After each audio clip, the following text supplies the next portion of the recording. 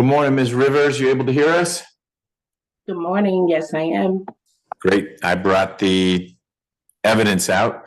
Mr. Rao, is Dr. Henninger here? Yes. Can we bring him in, please? Thanks.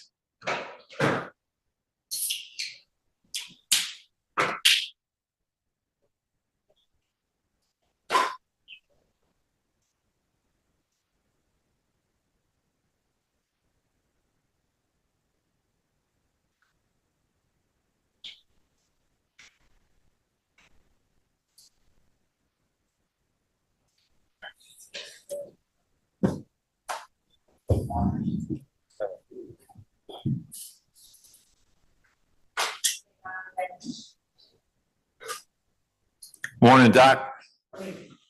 Just gonna get you situated before I bring the jurors in. All right, let's go on the record in State versus Poole, 23 SC 190102.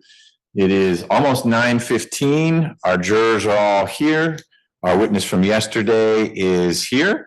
We've got our prosecutor. We've got our defense attorney. Our defendant is late. We're going to start, Mr. Miller. You can let Mr. Poole know what's going on, but he's literally walking in the door. Then he'll be walking in, but I don't see him right now, and he's 15 minutes late. And of all the people in this trial who should have been here on time is Mr. Poole. So here we are. We've got jurors who are ready to go, and I'm gonna ask the jurors to come on in. Thank you.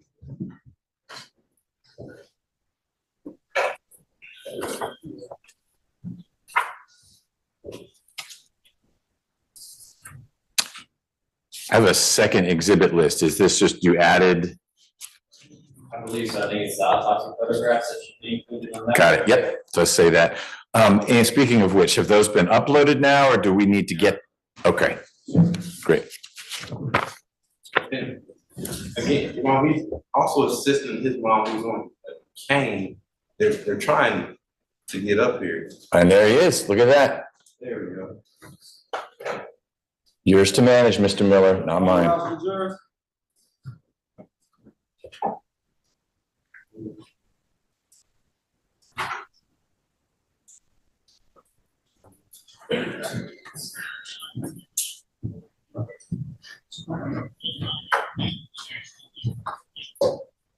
Put these up.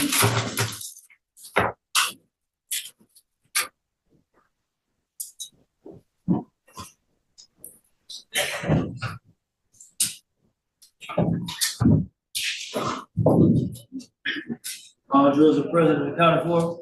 Thank you, Deputy Gordon. You all can be seated. Good morning, ladies and gentlemen. Welcome back. Thank you for being pretty close to on time. We stopped yesterday with Dr. Henninger on the stand. He is back on the stand. He remains under oath. And we are going to continue with the direct examination, the questions from the prosecutors, and we will go from there. Mr. Rao, when you are ready. So Dr. Henninger, where I think we left off, we were going into the specific autopsies as it relates to both individuals that you performed your examination on. So I'd like to start with Mr. Jones. So that report would be State's Exhibit 145. Now, in addition to writing a report, as you previously testified, it's common practice to take photographs of the individual that you're examining. Is that correct? Yes, that is correct. Did that happen with Mr. Jones? Yes. Approach you with what's the pre-mark for identification purposes, the State's 146. Can we? I bet you guys were. So did you already provide those to Mr. Miller? Yes, sir. All right, then you can give them to Dr. Henninger.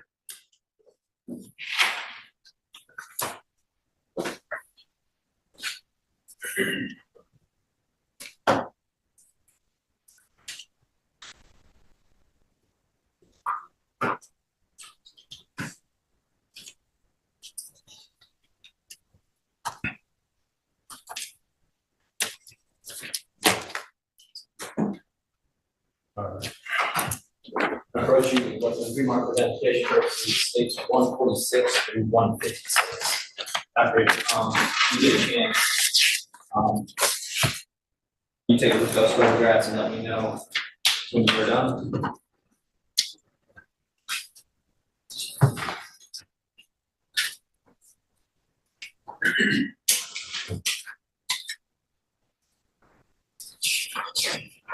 Mark that one off. Okay. Mark it off. You recognize states 146 through 156, Doctor? Yes, I do. How do you recognize those? Mainly they're the accession number. That's from our, it's our accession number. That's, in this case, it's 893. So it's 21-893. And it's, each one of these photos is marked with that numbers. And it's also got his name, and it's also consistent with it's in the autopsy report. Those fair and accurate depictions of the autopsy performed on Mr. Jones under case number 0893. Yes. Honor, this time state seat tender states 146 through 156. Mr. Miller, any objection to 146 through 156? No objection. They're admitted.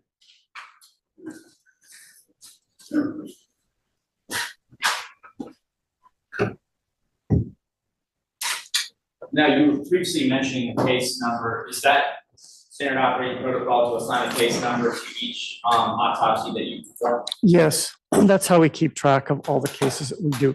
Each person that we, whose remains we evaluate has a specific number. That's everything that we do has that number on it, and it's not put on anyone else's. So that's how we keep everybody getting mixed up. How is that number generated? Okay, January 1st, the first person that we evaluate is case number 0001. The next one is 2. And so by the time that we've gotten up into this, this report in April, we're up at 893. It's got his name. You can see it up there, case number 21 dash. He's got an extra 00893. Now, when performing the examination, so I transition to States Exhibit 147.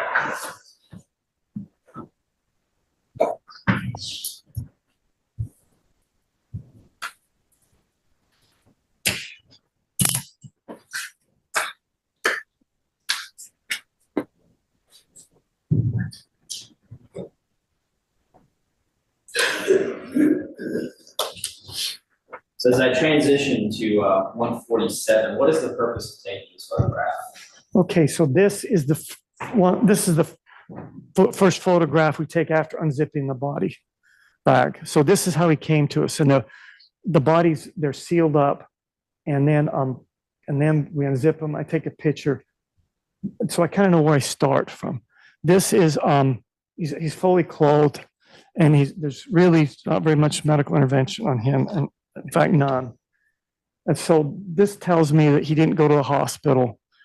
And if you show up at the emergency room seriously injured, they're gonna cut your clothes off in like seconds.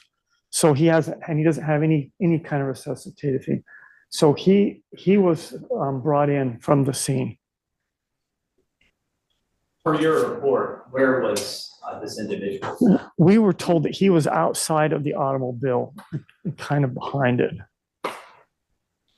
So in performing your external examinations of the individual, what were your findings as it relates solely to the external examinations of the head, torso, and other areas? Okay, so he had multiple injuries on his head and his torso and his extremities. And I have lists of them. There's they're kind of arbitrary how I divide them up, but I have 11 on his head and 6 on his torso, and then several on each of his extremities. So as it relates specifically to the injury sustained on the head from an external observation, what were you able to observe? Okay, so he has injuries on his face. There are, I should probably preface this with an explanation of what these words mean. There's the blunt force injuries. There's 3 kinds of injuries that we're going to talk about today. There are abrasions, which are when the skin is scraped. And this is like what happens with, when kids fall off their bicycle, scrape their knees. I think probably everybody's had an abrasion. There are lacerations, which are tears in the skin. And, and those are they're much less common. Sometimes people have that, particularly right here is common for kids to have tear. There are contusions or bruises, and those are where the skin is intact, but the blood vessels underneath the skin are torn. So there's an injury underneath the skin, but you can see them on the surface. So those are the three kinds of blunt force injuries that we can see on the surface of the skin, and then fractures are also a blunt force injury. So basically, when I say there are numerous superficial abrasions and contusions on his face, that means there's lots of there's bruises, scrapes on his face. This picture has got a lot of blood on it, and blood looks like abrasion. So that's not really an accurate picture of the injuries on his face. It's a picture of the bleeding, and bleeding hides injuries. It also makes people look like they have injuries that aren't there. Doctor, I didn't mean to interrupt you, but you were indicating photograph of injuries in his face. I'm going to show you states 148. Is that a better picture for you to describe? That's the front shot. So you see the front surface of the face, and you can see you can see the bruises are kind of blue, and they're kind of I don't know if you want me to use this, but your screen should work if you say stay muted. Okay. And then that you're a master of operating it. Tap it once, you get the circle in the corner. There you go. And now you're able to draw. Okay, so if you look at his eyelids here, okay, they're swollen and they're bruised. Okay. He's basically got this is a tiny laceration here on his left eyelid. There's another one over here in front of his ear. And let's see, there's ones down here on his face. And they're on both sides of his face.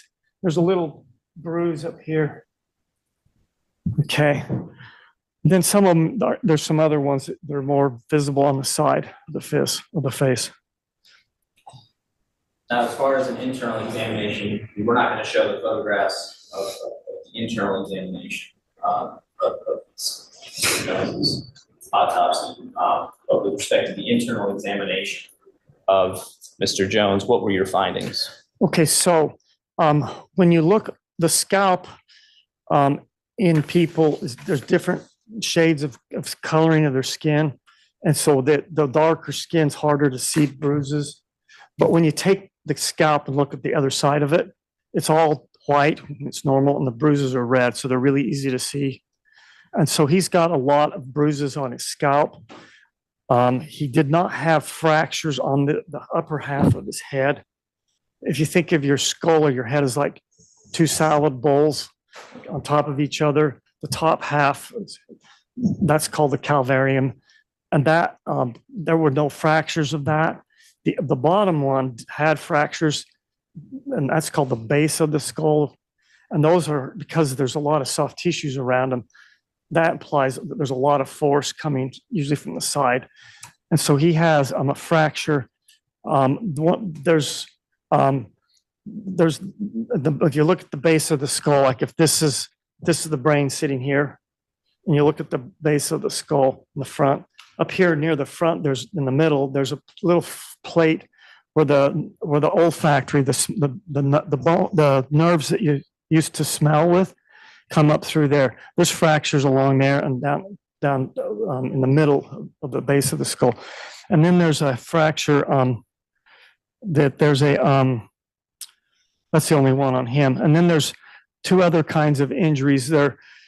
The brain is covered, it has two coverings or two membranes. One of them's dura or durable. It's just tough, it's strong.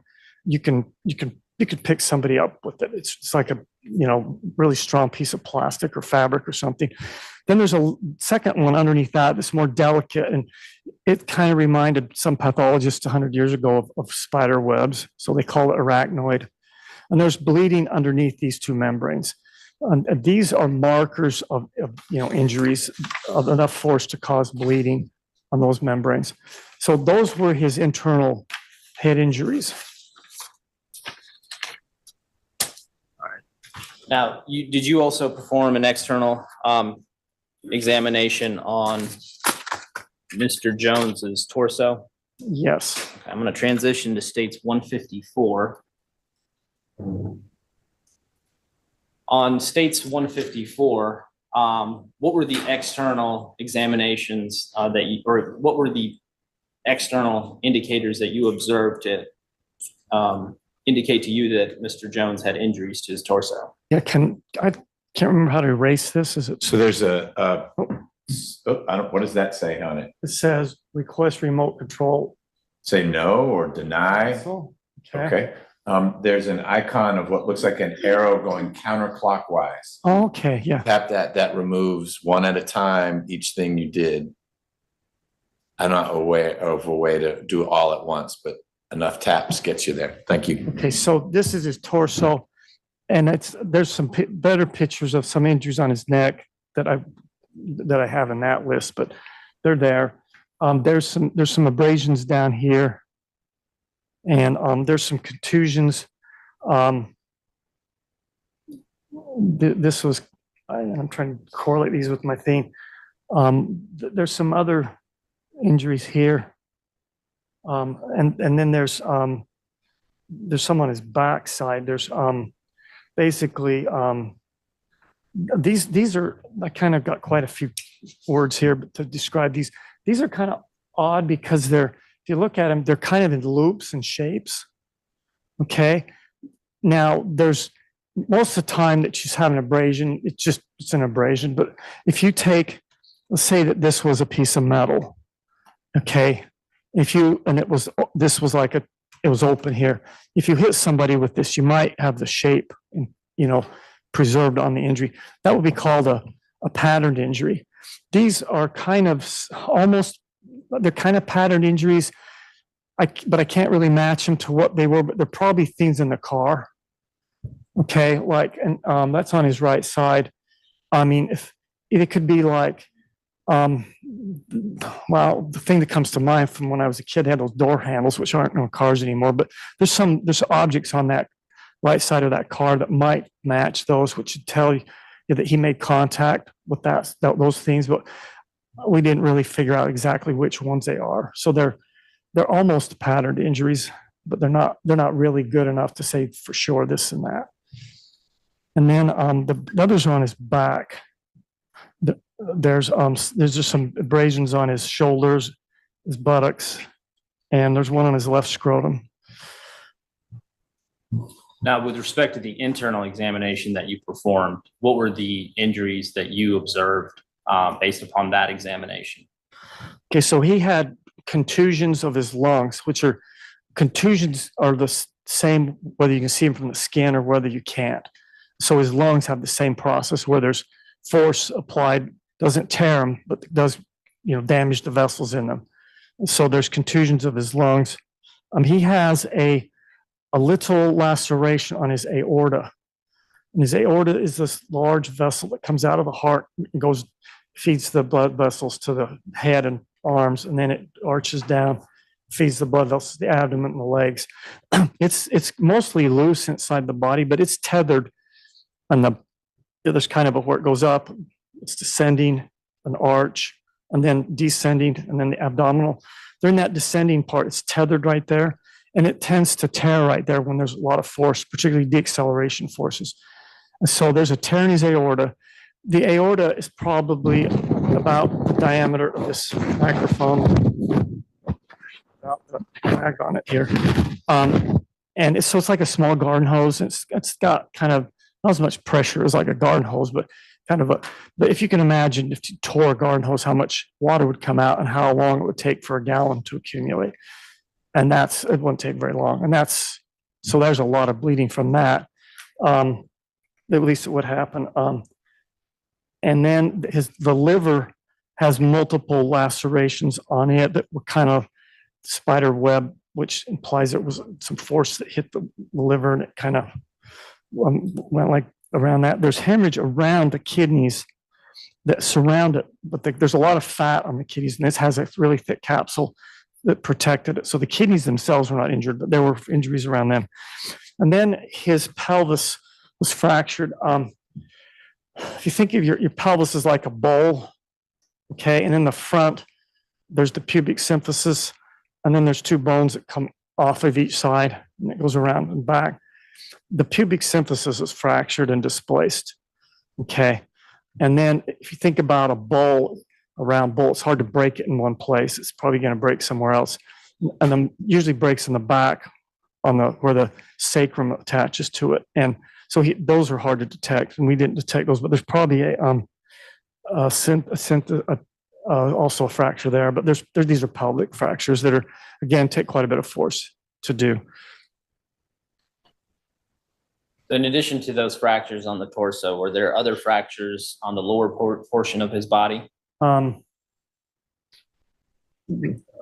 in the I don't have them on my list here. No, not in the torso. There's on the extremities, maybe. But. Correct. So in the lower extremities, were you able to observe any fractures? Yes, and I guess he also has one. The main ones are there's one on his humerus, which is not lower, and the ulna. There's two bones here. The one that's back, like on this side, it's called the ulna. It has a finial cup on it, like this, and it was fractured. This was fractured, and then there was a right femur fracture on his lower extremities. The femur, how strong is that? That's really strong. It's a really hard bone. It's hard to saw through.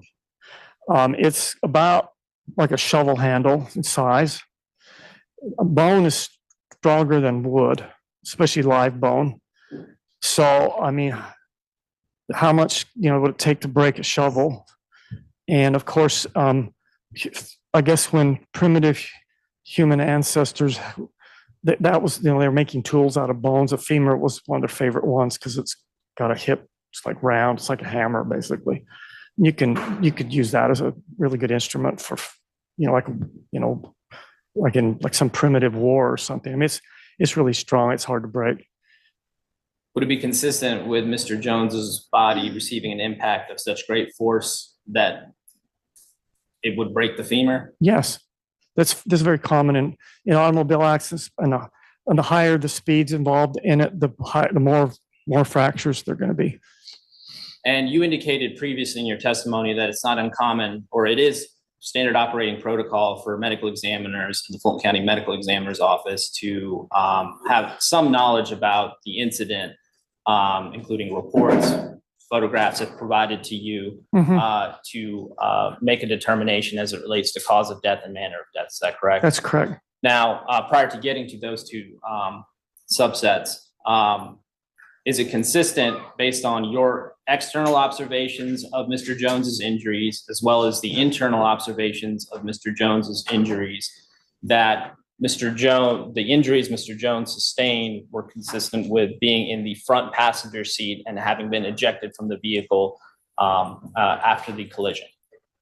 Yes, it's there's two ways to think of this. There's like, if you have a person outside of a vehicle, okay, are the injuries consistent with that? And then there's the other way of thinking it. You have a person, where you have a body like on your table. Is this the one that went out? Okay, that second thing is harder to do, but having lots of serious injuries is very consistent with him being thrown out of the vehicle. Now, based upon reading the reports, doing your internal examination as well as the external examination, were you able to determine a cause and manner of death? Yes.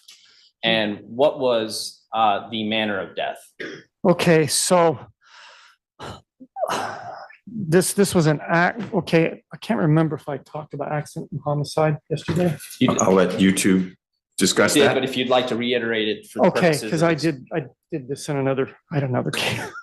Okay, so I can't remember exactly what I told you guys yesterday versus the other time. But anyway, okay, so basically we have these manners of death that I think I explained yesterday about, and the difference between accident and homicide is basically if a person intentionally tries to kill someone, that it's at the hands of another, they do something to cause their death. Now, and then I mentioned that, when you're driving, even the slightest mistake because of the vehicle, the speeds and the weight and size of the vehicles, small mistakes can lead to people die. And so if you make a small traffic mistake, is that a homicide? You did something that caused someone's death, or is it just an accident? I mean, and so there's kind of a continuum between small, common, normal, ordinary traffic mistakes all the way up to outrageous things. And we make those all accidents just by convention because we can't sort them out very well. And the only exception is if you're using the car as a weapon, where you're like chasing somebody with it and hit them, back up and run over them a couple of times. If you do that with the car, we'll make that a homicide. But if it's just any other, just driving on the road too fast, whatever, we make those all accidents to be consistent. So this is called an accident because it was in a car. But it's as far as charges and legal terms, which I'm not really very familiar with. That's up to the people, the attorneys and the judge and the juries, is to figure all of that out. And specifically as it relates to cause of death of Mr. Jones, what were your findings? Okay, so I call this blunt force injuries of the head and torso. That's based upon all the injuries that you observed Mr. Jones's body sustaining prior to his death. Yes. So I'd like to turn your attention now to Mr. Minor, State's Exhibit 157. Is that the autopsy report that you authored with respect to Mr. Minor? The one that I'm sorry? Which report? Yes, State's 157. Oh, do I have it? It's in evidence from yesterday, so I don't know if it was returned to you to look at, so you know which one we're talking about. I don't think I've looked. I mean, I've looked at my copy of it, but I just make sure that I just look at this one to be okay. Okay. Yeah, I think I looked at this yesterday. Yes.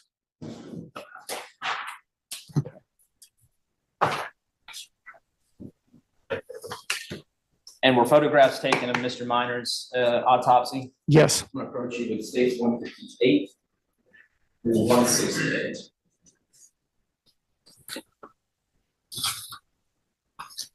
And when you're done looking through those photographs, would you mind letting me know, Dr. Henniger?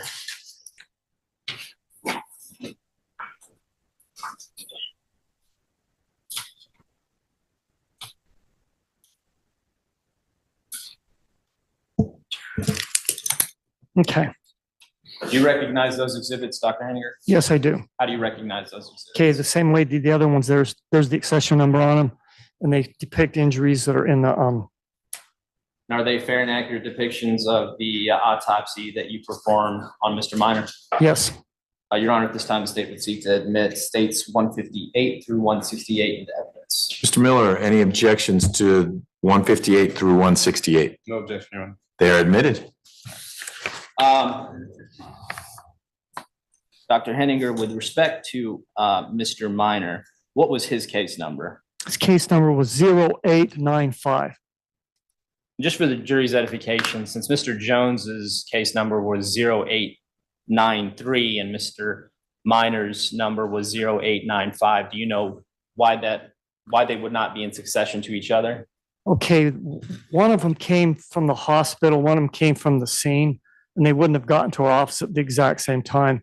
So we had a case in between that came into our office.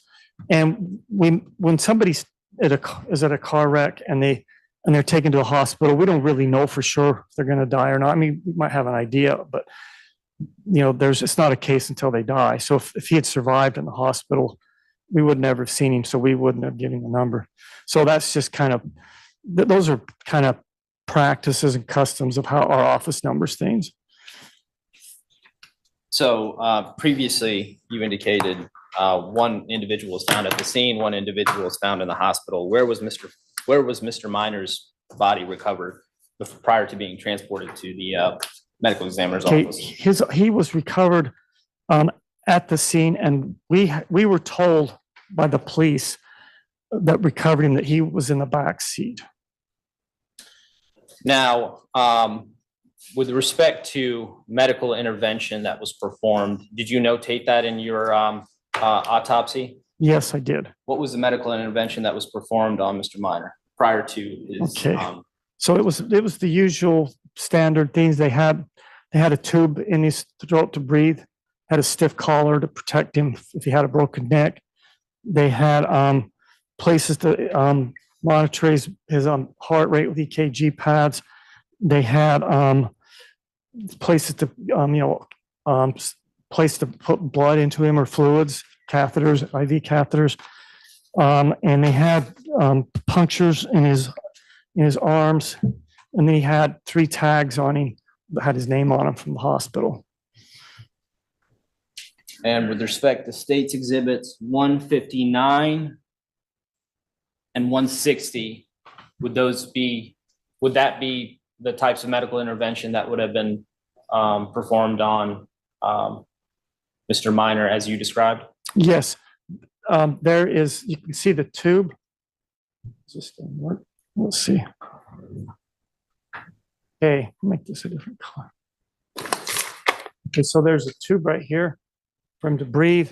There's a mask to put that on there. There's a stiff collar right here on his neck. These are little orange catheters that are put into his chest in case there's sometimes when you get fractures and different problems with your chest, you can get air trapped in the lungs that interfere with breathing. So they put tubes, those little things are to let any air out. And they're going to put him on a ventilator to put positive pressure so he can breathe. There's an EKG pad here. There's several of those.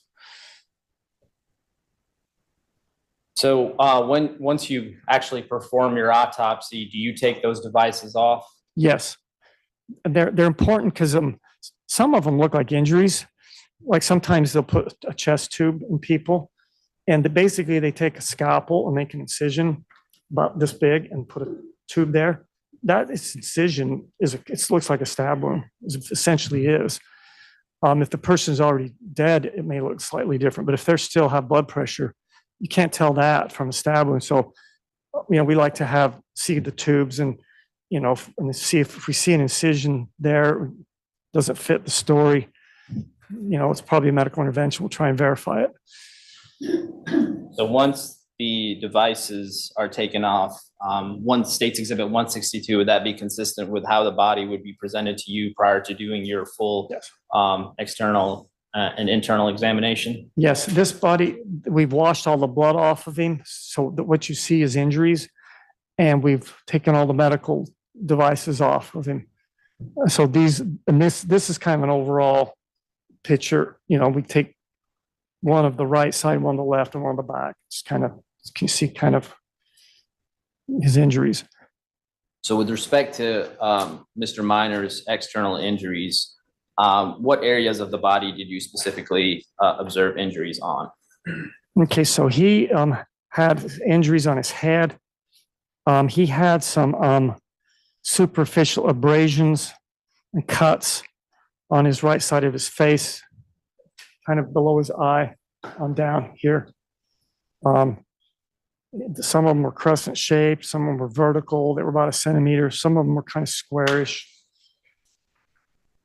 And with respect to the external observations of Mr. Minor's torso, what did you observe with respect to any injuries that Mr. Minor's body sustained?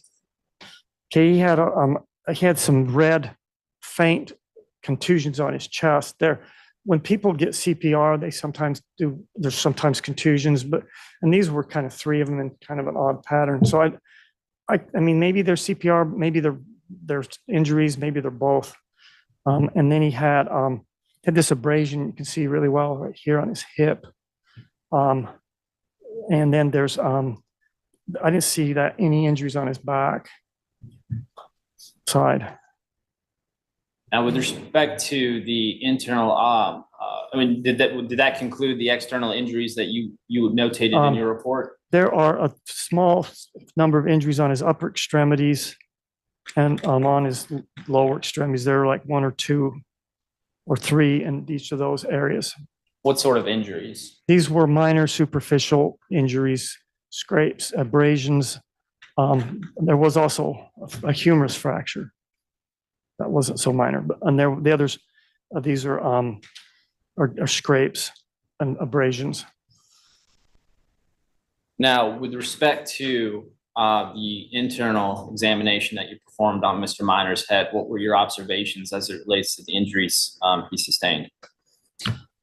Okay, so he has under his scalp, if you back to my salad bowl analogy, there are 3 bones on each side, or 4, okay?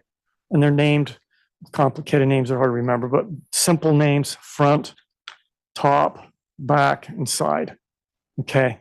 And so basically he has what I call the parietal occipital area, which is the top and back, and that was on the left. They're on the left and right side. There's contusions on his head, on it, up in this area of his head. Okay, he's got a fracture on there's sutures. These are sutures are places where the bones meet. So the suture between the one on the top and the back, it's in back here. It's called the lambdoidal suture or the posterior suture, and that had basically had a fracture along that suture and then on the occipital bone. There was also what we call, this has a name called a hinge fracture. And if I remember the salad bowl analogy, this is in the base of the skull. And in the base of the skull, kind of in the middle, there's a place where it's weaker, and it tends to fracture there just about anywhere the force is coming, if it's great enough. So he has bilateral hinge fracture, and what it does is it makes like it literally can do this to it. And so those require a lot of force, and they're usually, I mean, sometimes they save them, I only see the ones they don't, so I don't know, but they usually, the hinge fractures are a really serious injury, and he's got an open bilateral hinge fracture. And it goes through the center part. There's a place that's somebody thought looks like a saddle, a Turkish saddle of all things. It's called the sella turcica, and the pituitary sits in that.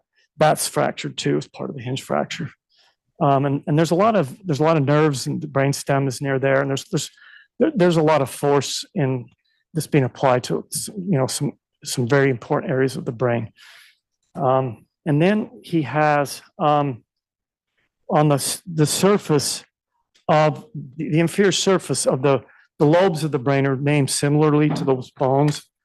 And on the inferior surface is on the left side, on the one on the side, the temporal, the frontal, and the inferior, and also up on the front of the frontal are contusions. They're actual bruises of the brain, where it's not just the surface, the membranes. They're actually hemorrhages in the brain and those wide areas. So those were his internal head injuries. I know you briefly testified to it, but what would be the level of force, based on your medical opinion, that Mr. Minor's body would have had to be impacted by, or anyone's body that, being impacted by this? So that's a very complicated kind of biomedical thing. First problem is that physicians like me tend to think of force and pressure is the same thing. They're not. The force is like, as a pressure is a force over an area. So you have to, think about that. I mean, if you put a small amount of force over a really tiny area, like a knife edge, you can cut people. But so I don't really, it's hard for me to, even from the beginning, I got 2 variables there. But I can kind of go back the other direction, and I can say, well, where do I see these injuries where we know what happened? Okay, I see them in car wrecks. I see them when people fall off of buildings or jump off of buildings. I see them when people are beaten severely with, heavy instruments like homicides. I don't usually see them in people who fall off of bicycles or just trip and fall. Or you might see some of these if you fall down the stairs and you're really old. You might get some of this, but not this many of them. So they're kind of, these are really high forces. They're severe. They're usually only in areas or in times when there's high velocities and high amount of forces in surface areas. But I can't put numbers on them. So Now transitioning from the internal examination of Mr. Minor's head to his torso, what were your findings as it relates to the injuries Mr. Minor sustained? Okay, so his internal injuries on his torso were he had lung contusions, mostly on the most severe ones were on the right lower part of the lung. And he had lacerations on his liver that were most severe on the right side. He had a laceration on his kidney. If you think of his kidney's kind of a bean-shaped organ about the size of this, only crescent shaped. And so there's a laceration across the kidney like this, okay, on the right side. And there is a gallbladder is ruptured, and there are multiple rib fractures on the right side. And there's 4 of them that are fractured. Well, I'm going to mix this up. There's ribs 4 through 9 are fractured on the side, and ribs 5, 6, and 7 in that group actually are displaced. If you have a rib fracture that's just kind of like this, that's one thing. But if it's like this, that's another. And ribs are really sharp. They're dangerous when we're doing autopsies. You cut your fingers on them if you're not careful, and they can cut internal organs too. So those ribs are they're protruding into the chest cavity. So Dr. Henninger, when you say displaced, does that mean that they're not in the position that they normally would be in? Yeah, the one of them's moved from the other like this instead of like this. What could cause that? More force and a complete fracture. I guess I should break pencils if you want, but if I won't break this pencil, but if I broke this pencil but it's still together, that would be one thing. But then if I had this pencil like this, okay, that would be a displaced fracture, and they have sharp edges. You can break it if you want. There's no eraser left on it. I don't want you to hurt yourself, but that's a disposable pencil. Go if you can do it. It might be like a femur. It's probably, I don't know. Am I strong enough to break this? I guess so. See, now this would be not displaced. It's kind of together still. But then if it's like this, it's displaced. And this is sharp enough. I probably shouldn't. I don't know if I could cut myself with it. But, okay, so, but yeah. And then there are also ribs fractures on this. I think they're on the right, 4 through 10, are fractured back here by the posterior spinal column. And ribs, I don't know if I got anything flexible. Like ribs, you know, they're kind of where they attach to the spinal column. They're kind of like this, where they're kind of sprung in there, the way the bones fit. So they tend to fracture right here when they're pushed on forces along the posterior. So I see a lot of fractures along posterior ribs in the back there, and they're usually pretty severe. Forces involved in that. And then his pubic symphysis is splayed open the same way the previous cases. But in addition, the pubic symphysis, if you think of it as like, if this is the pubic symphysis on a giant person, there's these bones that go like this, okay, 4 of them. And they're called ramus bones, okay, and one of those is fractured. It's this, let's see. I didn't say which one. It's the superior one on one of the sides. Is fractured. So he's got a lot of force on his pelvis too. So there was force on Mr. Minor's head, force on Mr. Minor's torso, and force on Mr. Minor's lower extremities. Is that Yes. correct? Okay. Now, I know you indicated previously that, again, it's part of your standard operating protocol to get information about the particular incident prior to making your findings as it relates to cause and manner of death. Do you need the photo up anymore? No, I don't. So in this particular case, without having, why is this not up?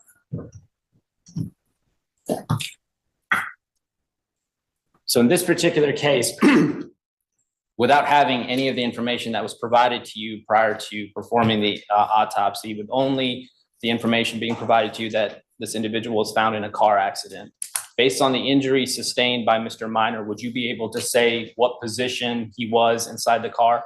If I don't have any information at all, and other than the thousands of cases I've done, I can't put him for sure. There's nothing that puts him for sure in one place or another. The closest thing I have in either one was that pattern injury, but even that isn't good enough. And so it's, there's The pattern injury on the other on the individual. other Is individual. it the 3 contusions on the chest? Yeah, on the lower abdomen, chest area. Okay. If I could match that to a part of the car, that would put him there. And that would only put him there when the car hit. And if they're not wearing seatbelts, which they weren't, then that says he hit there at some point. So even then it's hard. So it's kind of hard to look at injuries and just if you have them in isolation. If you have more information, you can kind of make some deductions, if you will. So looking at injuries in isolation without having more information, you would not be able to say whether or not Mr. Minor was in the driver's seat, in the front passenger seat, in the rear driver's seat, in the middle seat, or the rear passenger seat. It would be really hard to just place him anywhere. I mean, with just looking at an autopsy, a blind autopsy, I think it would be really, really hard to do that. But in this particular autopsy, you were provided with information as it relates to positions of individuals inside the vehicle. Is that correct? Yes, and also details about the. Okay. And based on the details about them and where the individual was found, Mr. Minor was found in the rear, another individual was found in the front portion of the vehicle. Is it not more likely that Mr. Minor's injuries that he sustained and the position that he was in, that these are injuries consistent with being a rear passenger? Okay, there's 2 or 3 deductions from that. Okay. And I like I showed you this earlier, maybe I should use this. Sure. Okay, the first thing I have to do is you have to understand what happens when there's a car wreck.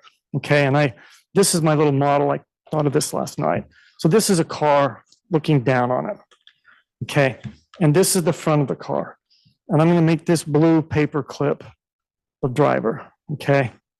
If you want to actually position that clip in the direction of the monitor, I think that the jurors would be able to see. Oh, right here. Wow. I wouldn't try to do that. Your paper clips are going to slide off. And Yeah. Okay. I would Yeah. also object to this, Your Honor. He's getting into the territory of being an accident reconstructionist. He was tendered as an expert in pathology. okay, I'm going to allow him to proceed. Okay. Okay. So obviously, if you have seat belts on, this is why you wear seat belts. You stay where you're in the same place in the car. If you I'm just going to sit these people, and I'm going to make this the front of the car. Can you see this? Okay, I'll make this the driver's seat, steering wheel, passenger, and this. Okay, and if I take this, and I saw the video where he ran into something like this. See, so everybody goes towards the point of impact. Okay. So, and then the car, I was told, it's upside down at the end, but it's got these devastating injuries. I don't know how to describe car injuries, what they call them. Anyway, they're pieces of the car missing on the right front and the right side. So it makes sense that if this person's going that direction, they're going to go out. And so he's the first person that was found outside the car is probably the front passenger. Now these two we need to figure this out. Okay. So they're doing this. Okay. The driver is going to hit the dashboard, and he's also got an airbag. The back passenger is going to hit the back seat on the right side. That'll tend to keep him in. Doesn't have an airbag. He maybe can squeeze between the seats somehow and up in the front, but I can't get the driver in the back seat with this. And I mean, and obviously this is only useful for one factor of where you go. It's not a biomedical or biomechanical model by any means about weights, velocities, and friction, and all those sorts of things. But it does illustrate that what's going to happen when this car hits, at this direction where people are going to go. And I think it's most consistent that the person in the back seat I mean, he maybe could have gotten the front seat, but I don't know how the driver gets in the back seat then, especially if they're all seriously injured. Now, with respect to the injuries that Mr. Minor sustained specifically on his right portion of his rib cage, could that be consistent with hitting the front passenger seat at the point of impact? Yeah, if you see my little, see if he's starting to go to the right and hit the back seat, he'll hit his right side. Now he can twist and move, and of course this car, I saw part of a webcam. There was in excess of 100 miles an hour, and he run into a wall. At that velocity, the first velocity is going to, because the injuries, if you double the velocity, you 4 times the injuries. So at a high velocity, most of the serious injuries probably happen right at the impact, and then the car flips and turns upside down, and people can move around at that point and get more injuries. And if they're thrown out, they're going to get more injuries. But I don't know, even if the car's turning and flipping around, it's still moving in this direction. So I don't know how he's going to get thrown back there. And I don't know why he would go back there, especially since then it catches fire. So and this is just logic and what makes sense. And his gallbladder rupturing, is that also consistent with having a force like the front passenger seat impacting your body as at the time of impact? Most of the injuries a lot of the injuries, I should say, were on the right side internally. Now, based upon all your findings as it relates to both your internal and external examinations of Mr. Minor's body, were you able to develop an opinion as it relates to cause and manner of death? Yes. And manner of death? They're both accidents for the same reasons, and they both have injuries in their head, and they both have injuries in their torso. So I made them the same, the cause and manner. The causes are blunt force injuries of the head and torso on both of them. Thank you, Dr. Henninger. I have no further questions. Mr. Miller, your witness. No, this is... Dr. Henninger.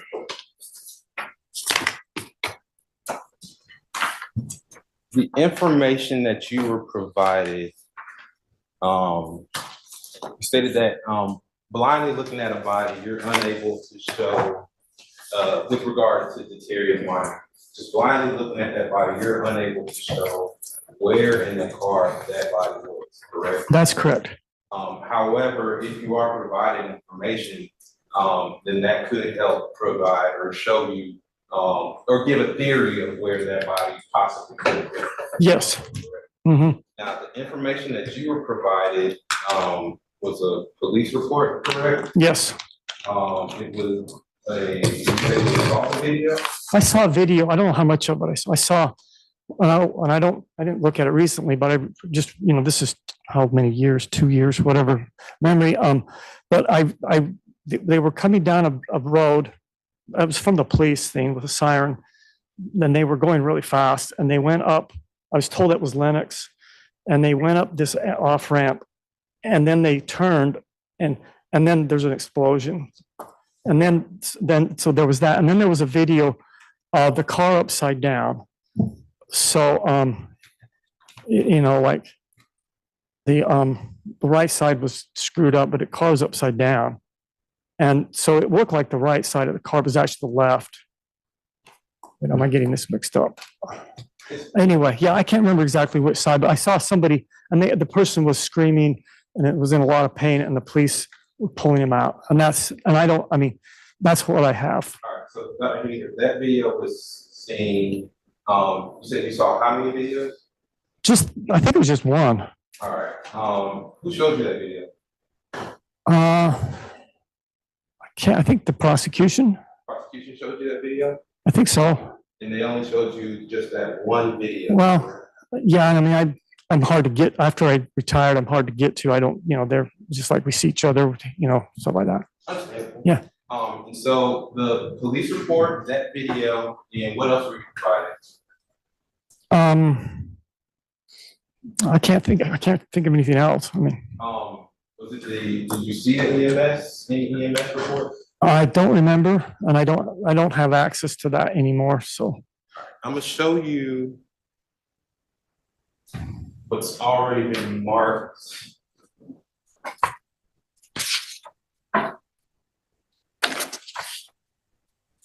Well, actually, let's do this. If I were to show you that police report, and we were to look at it, would you be able to tell if that's the same police report that you saw? No, You would not be able to say that? no, there's lots of police reports and some of them are, there's some of them are long and they police have their own language.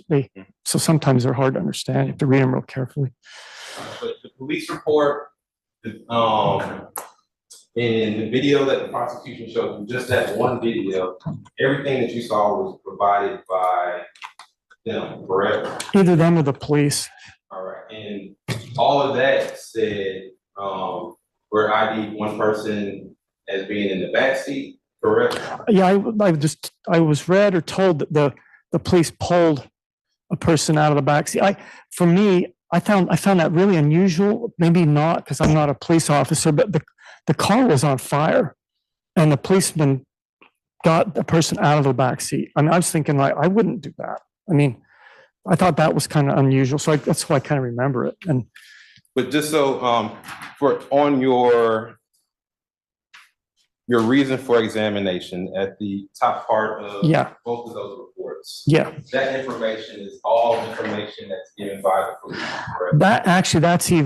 it's even less. Well, I shouldn't say less. It's the purpose of that information is to justify me doing the autopsy, and I dictate it before I start the autopsy, and so I'm basically what I know the day after. I haven't seen any police reports. They might be. I can't remember. I didn't write this down. Sometimes I write down when they show up, but if they're there talking to me, sometimes they come to autopsies. At this time, they didn't do that very often. But that's just information that I know less than, like a day later before the investigations are complete. So it's information that is it just tells me that I need to do an autopsy on this. And it may not, if there's other information that comes out, then, I may change that. Now, I'm going to show this. This thing, yeah, and these, yes, All right, so on your demonstrative, blue is the driver, correct? yes. Mhm. And on it, you had the passenger seated in this back seat. I had him in the middle so that he maybe could get through the middle, but yeah, here, I had him like this to the shoulders. Okay. That's just one variable, correct? Yes, there's three people, and you could put any of them anywhere when you're just thinking about it. Right, and so just based off of that, you're assuming that this person was sitting in the middle, correct? That's where I'm starting from, yes. All right. And on direct, the prosecution stated, the Elmo working out? We'll see. It won't if that happens.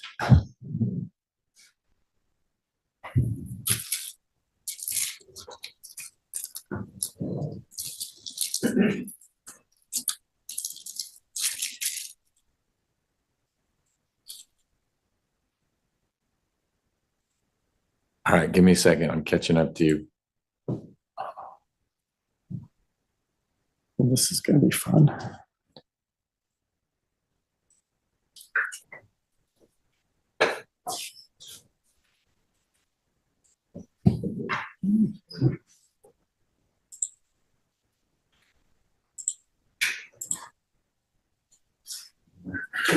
Okay, you're on. And Dr. Hendrick, could you step down, please? Can I come down there? Yeah. I guess this is all the Zoom out. There we go. All right, so looking at the demonstrative that you have the backseat person in the middle of that vehicle, is that correct? That's correct. All right, and then based off of that, you're saying that if the car was to go into a wall, that passenger seat would be the one that hit those ribs, correct? Yes. All right, now, if the person was placed here, Mm-hmm. Yes. Then it would be the side of the car. all right, so you're saying that if they are leaning right up on the side of the car, that's still that injury can cause. The passenger door is going to be causing that rib fracture. If that door is still intact or whatever's there, still there, Mhm. this could cause it too, just as easily as this. Okay. Now, if that individual was here and then ran into the wall, He could hit the left seat, the right seat, or maybe squeeze through the middle. all right. Now, if the person was in the back seat and they were laying down Like hunched over, like. on their back, laying Yeah. down, Uh-huh. Are Like, you- we're are talking you- about, like, with the traveler across, it's like if we were driving, is he laying this way? or yeah, this? laying down in the back seat of the car. Just you're in the back seat. You're laying Across the width of the car. Yeah, Across the width, like right, if you were sleeping. right. You're Okay. sleeping in the If back. he's sleeping in the back, so he'd be like this. Mhm. Okay, so he would have a harder time getting through this hole here. If he's sleeping whichever way his head's at, it could be the right or the left side that gets injured if he's going forward into the seats. But what you're saying is he's more apt to stay in the rear passenger compartment because he is Yeah, yeah, he's gonna have a. width-wise not going to fit through the space between the two seats. Now, we're only talking about the initial impact. Is Yes, that correct? that's correct. Now, all of these variables change once a car flips over, correct? There, except one, is the only one that I know about, is still going forward.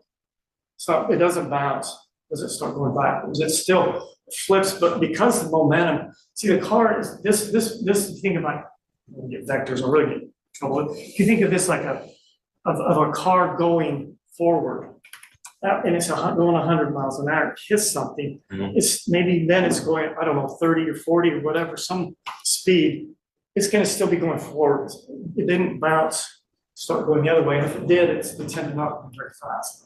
So it's still going, and then, but it is rolling. So if this thing, it's doing this, okay? It's rolling, you know, like this, but it's, the forces are still this direction. Right. Now, if you see evidence that that car hit that wall, but then bounced and rolled this way, then that would change everything. Well, that you're saying, it's still correct? going, not that much, because it's still going this way. It can roll, If it hit this way and then rolled that way, well, if it hit the front fender, this, Mhm. then they would all go that direction. hit this way and then rolled this way. You're Yeah, saying that if it changed, what you said before was that if it changed directions, then that would change all of what you were saying initially. it does, but there's still a tendency to go forward.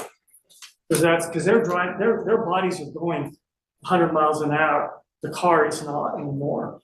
And so, you know, and they're in the car, and they can be hit by the size of the car, but I don't think they're gonna get, not, end up going the other direction. I think they're still gonna keep moving forward, which is, that's the whole basis. When you of it. say, Can he go back to his seat now? briefly, I still have more questions. When you say that the. Do they need to be right there? It's hard for the court reporter to take stuff down if he's not there. So if they need to be right there, let's do them right there. Is that better?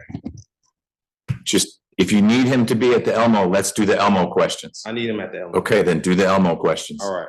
Now, you're saying that if the car bounces against this wall, Mhm, everyone's going in this direction. yes, And then what you had just said before, after that was if it changes directions and Mhm. goes the other way, then it would change all of Yeah. these forces, yeah, correct? they would go from, is it still working? They would go from doing this to maybe doing this. Right. And then back, you know, however many times it rolled. And, you know, they could get, you know, but I think it would still be forward. I think anybody would be going backwards.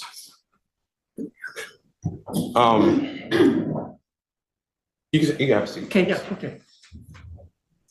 Does this stay here? or- No, you can take it with you. Now, that initial force, in your opinion, that initial force was strong enough that the front seat passenger would have went through that window, correct? I think the whole side of the car was torn up pretty bad. There's a big, like, you know, it's, so it's, I think that's, I mean, he's out.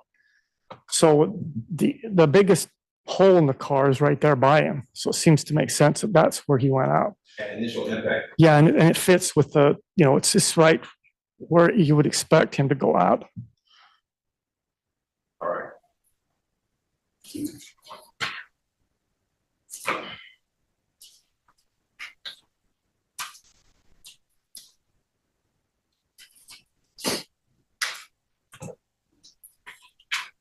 I'm showing you.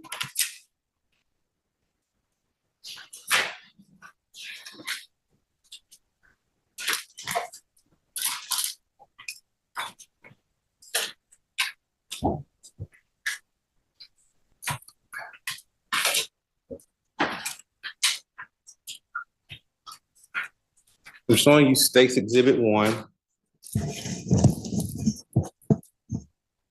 Well, let me do this. I'm showing you State's Exhibit 1. I'm sorry. Oh, heavens. Defense Exhibit 1. Yes, Did you show it to Mr. Rao? We briefly saw it, Judge, yes. yes. All right. And Do you have an exhibit list? not approved. Okay. You recognize Yes, Defense Exhibit 1. yes, You recognize that that means something that would have been taken during the time of the autopsy for Devin Jones. yes, All right, is it in the same condition as it was when that picture was taken? yes, All right, this time we'll move to enter Defense Exhibit 1 into evidence. Mr. Rao, any objection to defense one? No objection, Your Honor. It's admitted. All right, now on Defense Exhibit 1, Doctor. Hold on a sec. I gotta get that back on. Okay. All right, what are we looking at here? okay, so this is a arm, and it's probably this blue thing up here is on my glove or the photographer, whoever's helping me. And this is his, well, I think this is his, trying to figure out which one, it's his, I think that's his right arm. I'm not sure about that, but it does show on the base. This is there's his arms obviously displaced. Okay, and he has a right fractures of the forearm. Okay, and then he has these abrasions, and there's 3 of them, and they're all slightly different. Let me get this dot thing working again.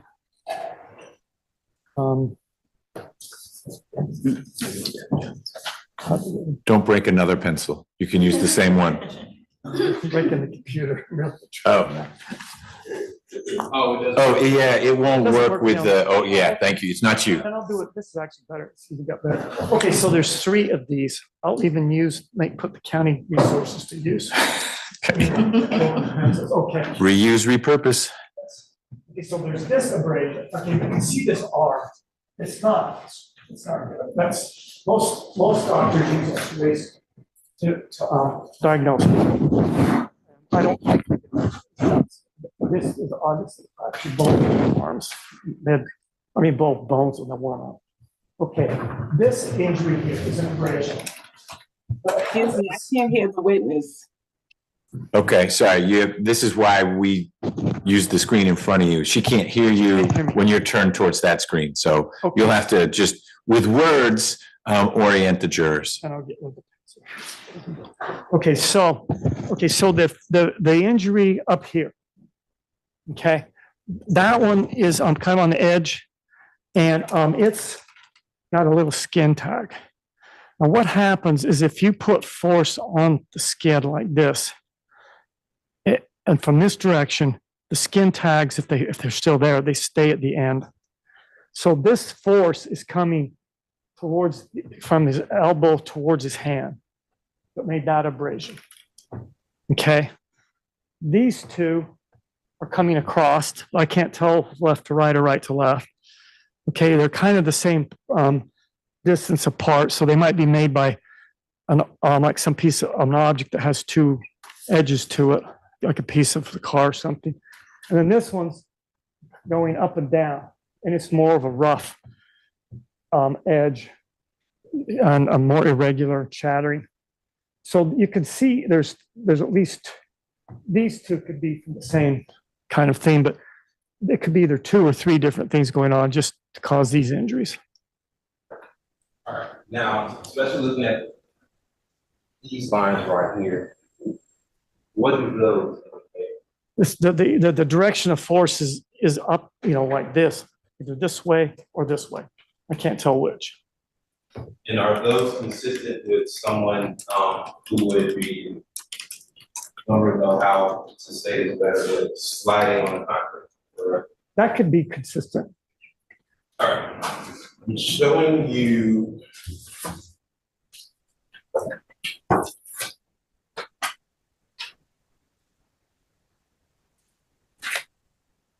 Defense exhibit 2. You see defense exhibit 2. Okay. Okay, so this is, Just, yes, you recognize it? yes, I do. Is it in the same condition as it was when that video was taken? Yes, Has it been changed, altered in any way? no, All right, it's time the defense would move to enter defense exhibit 2 in the evidence. No objection, Your Honor. Admitted? All right, I'm gonna put it on the LMO so that the jury. Permission to publish? Yes, sir. If it's admitted, you can publish it.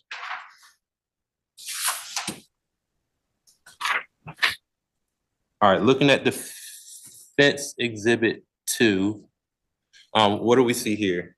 okay, again, right here. This is a fractured arm, and you can see his axilla. His head is up at the top. So this is his right axillary, right humerus fracture. And then you can see some of the other injuries on his arm.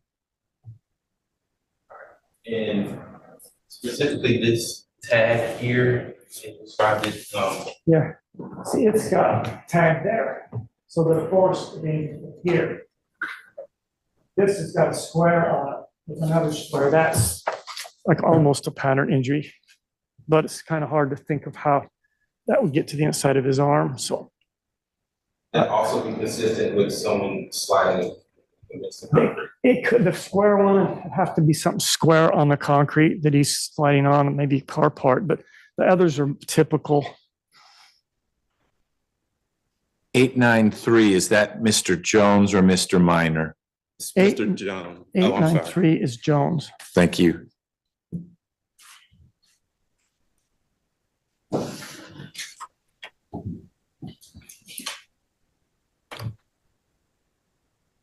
Now, we've seen.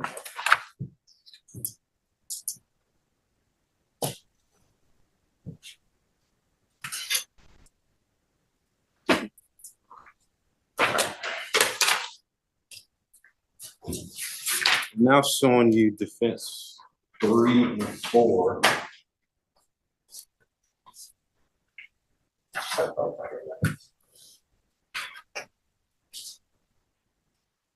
You recognize 3 and 4?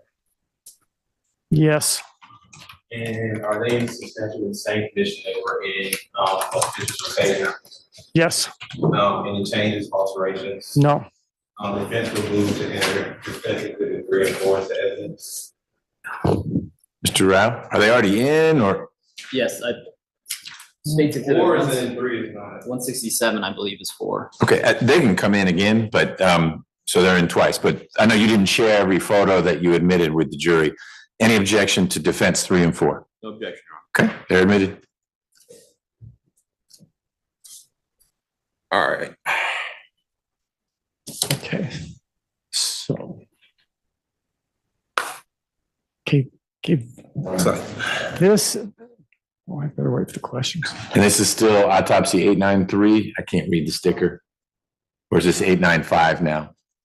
This is 895, Your Honor. So we've switched to Mr. Minor. Okay. All right, with regard to defense exhibit 3, in your report, you noted that there were abrasions on the chest of Mr. Minor. Some red. Is that what we're seeing right here? Yeah, contusions actually, but yes, you can see right here. Okay, And then we also see some more redness contusions. Yes. Here at the bottom, correct? yes. Then in defense exhibit 4.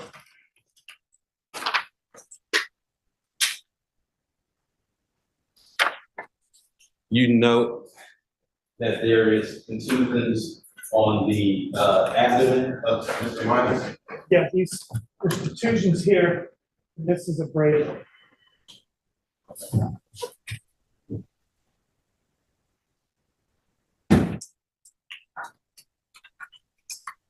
Now, with regard to the internal injuries for Mr. Minor, we know that there was a contusion of the lungs, is that correct? Yes, And there were also several lacerations to the liver, is that also correct? that's correct. And the most severe was to the right edge of that liver, correct?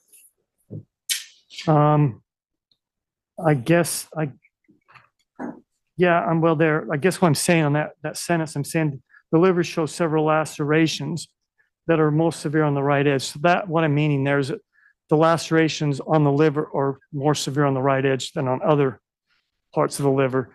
But I'm not sure if I don't know how to measure severity of multiple liver lacerations versus multiple fractures. So I don't know if they're the worst, but they're worse on the right side. We also know that the gallbladder is ruptured, correct? Yes, And a ruptured gallbladder, it could be caused by severe inflammation, is that correct? it can if it gets bad enough, but it's going to be preceded by weeks of, well, at least many days of symptoms.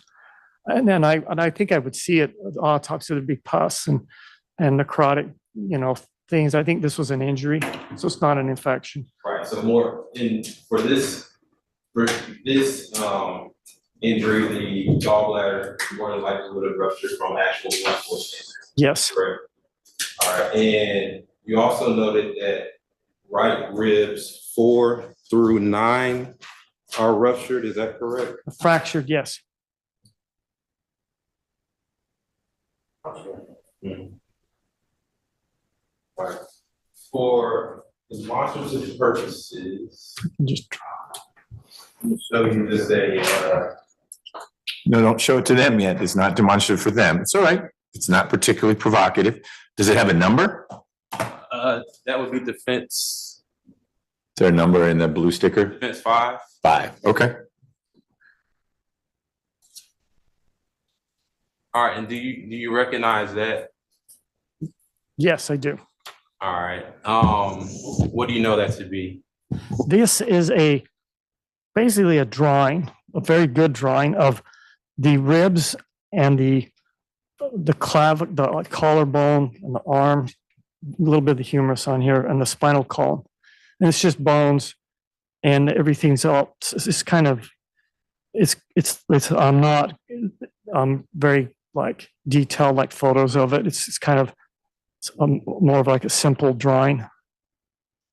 All right. Yarn, can I share my screen? Are you done with overhead projector? Yeah. Right. Yes.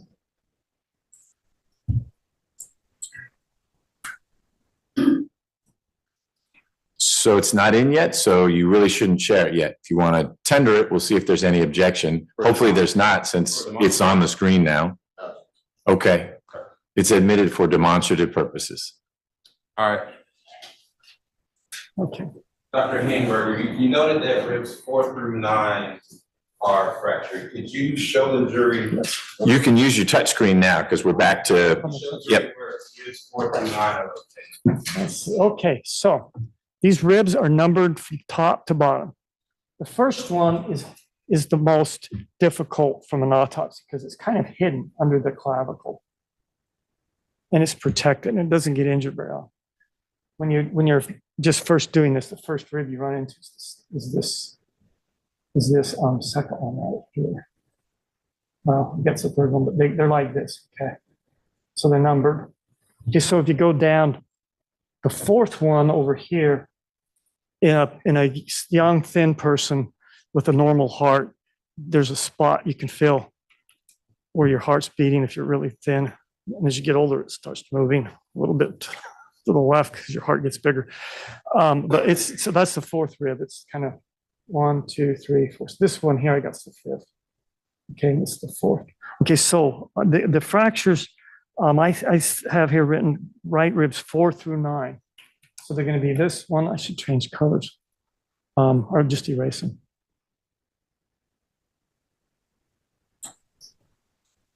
I'll change colors. Okay, so the ones, this is the fourth on the left. So the fourth ribs, 4, 5, 6, 7, 8, and 9 are fractured. Okay, and then the 5 and 6 and 7 are displaced. Like this.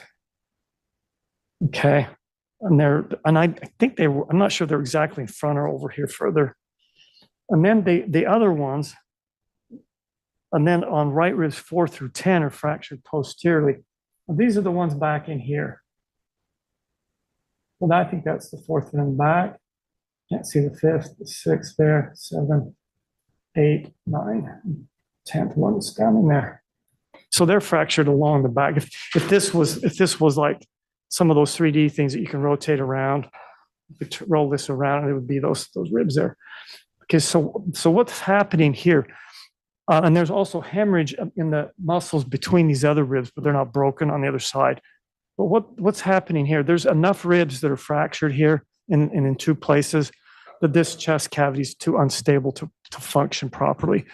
And one of the interesting things about the chest cavity is that the way you breathe is not through positive pressure. You don't like actively, you literally, you expand the volume of your chest and cause negative pressure for the air to flow in. And that works great because we're doing it all the time. But if you puncture that chest cavity, then it doesn't work. And then when you puncture it this much with these many fractures, it can't move as like it should. So this, he can't breathe with that long from this. So they call that a flail chest. And it's all, I guess for our purposes, it's all on the right side here. Now, could you show on that diagram where the gallbladder is located in the chest? Okay, so the liver sits kind of like, let me get another car. Oh, wow. Well, all right, let's just do it like this. Okay, the liver sits here, kind of sneaks over on the left side a little bit, and then it comes down. It's kind of shaped like this. Okay, and so that is the liver. The gallbladder is kind of on the back side of it, but sometimes it kind of peeks out. So it sits like this.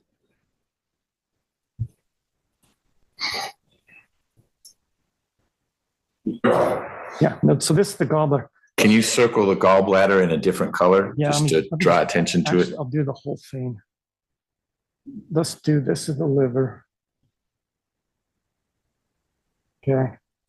And then this little gland right here is the gallbladder.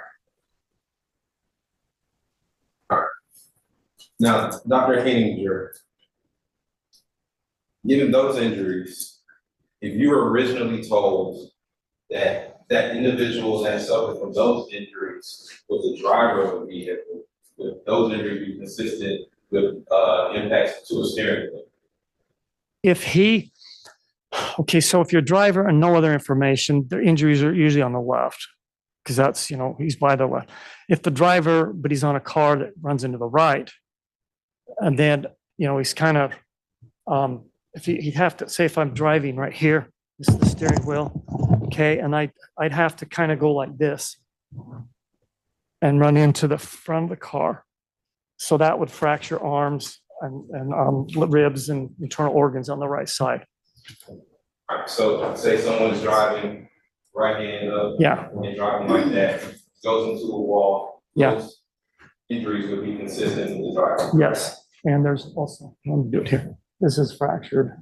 So it's this. Right, and it's also in Natarius Minor's case, the humerus, am I correct? No, wait a minute. I just mixed those up. These are not fractured. That's Terry's Minor's case. Is there any eraser?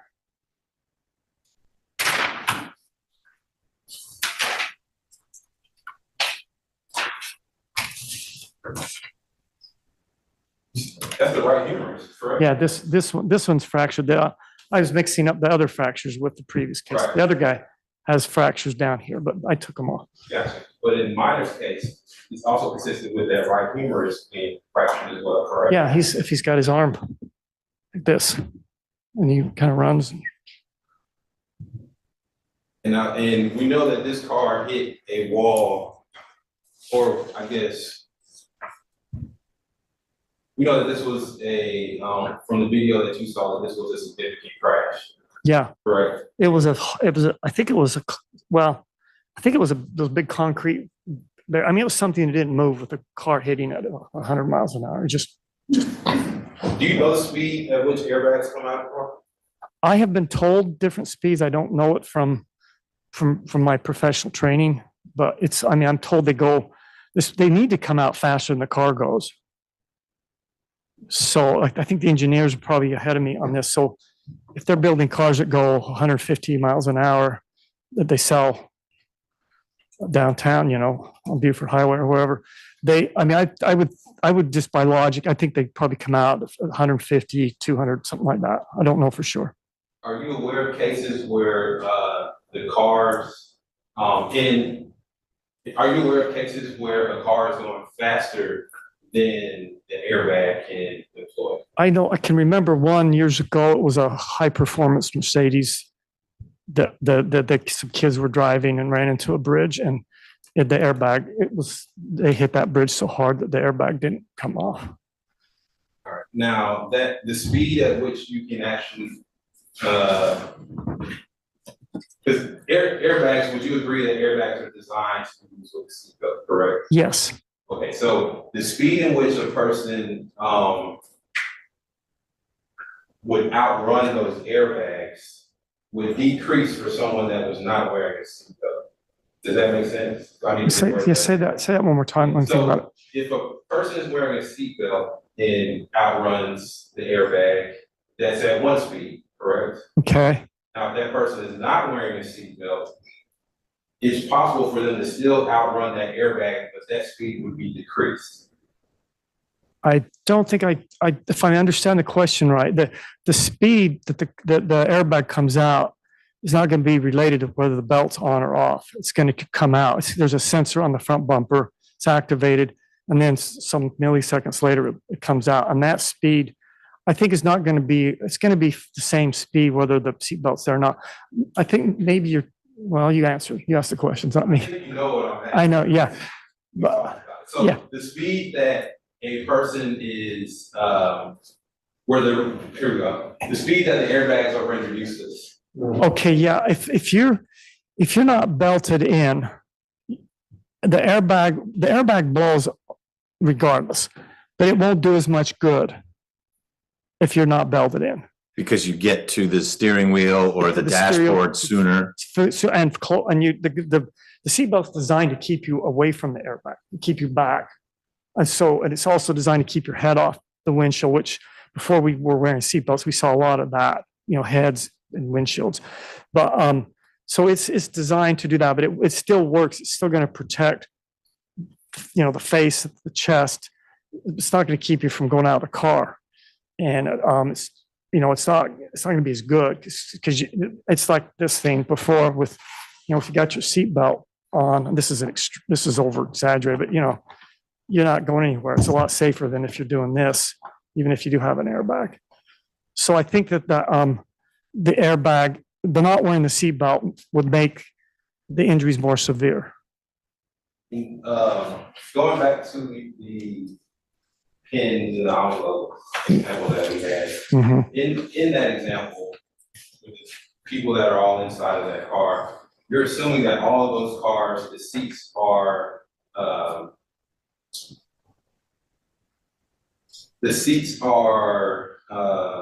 they're pushed the same. They're at the same level, correct? They're how far they are off the floor. No, how far they are in relation to the dashboard. Oh, okay, the two front seats, they can be similar. You can adjust them a little bit. Right, so if Yeah. that driver's seat is staggered, Mhm. and it's back further, that driver's seat's also reclined back, then that would change that variable that you were stating before, correct? With the ones where he's moving, Right, he's still going to move that direction. He right. might be in a different position, but he still move that direction. We'll still do that position, but if that passenger seat is moved up, that driver's seat is moved back, he's gonna move in that position, but he's gonna have the obstruction of that passenger seat, correct?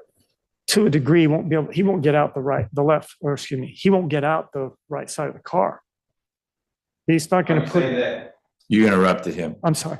No, no, he interrupted you. You should finish your answer. I'm sorry. Okay, I can't remember. I was Don't interrupt him. start over. It's just, yeah, just ask the question. Me, I'm sorry, now I'm telling you. Fine, I'll ask you. Okay, let's, If one seat is up further Yes. than the other one, right, they're staggered. The back seat is leaning back, the driver's seat is back, mhm. it's reclined. That would change the way that person would, the driver would go, correct? It would change what he would hit. Right. Because I think he would go the same direction, but he might hit the right seat instead of the dashboard if he's back, if there's a big enough thing, if he's way back here, this one's way up here, maybe he could hit the seat instead of, it'd have to be, it'd have to, Now, the driver sitting in that seat, going at a high rate of speed and flying back and hitting that passenger seat right there, that could also cause this injury right there. if they're like this, Right, he could hit there and it would still be on the right side. right. We could hit that passenger seat, the actual seat portion. This is I'm talking about, I'm saying the seats, the seat's right behind this guy. So yeah. Well, Yes, you're. yeah, like this. So the pencils are the seats. And so they're both like this. So now this guy can hit the pencil. So we can get this up where you can see that. I don't know if that, can you see that? No. Okay.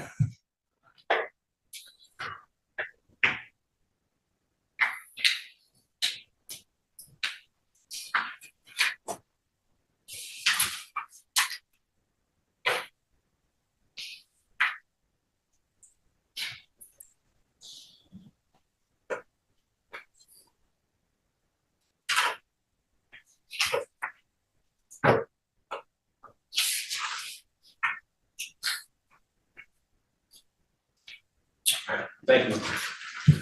Mr. Rao, any follow-up? Dr. Henninger, in all the scenarios that were provided to you by both the state and the defense, the momentum of the individuals inside the vehicle at the point of impact are all moving forward, correct? Forward and towards the right. Further questions? Mr. Miller? Can you Uh, take unless you're going to use it, can you take your picture down, please?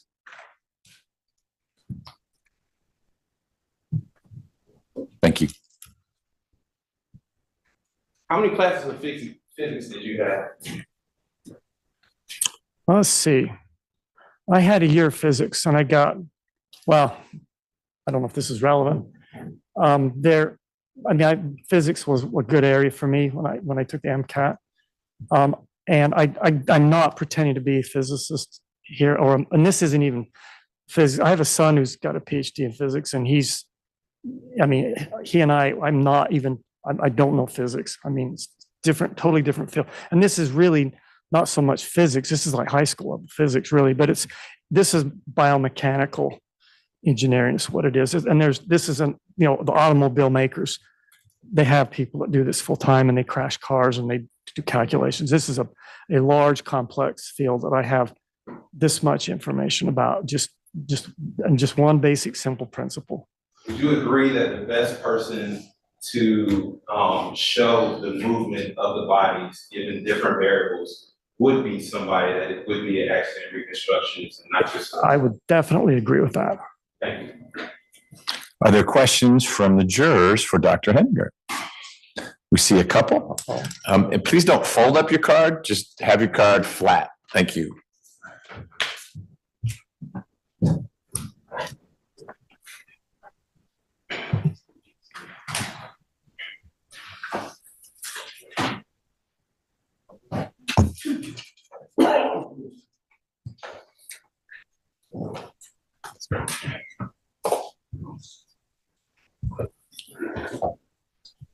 The writing.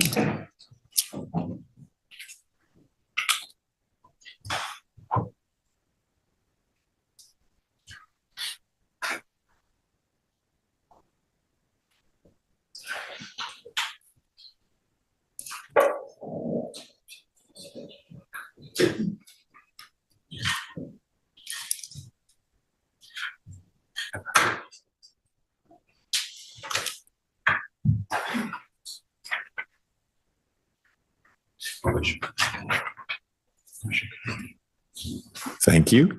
Ladies and gentlemen, we're going to do double duty here. I'm going to give you your morning break while I meet with the lawyers to talk about these. So it'll be about 10 minutes. If you need more time, you just tell Deputy Gordon, we're not done. And then we can't start because you refuse to come back here. But I'm going to go through these questions with the lawyers, give them a moment to refresh, and then we'll see if you're ready to come back. And then we'll work through the questions you had for Dr. Henninger. Please don't talk about the case, no outside research. We'll see you in a little bit. All right, sir.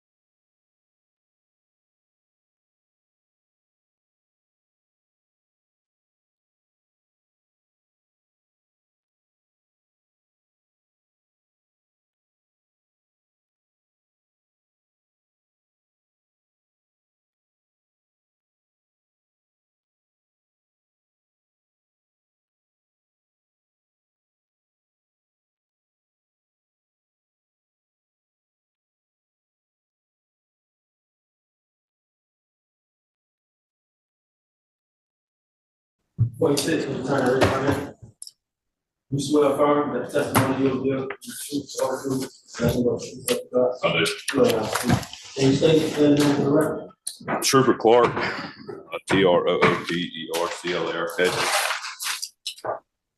Good morning, Clark. Will you tell the jurors how you are currently employed there? I'm a state trooper with the Georgia State Patrol, And how long have you been a trooper with the Georgia State Patrol? approximately 6 years. Okay. And prior to working as a trooper with the Georgia State Patrol, can you tell the jurors who you working in the field of law enforcement prior to that? I was a dispatcher for the State Patrol. Okay. So in total, how many years have you been employed by the Georgia State Patrol, whether the dispatcher or a trooper? Almost 11 years. Mr. Body, can you go near a microphone, please? Yeah. Sorry, Mr. Rivers.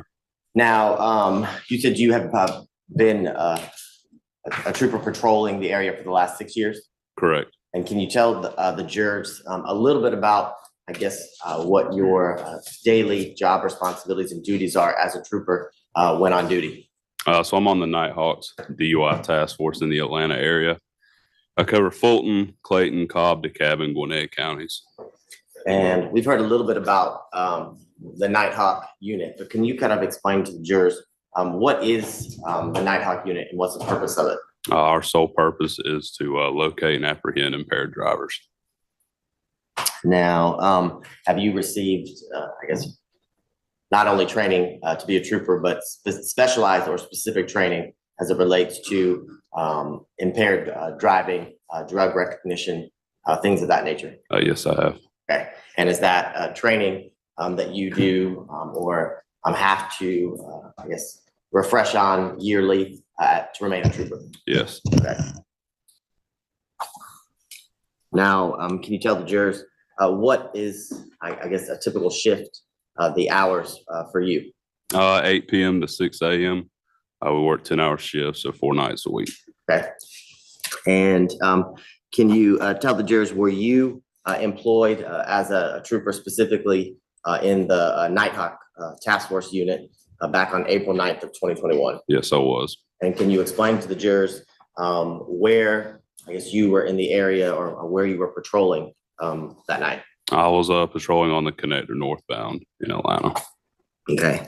And do you remember, I guess, specifically within or on the northbound connector? Are we talking 75, 85? So 75 and 85, just right there where 75 splits off. Okay. And just to kind of help people with, I guess, kind of pinpointing the location you were generally at, are you in Midtown? Are you in downtown? Right where northbound on the connector where 75 splits off, I had stayed on 85. Okay. Is that pretty close to the, I guess, 17th Street exit where you would go to like Atlantic Station and places like that? Yes, sir. Okay. Now, can you tell the jurors, when you say you were patrolling, I know there's a spot where you can either go left to stay on 85 or to get on, I guess, to merge to 85 North, or you can go right and stay on 75 north. And there's like a little, I guess, a triangle area with grass in between the two highways. Were you stationary or parked there patrolling, or were you actually moving down the connector of 75 North? I was driving. Okay. And at about a little after 3 a.m., can you tell the jurors as you were driving down 75 North in that area you just described, did anybody's driving catch your attention? Yes, a white Infiniti passenger car in the HOV lane. Okay. And when you say passenger car, is that a SUV, sedan? A car, 4-door car. Okay. And when you say it was speeding, how were you able to detect that vehicle as it passed you was speeding? Visually estimated the speed and then confirmed that with my radar. Okay. And can you tell the jurors a little bit about your radar and how it kind of operates as a part of your vehicle? So we have 2 radar antennas inside of our patrol cars. One that goes out the front windshield, one that goes out the back windshield. Inside of that car, we have a remote that operates that radar. We can turn either antenna on or we can turn both of them on.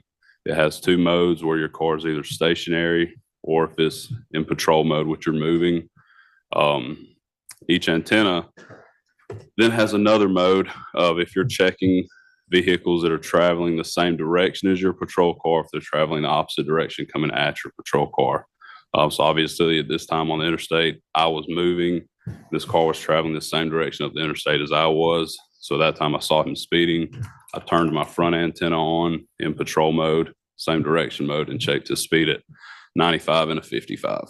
Okay, and that area where you detected the white sedan traveling at a 95 and a 55, is that here within Fulton County? Yes, sir. And can you tell the jurors after you detect the white Infiniti sedan traveling, you said down the HOV lane? Yes, sir. What do you do as a result of that? I turn my camera on and start recording his driving behavior. Okay, tell us a little about when you say you turn your camera on. What camera? What do you mean? My dash camera in my patrol car. So once I checked him speeding, I also observed him to fail to maintain his lane multiple times, which means he crossed the lines with either driver or passenger side tires.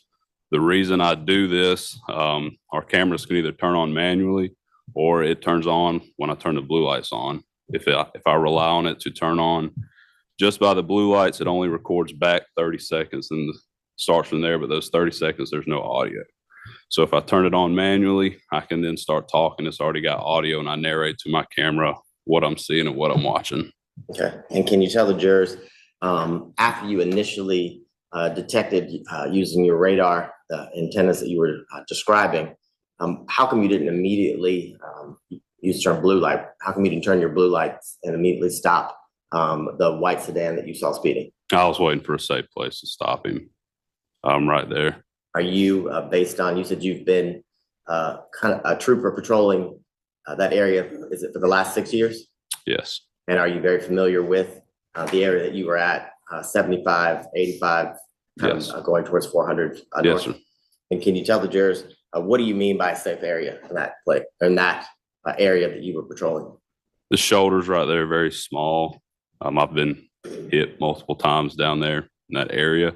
If you keep going northbound where 400 splits off, there's a very large gore that I try to get people to stop in because it gives me a lot of room to work and walk and not have to worry about people coming right past me. Okay. And so you said you activated your dash camera, and are all troopers' vehicles, are they equipped with a dash camera? As far as I know, yes. Okay. And can you tell the jurors, in addition to dash camera, do troopers who are part of the Nighthawk unit and patrol the streets, are y'all equipped with body cameras? No, sir. Okay. And is that, I guess, trooper wide? Correct. Yes, sir. Now, as after you turned your dash cam on, I think you described a little bit about other infractions, I guess, that you observed as you approached a safe area to initiate a traffic stop? Yes, sir. Fail to maintain lane. Okay. And as you are, describe to the jurors a little bit, as you're traveling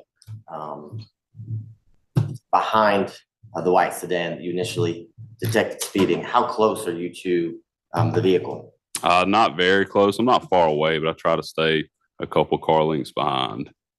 Okay. Now, can you tell the jurors, where do you, I guess, do you initiate a traffic stop? I tried to, yes. Okay. And tell the jurors, I guess, when do you do that? As I was approaching that large gore at 85 and 400. Okay.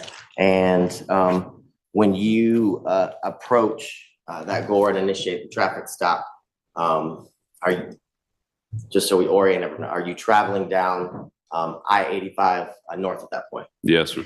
Okay. And how far, I guess, from the exit where you can either stay left and continue to travel on I-85 north or go slight rightly up to the Georgia 400, I guess, entrance to being traveling on it. How far do you think you were from that area when you initiated your blue lights? I couldn't put a number on it, but it was to the point where it wouldn't be where as soon as the lights went on, he immediately had to turn into the gore. It's where he could essentially see what I was hoping he would see as a safe place to stop. And after you initiated your blue lights, you said that the vehicle did not stop. No, sir. And can you tell the jurors what happened as you continued to, I guess, initiate the traffic stop with your blue lights? Did you turn your sirens on? Yes, eventually. Yes, I did. Okay. And then can you describe for the jurors kind of what are your next steps?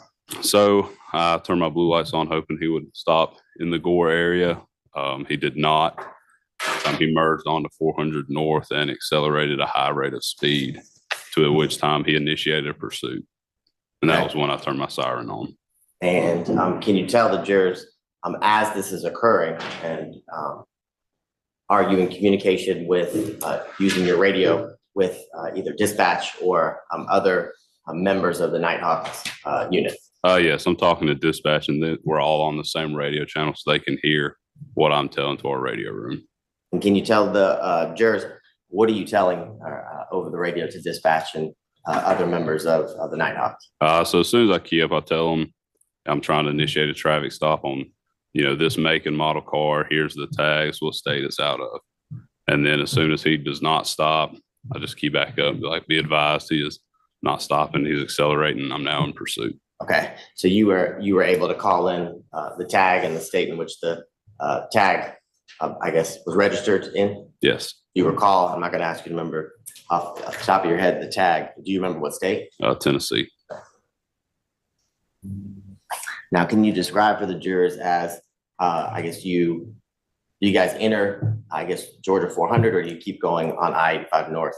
400 North. And you said that the white vehicle increased its speed. Can you kind of explain to the jurors or describe for the jurors how fast you had to go in order to maintain a safe distance from that vehicle? We were in excess of 100 miles an hour.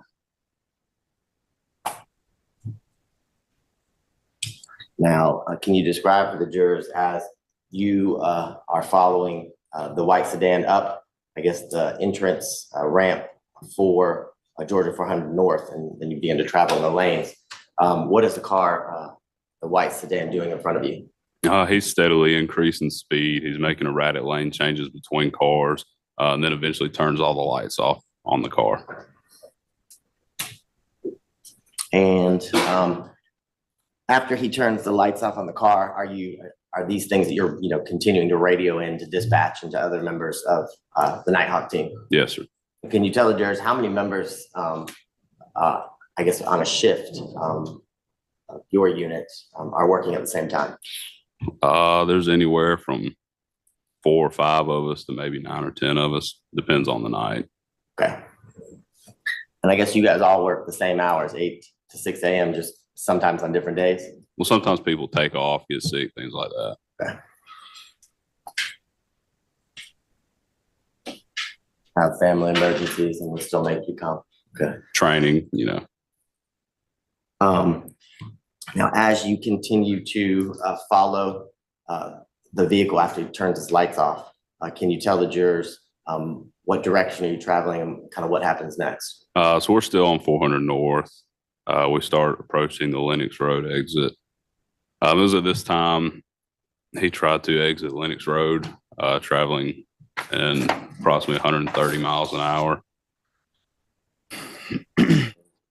To see, I guess, as you're exiting off of the Lennox Road exit, is that the first one off of Georgia 400? Yes. And are you familiar not only with that area, but that exit? Yes, sir, I am. And can you tell the jurors, based on your familiarity with the Lennox Road exit, what do you do as a result of that? I immediately slowed down. The top of that ramp, there's multiple red lights at the top of that ramp, and it's borderline a T intersection. The on-ramp's kind of offset from if you're exiting off from 400 North, the on-ramp to get back on is kind of offset, so it's not like a direct off and on. Knowing he was getting off at that speed and traffic coming out, slowed way down, and he did not. And in your slowing down and traveling behind that vehicle, you said you could see, it's kind of like a T type of exit. Could you see any cars coming north or south as you approached, or as he approached the light? I saw a white box truck that was traveling east that he almost collided with. And were you able to make any observations as you got off the exit and were still behind the white vehicle as it relates to, I guess, the traffic light? Was it red? Was it green? Do you recall? I don't remember right offhand.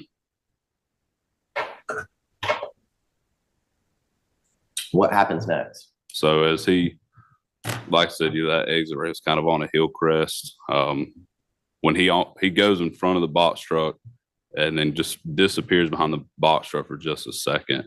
And as the box truck continues traveling, I crest the hill, I observe the vehicle to be overturned and on fire. Okay. And when you say he, I guess, approached the box truck as he, I guess, entered through the intersection, can you tell the jurors, I know, can you go left and right? Did he go, which way did he go? He went left. Okay. And if you go left, and if you were to not crash, would that take you towards Piedmont Road? Yes, sir. Okay.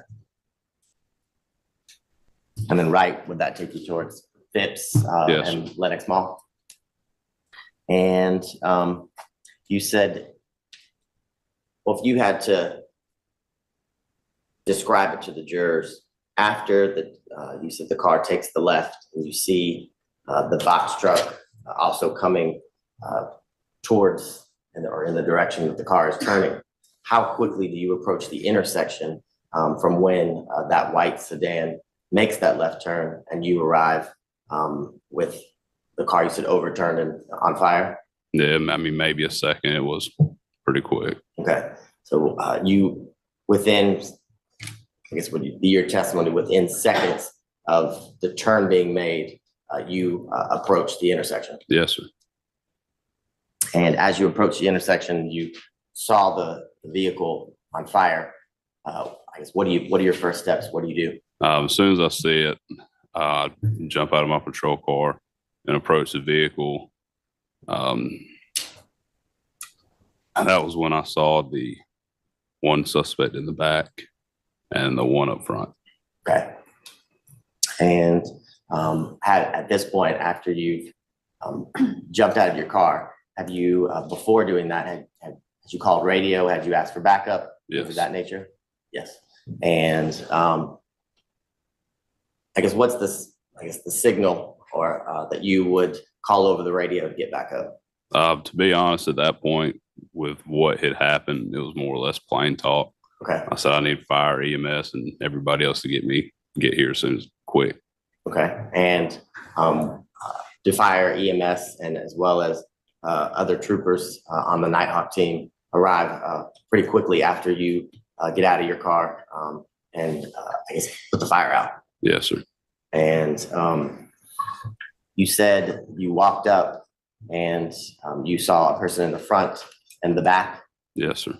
Now I want to start with the area of the front compartment of the vehicle. Can you describe for the jurors how or the position, the person that you saw in the front seat? He was essentially trapped with his feet in the driver compartment and on his back with his head coming out of the driver or the passenger window. Okay. And was the damage, I guess, can you describe for the jurors the damage to the vehicle? Where was, I guess, the majority or I guess the point of impact based on not only what you saw, but what you observed as it relates to the damage to the exit or the area? A front passenger side and area.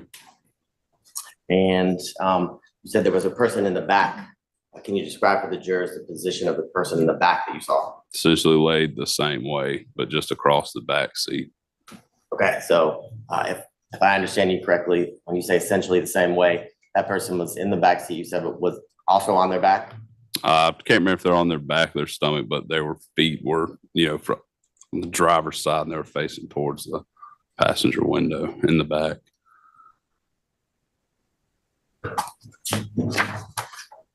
Now, Can you describe the condition? So was the person in the back able to ever communicate with you? No, Could you tell if the person in the back was breathing? I could not. Okay. And at the time that you are kind of assessing the vehicle and the surrounding area and scene, at that point, are there several other troopers who had quickly arrived to kind of assist with everything? Yes, Okay. And was one of those troopers Trooper Buffington, yes, as well as Lieutenant Gass? yes. And can you tell the jurors, the person in the front compartment of the vehicle that you described with the feet in the driver's compartment and then the head towards the passenger side of the vehicle in the front, were they able to communicate? Yes. Okay. And can you tell the jurors what were you doing as it related to, I guess, the care and keeping calm the front passenger or the front person? So I had sprayed the engine compartment and inside that front area of the car with a fire extinguisher due to it being on fire. And I was just trying to talk to him and just keep him talking. So I didn't completely know what state he was in until EMTs could get there. And would you, was he pinned inside the vehicle? Yes. Okay. And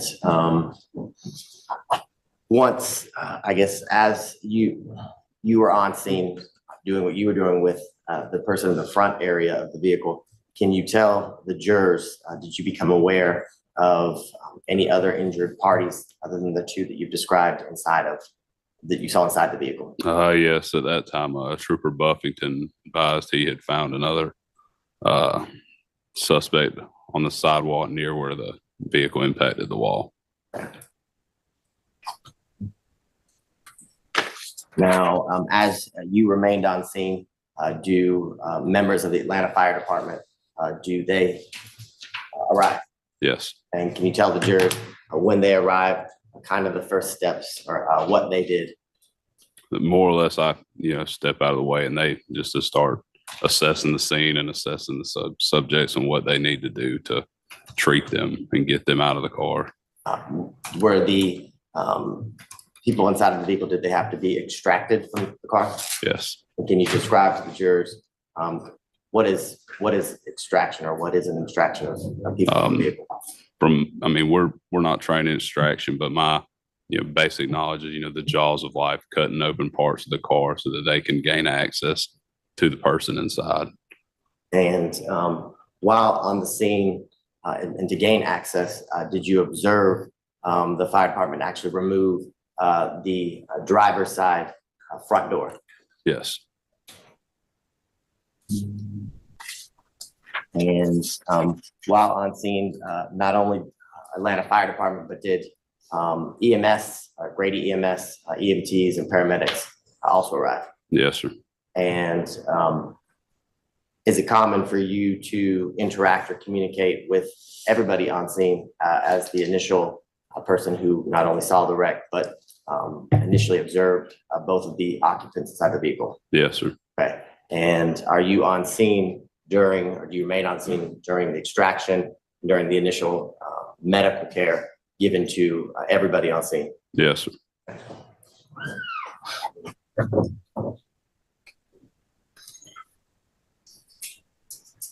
Now, while on scene and through your investigation, were you able to identify the person who was in the front compartment of the vehicle with his feet at the driver steering wheel area and his head kind of out the passenger front compartment? Yes. Who was that? Mr. Kenneth Poole. Okay. And do you see the person that you saw in the front passenger compartment area of the vehicle here in the courtroom today? Yes. And if you would describe where he is in the courtroom and identify him by an article of clothing. He's sitting to the right with a sling on his arm. Okay. Is he in the middle? Is it the left to the right? He's in the middle. Okay. And through your investigation, you said you called in the tag earlier during, to dispatch during the pursuit. Do you understand that? Correct. And were you able to, through your investigation, determine who owned the white Q50 Infiniti? Yes, And who was that? Mr. Kenneth Poole.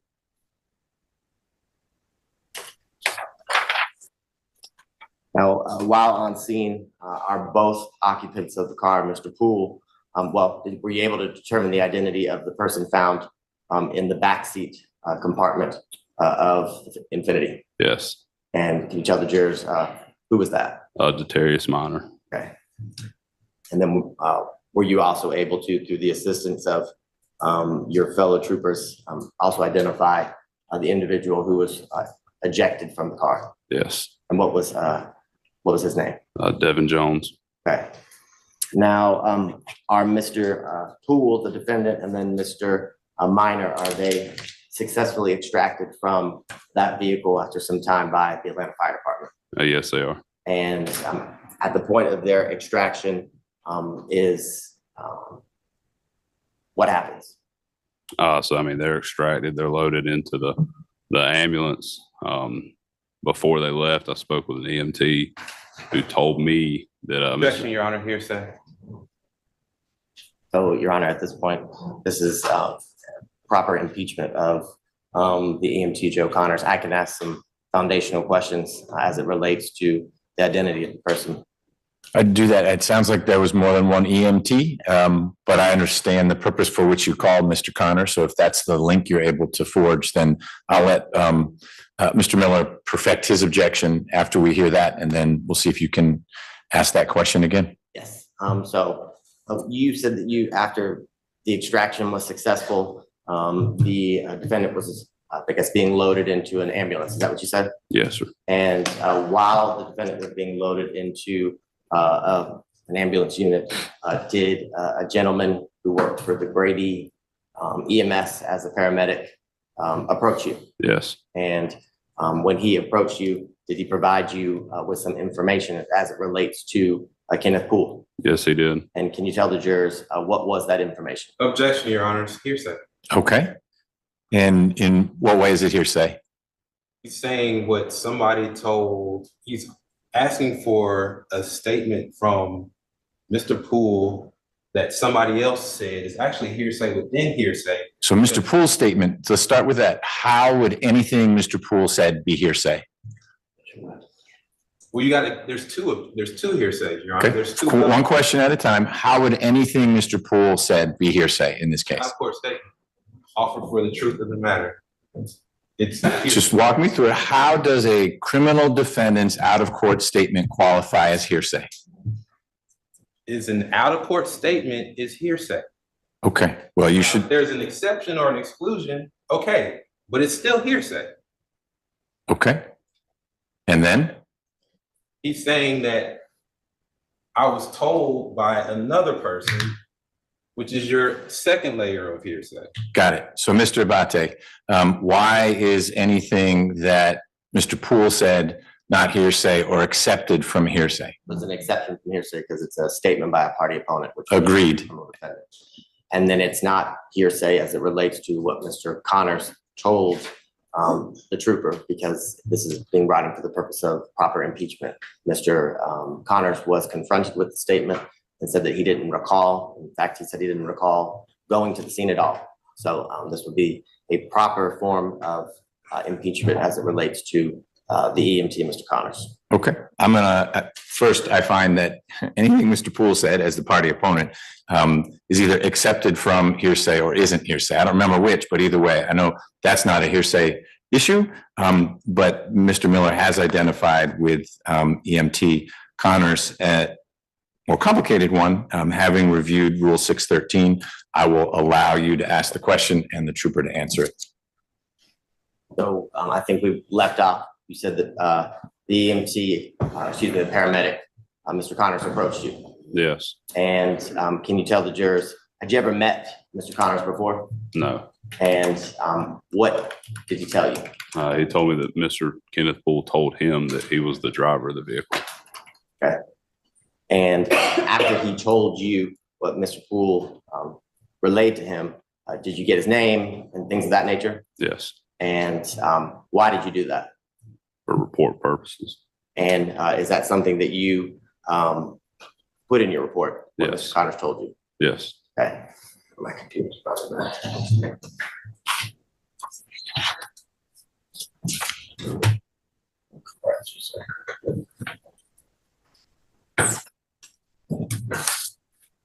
We're really good at technology. Now, after Mr. Connors told you that, and you and Mr. Poole and Mr. Minor, did he also get taken away in an ambulance? Yes, he did. Okay. And what you just described is all of that, was all of the pursuit, the things you described captured on your dash camera. Yes. Okay. And I want to show you what's marked. It states Exhibit 142. Have you had an opportunity to review State 142 when we did it? Yes. And can you tell the jurors, do you recognize State Exhibit 142? Yes, it's a copy of my dash camera. Okay. And after you reviewed it, it appeared to be a fair and accurate copy of the dash cam of the night of April 9th of 2021 that you just described. Yes. At this time, Your Honor, the statement tender was marked as State Exhibit 142 in the evidence. No objection. It's admitted. And all the, I guess, areas that you've described that you started, I-75 and the 85, I guess, intersection, and then moving down I-85, Georgia 400 north to the Lenox Road exit, is all of that within Fulton County? Yes, sir.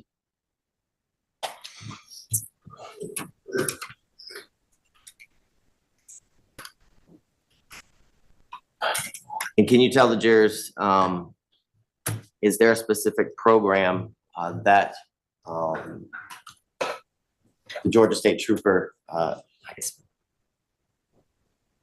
uses in order to, I guess, you record and then distribute your dash cam? Yeah, we use a program called Watch Guard. Okay. It's called what? Watch Guard. Can you tell the jurors a little bit about what I guess Watch Guard is and kind of the things that you are able to see as it relates to anytime the dash cam is activated? So with our cameras, Watch Guard is a company that makes our cameras and then has the, I guess, the storage, if you will, that we use to save our videos.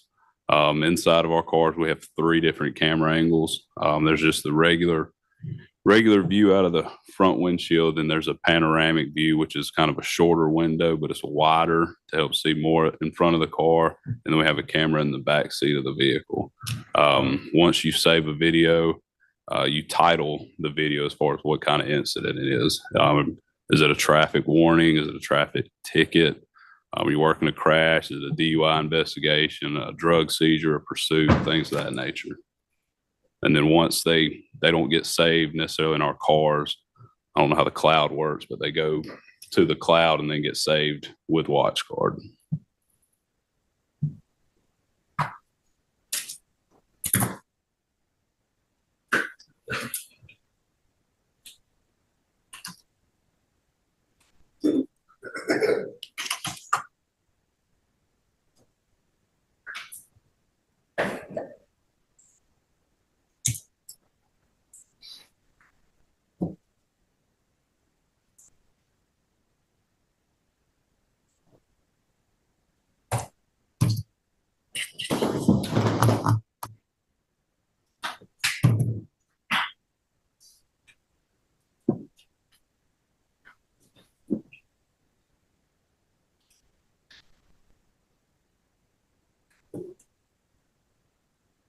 We were doing so good until now.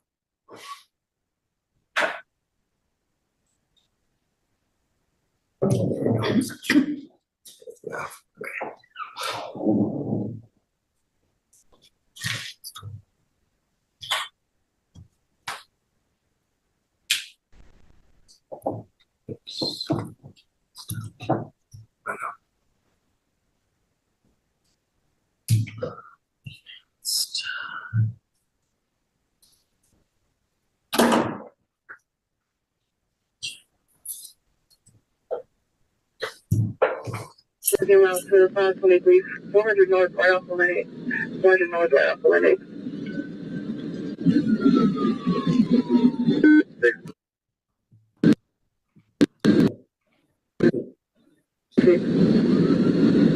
It's not sinking. Let's see.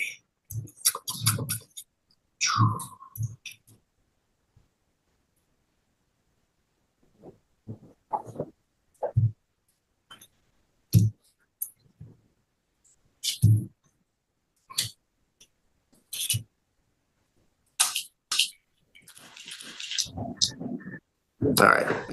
So is this the area of that you described where kind of you can go right where 75 north would take you, or you stay as you're going straight on I-85? Yes, sir. And do you see the vehicle that's kind of under, I think that's the 17th Street Bridge right there. Is Yes. that the white vehicle that you initially saw going or detected going 95 and a 55? Yes, sir.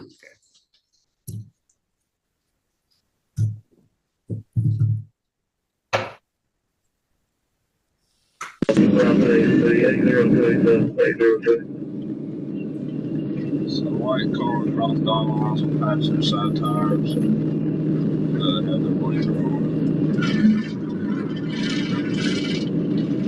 Cross it again. Now they're changing lanes.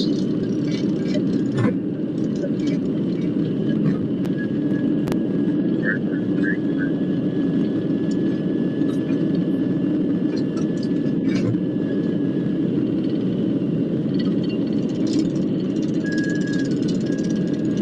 with their blinker on.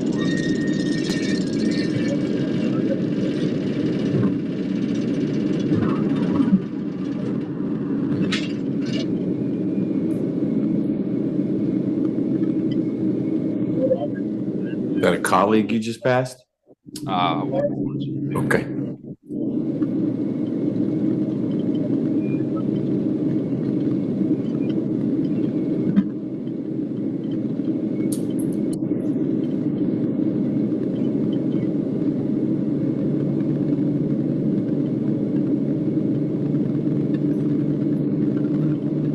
So are your blue lights on right now? No, sir.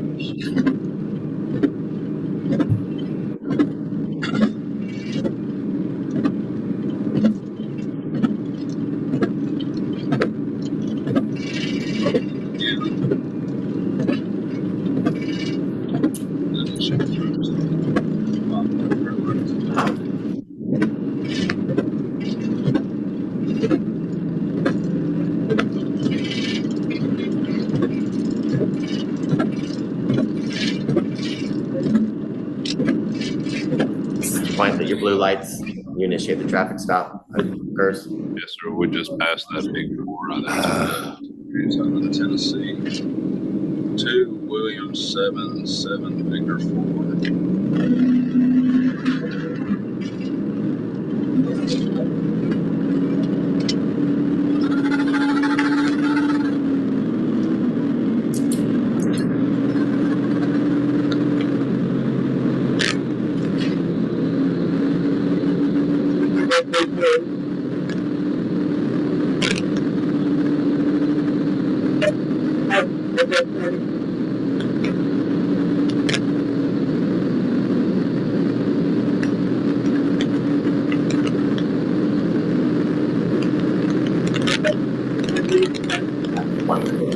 Lights turned off.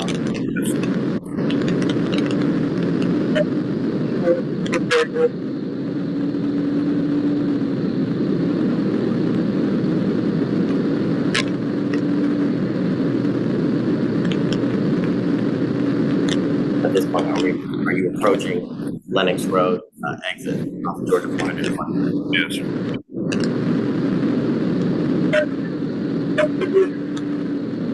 The intersection you described? Yes, sir.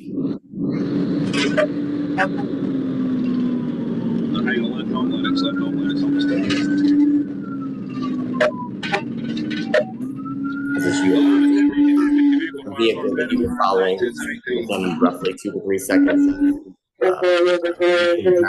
Yes, sir.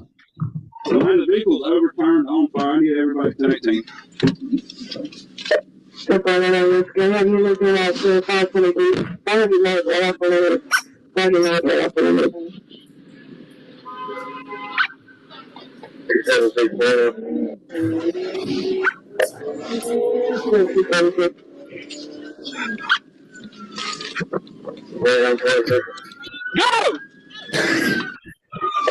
Also, did you feel like you can allow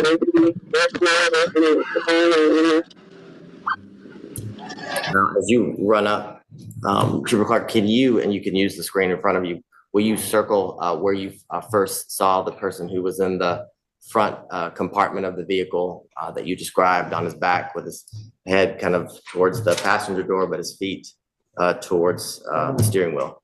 Can you circle that on your monitor in front of you? Can I do what now? Circle it. You can make a circle around. Oh, it's kind of got a shade over it. So if you hit stay muted, then tap the screen again in the lower left-hand corner, there will be a circle with a pencil. Tap the screen.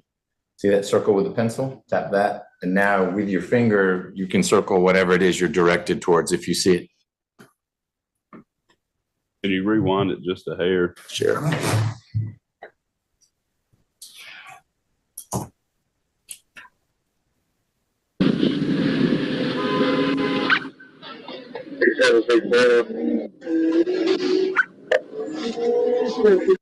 And does you were able to identify him as the Kenneth Poole? Does Kenneth Poole ever move from that location until he is extracted by Atlanta Fire Department? No, sir. Okay. And when you first come up on him, and then for the next at least 40 minutes that you remain there until his extraction, can you tell the jurors, is he ever trying to crawl out or anything of that situation? Is he able to move his body? No, sir. I mean, more or less wiggling, but no, sir, not as far as crawling out. It's fair to say he's trapped. Yes, sir.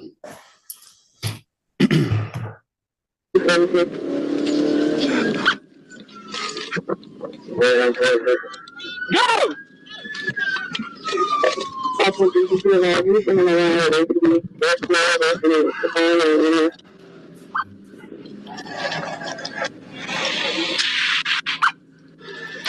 Hey man, can you hear me? I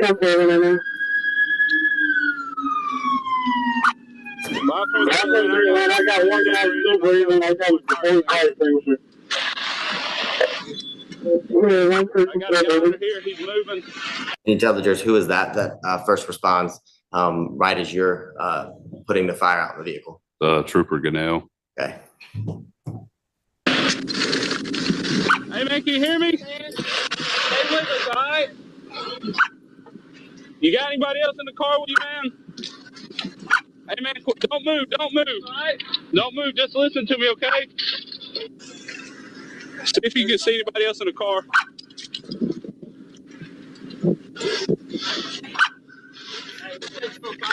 Where at? That's it. And at this point, Trooper Clark, is your main concern as it relates to what you come up on as the vehicle's overturned and on fire, the safety of the first person you see, Kenneth Poole, and then other occupants in the vehicle as you locate them? Yes, sir.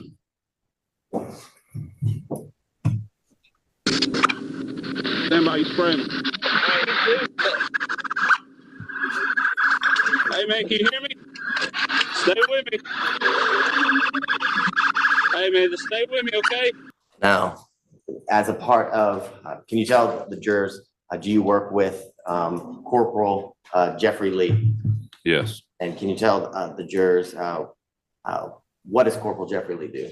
He's on the specialized collision reconstruction team. Okay, is that off? Do they also call it the skirt team? Yes. And as a part of, I guess, your investigation, did you turn over your information, the things that you knew, to work with him as a member of the skirt team? Yes. And as based on your training and experience for the last 6 years, and I guess the total of 11 as a dispatcher as well, is it common for the skirt team to work in conjunction or tandem with units like the Nighthawks when there's a serious motor vehicle crash. Yes.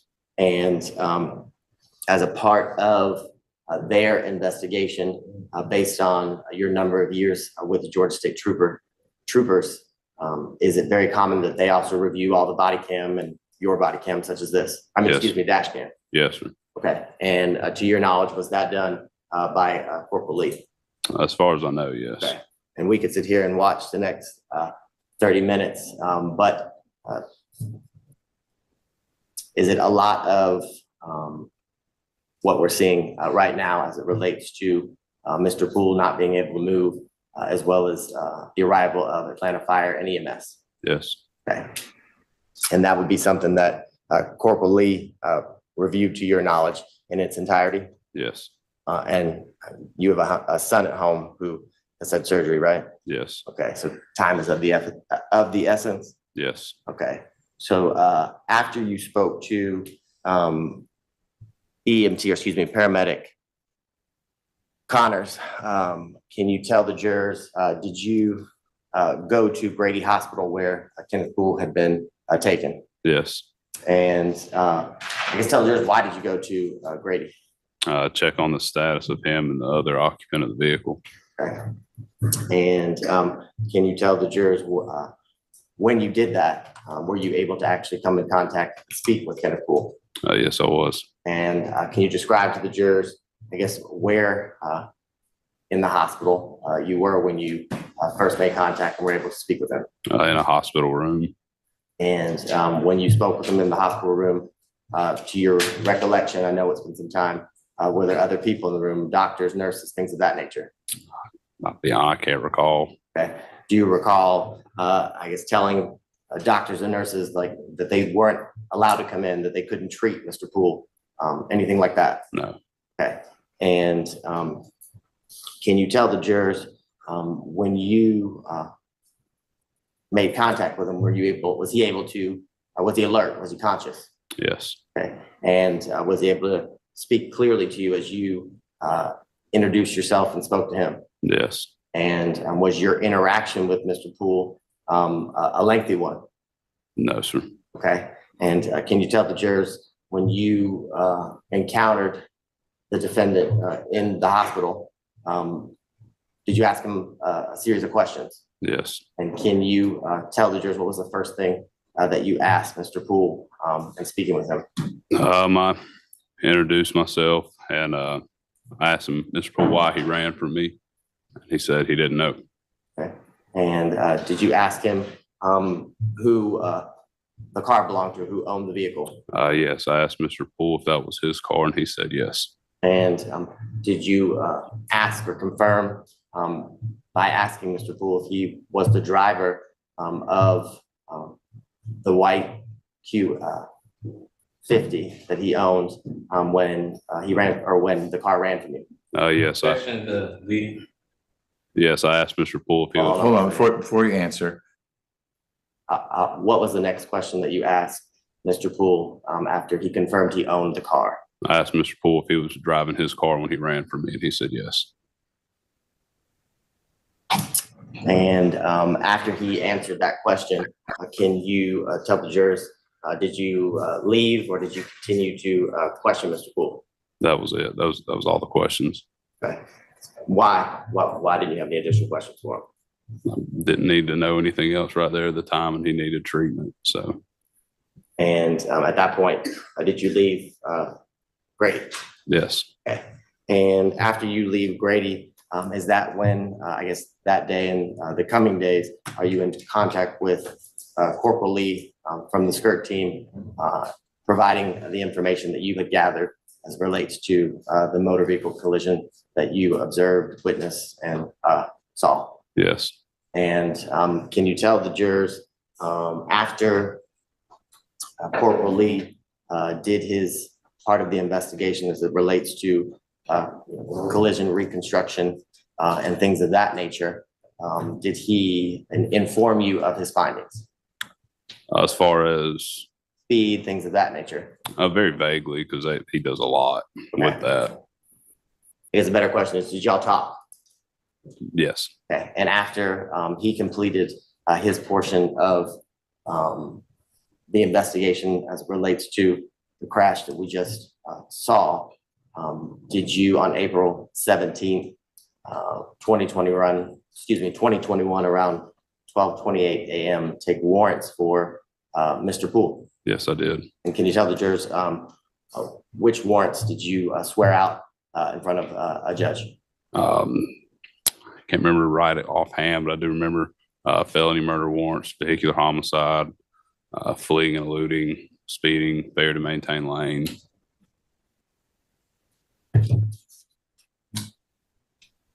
A variety of charges, felonies, misdemeanors, things of that nature. Yes. And after you swore out or those warrants, you and the judge signed them, did you then go to Grady later on April 17th and inform Mr. Poole of his warrants? Yes. And can you tell the jurors a little bit about that interaction? Essentially, all I was is letting him know that when he gets done being treated at the hospital, he needed to turn himself into the Fulton County Jail because he did have active warrants for ABC. And did that happen? No. Can you tell the jurors when and where was Mr. Poole arrested? Memphis, Tennessee. Okay. And do you remember the date? Not right off the top of my head. No, it was I want to say a couple months later.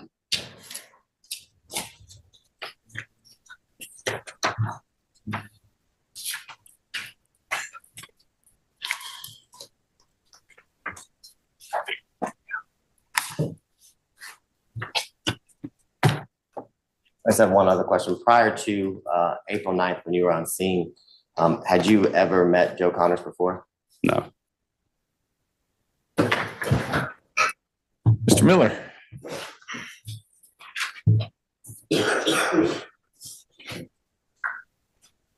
Can you take the video down, please? Keep.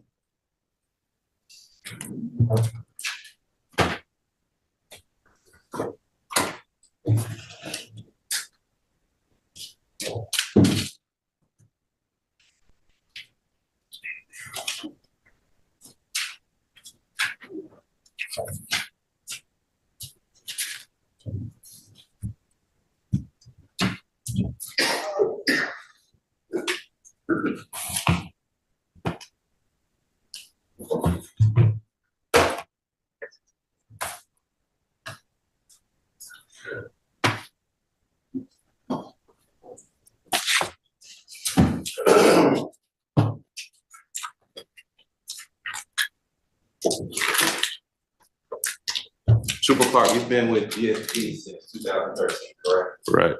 At the time of the incident, you were 3 years in as a Georgia State Patrol trooper, correct? Roughly, yes, sir. All right, the rest of that time you have been doing dispatch from GSP, correct? Yes, sir. All right, now you stated before that you were a part of Nighthawks. Yes, sir. Primary focus of Nighthawks is to look out for DUI, correct? Correct.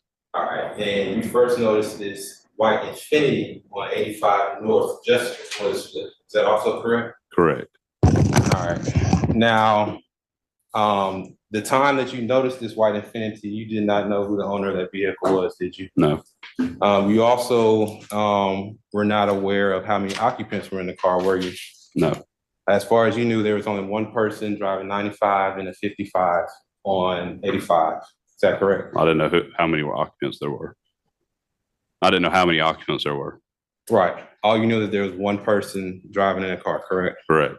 All right. Now it's 3 a.m. Yes.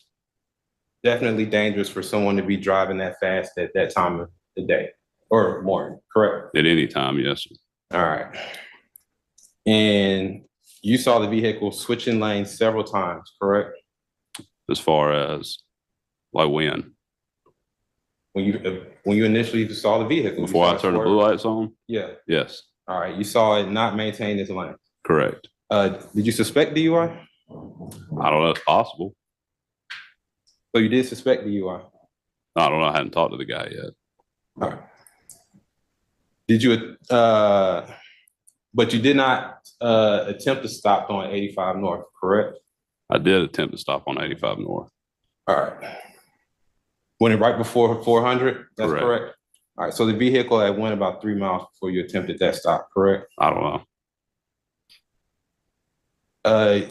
When you radioed that tag in, you did not get any information back saying that that vehicle was stolen, correct? Correct. You did not receive any information that said that the insurance was not valid on that car, did you? Talking about right then? Correct. No. You also did not receive any information saying that the owner of that vehicle had any warrants in the car, correct? Correct. I didn't receive anything off the tag. All right, and also no information showing that the license of the owner of the vehicle was not valid, correct? Say one more time. No information showing that the license of the owner of that vehicle was not valid, correct? Right. All right, now in your report, you told us about what you observed early that morning, correct? Yes. And that includes the approximate time that you observed that vehicle, also correct? Yes. That was at 3:03 a.m., correct? Yes. And you stated that you observed that vehicle just north of 75 on I-85 northbound, correct? Yes. And you also put in your report that the vehicle was going 95 and 55. Is that also correct? Yes. And you wrote the color of that vehicle in your report as well.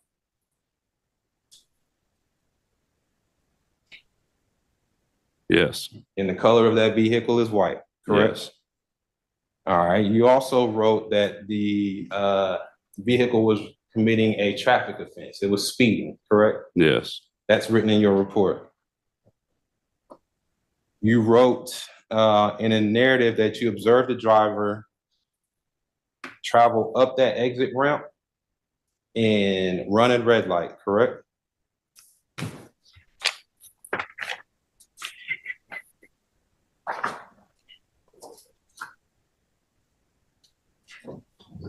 Yes. All right, as you testify here today, you said you don't know if that light was red or not, but in your report, you said that it was actually red, correct? Yes. All right. And then you said that you saw the vehicle move by swerve past another vehicle, correct? Went in front of one. Yes. All right, it went in front of that vehicle, correct? Yes.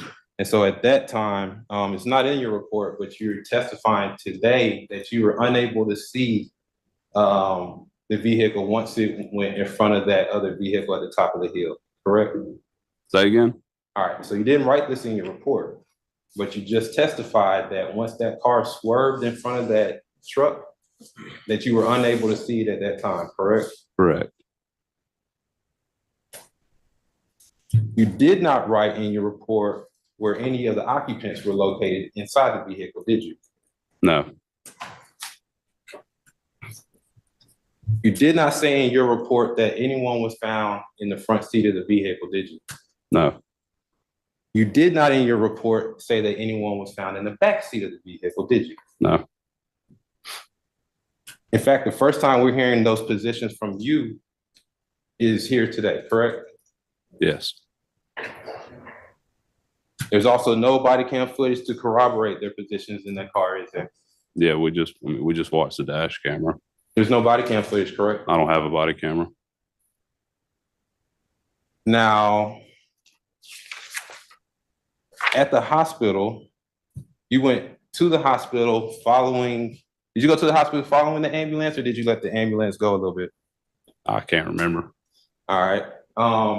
Do you know how long the ambulance had been at the hospital before you got there? I don't. Do you know how long, do you know if Mr. Poole had been in surgery before you got there? I don't know. Do you know how many hours have passed since the crash to the time that you went to the hospital? I don't recall, no. Do you know the hour that you went to the hospital? I don't know. Do you know any minutes that you went to the hospital? Like down to the minute? Down to the minute? No. Do you know? No.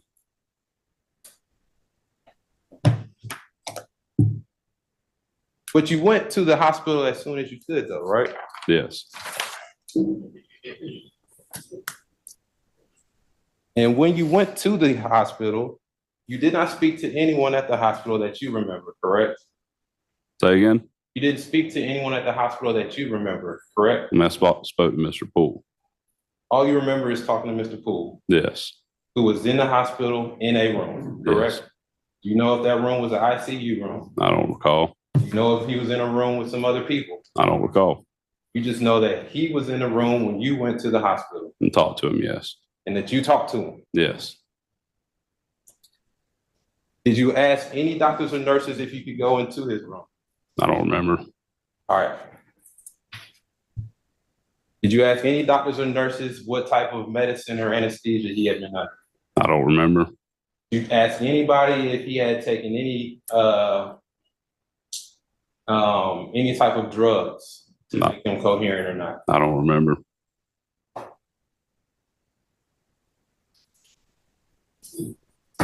So at this point, you are at the hospital, correct? Yes. At some time after this accident, correct? Yes. Not sure when that time is though, correct? Yes. And you do not know any medicine, if any, that Mr. Poole had at that time. So I don't know. I might have asked. I don't recall though. You might have asked what? Well, like what you said, I might have asked if he was on medication, but I don't recall if I did or not. Well, if you asked, it would have been in the report, right? Maybe. What do you mean by maybe? We don't just log a call or make a report for driving to the hospital. So I'm not going to have a whole report just for driving to the hospital to talk to him, is what I'm saying. When you initially saw that car driving down 85, what was the first thing that you did? Turn my camera on. Turned your camera on. And the purpose of you turning your camera on is because you wanted to narrate what was going on when you were driving down 85. Is that correct? For a traffic stop, yes. Because it was important for the narration and everything that you said to be on that camera. Is that correct? Yes. That's the reason why instead of turning the camera on automatically, let me read that. That's the reason why you didn't wait for the blue lights to come on, because then it would be 30 seconds before and it would not get your talk, right? Right. It would not pick up anything that was said those 30 seconds before you turn the camera on. Right. Right? Right. But when you went to the hospital, there are things that you may have said to a doctor that you do not have in that report, correct? Correct. When you went to the hospital, there are only a few questions that you asked that are in that report, correct? Right. Yet there is nothing here to show that you made those statements, is there? What? There's nothing here objectively to show that you made those statements, is there? What statements? The questions that you asked Mr. Poole. Correct. Our body cameras are, our body worn microphones won't pick up in a hospital that far.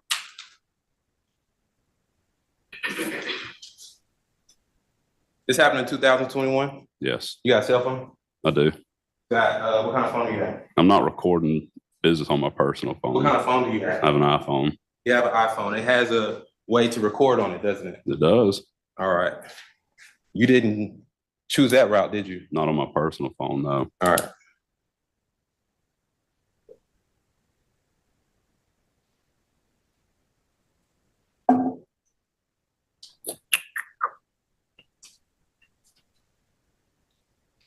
When you went to the hospital, you believe that he was driving, correct?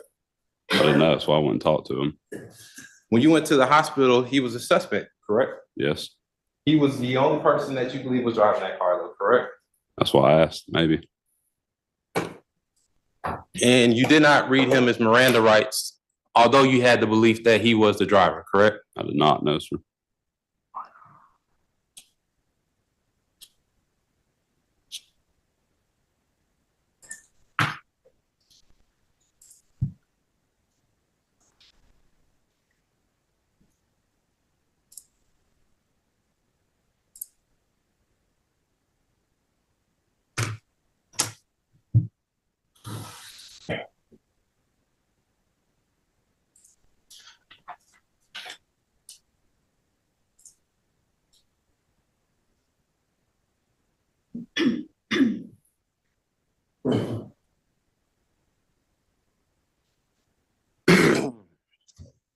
we'll get to that. When you went to the hospital, you said that he was alert at that time? Yes, he was speaking to me. All right. You said speaking to you. Was he able to have a conversation with you during that time period? Yes. All right. He was conscious, Talking to me, yes. talking clearly. As far as I recall, yes. You could clearly understand every word that came out of his mouth, correct? Yes. But you do not remember if there was anybody else in that room with you? No. So we've covered that. You've asked several times now, so please don't repeat.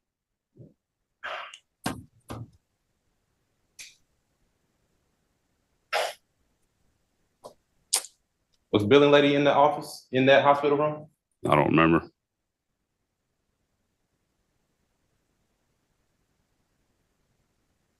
And you didn't ask any other questions to assess his capability to understand you, did you? Not to my knowledge, no. Only just to identify yourself? Yes.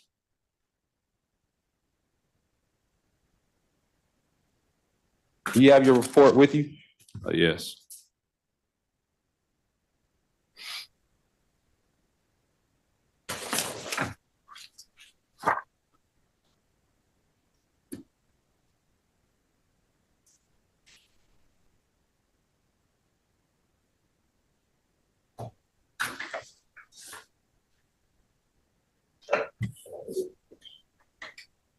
On your report, you did not include the date that you went to the hospital, did you? No, sir. You also did not include the time that this conversation took place, did you? No, sir.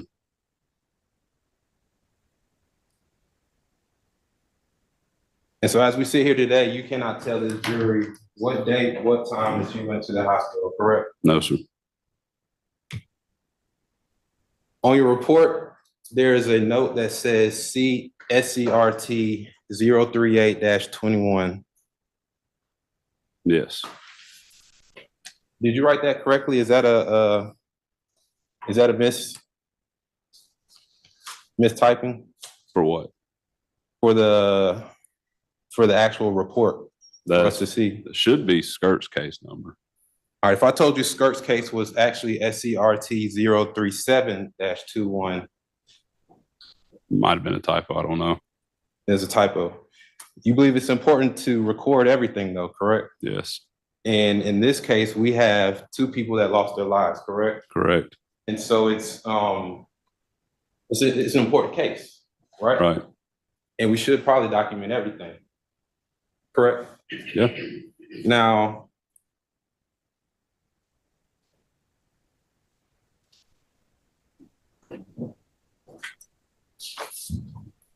in that dash cam video, you immediately were calling Mr. Poole the driver. Are you aware of that? No.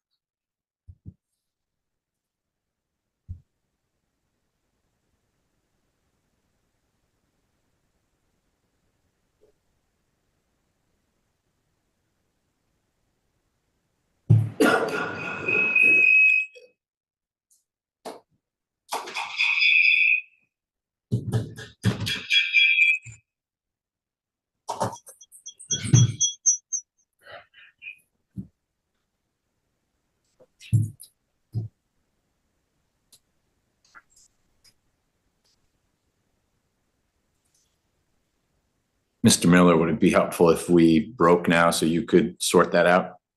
Sure, Your Honor. Okay, ladies and gentlemen, We have to break now for lunch. Trooper Clark, I know that's not convenient for you. I'm going to talk to you a second about that. If you all could please be. Do you have it working? Yeah, we're good now, bro. Hold on.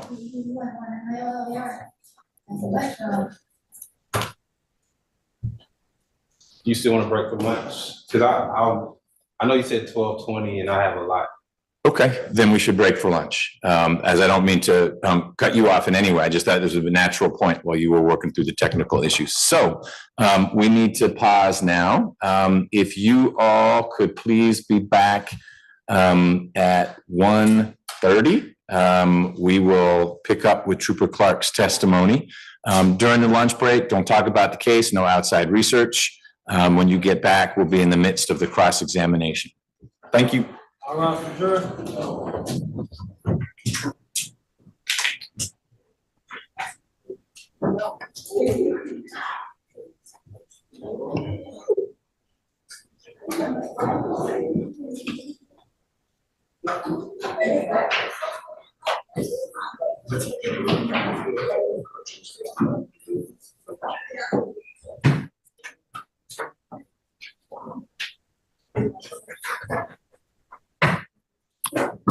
Hey, a couple quick things on the record.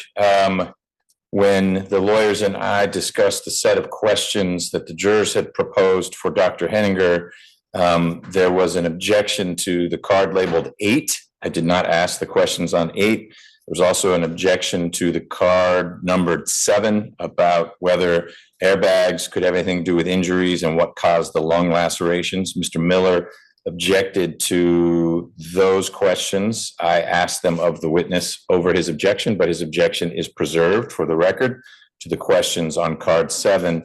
Also for the record, every card that the jurors submit, whether the questions are asked or not, will be made part of the record.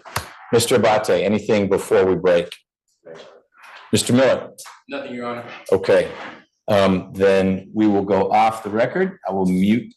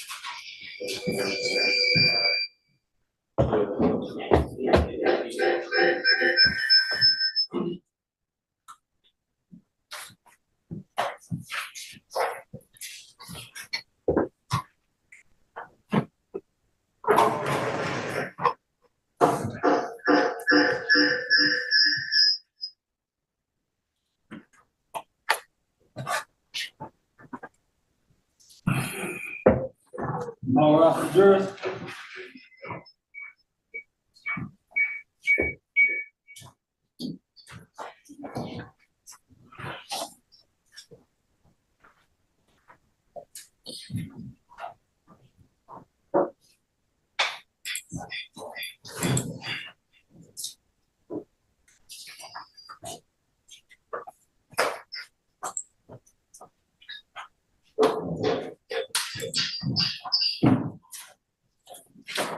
All jurors are present and accounted for.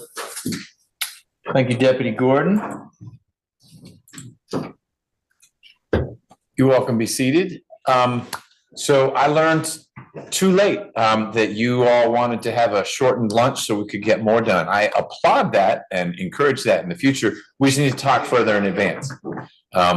It may be that you want to start earlier one day or go later a day. You need to let me know and we can accommodate that. So tomorrow's lunch definitely can be a half hour if that's a unanimous vote. Can't just be too strong arming others into doing it.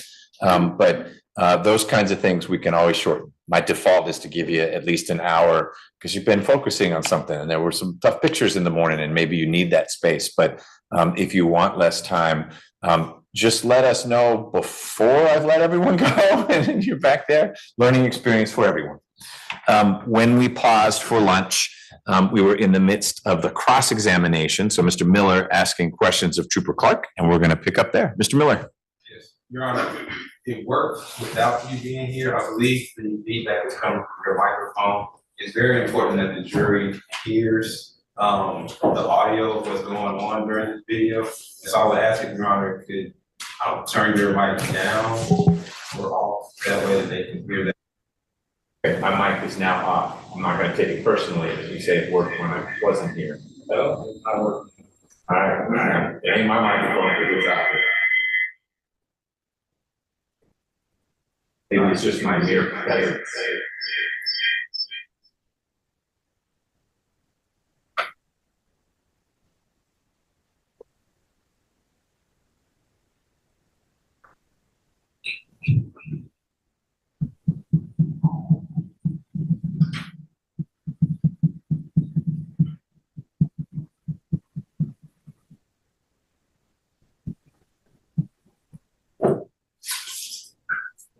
Okay.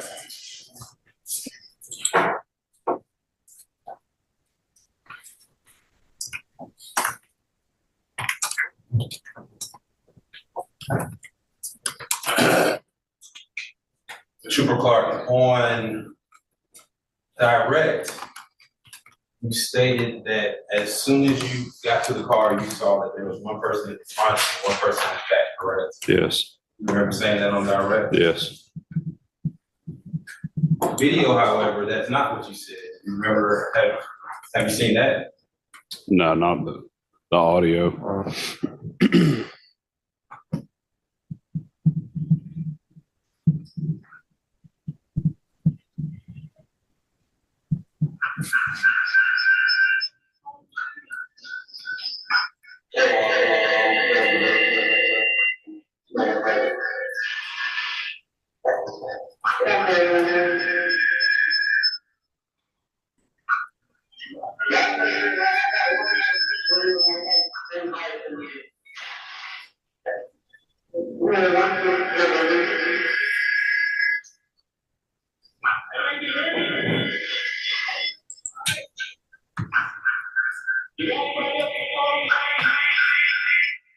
You hear that?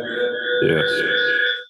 All right, so what you actually asked when you initially got up to the scene was to ask if there was anybody else in the car, correct? Right. You did not receive any response from Mr. Poole, did you? No.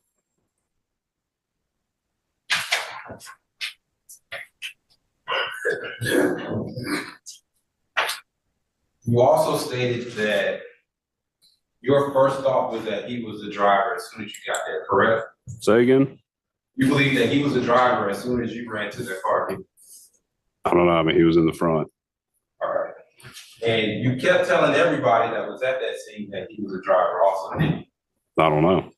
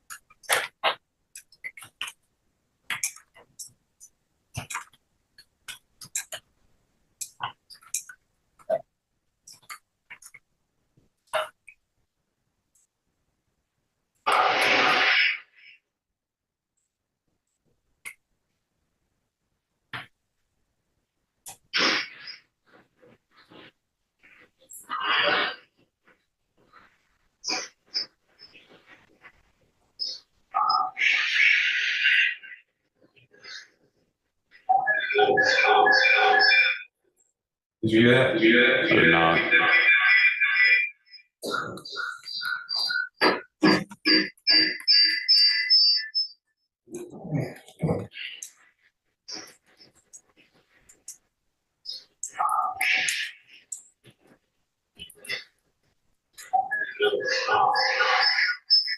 All he had to do was stop. I didn't hear that, counsel. Can you repeat what you said? All he had to do was stop. Those were your words at that time, wasn't it? Yes. All right, but that wasn't the only time that you said that, was it? I don't know.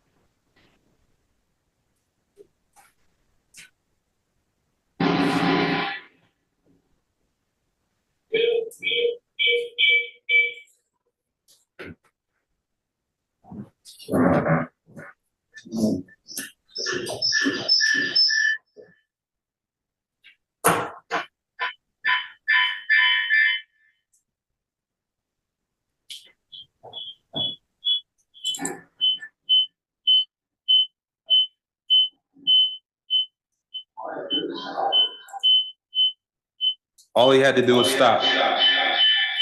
Did you hear it again? I did. And so that's at least 2 times that were picked up on the mic where you were going around telling everybody at the scene that he was the driver, correct? I said all he had to do was stop. I didn't say he was a driver, but I said all he had to do was stop. All he had to do was stop. Now, we know that there's one person that's deceased, correct? Correct. And he was deceased on the scene, correct? You can tell me the one that got ejected? That's correct. Yes. And then there's another person that's inside of the car, but that person is not being able to talk at all, and they're later deceased as well, correct? Correct. And so the he that you were talking about is the only he that is still here, and that's Mr. Poole, isn't it? I mean, I can't recall. That is you saying that though, correct? Yes. All right.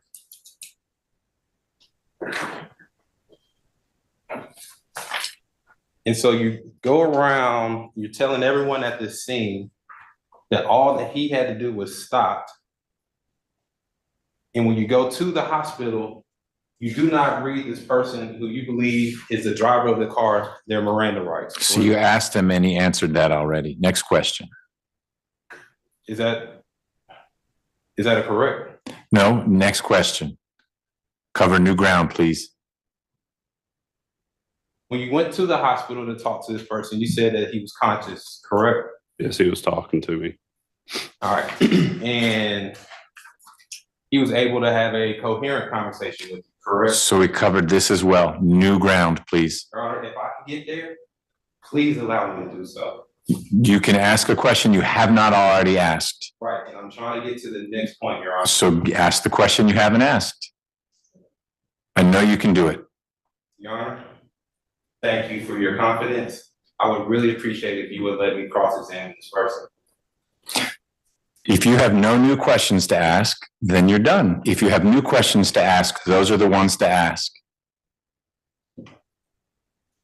Trooper Clark. It was a conscious conversation, correct? Yes. And although he was conscious and alert and able to have a conscious conversation, the only words that he said was, when you asked why he ran from you, he said, I don't know. When you asked, did he have a good reason for you? Is that correct? Yes. When you asked, did he have a good reason for running from you? You said no. He said no, correct? Correct. You asked, was his car his? He said yes, correct? Correct. And when you said, was he the car driving when he ran from you? He said yes, correct? Correct. This person is conscious and alert and able to have a conversation with you, correct? Correct. And the only words that you're getting are 1, 2, and 3 words at a time. Correct. You left afterwards? Yes. You stated that you introduced yourself. What was his response? I don't recall. Did he respond? I don't recall.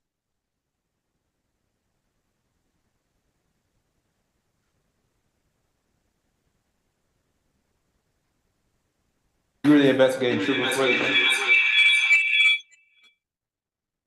You were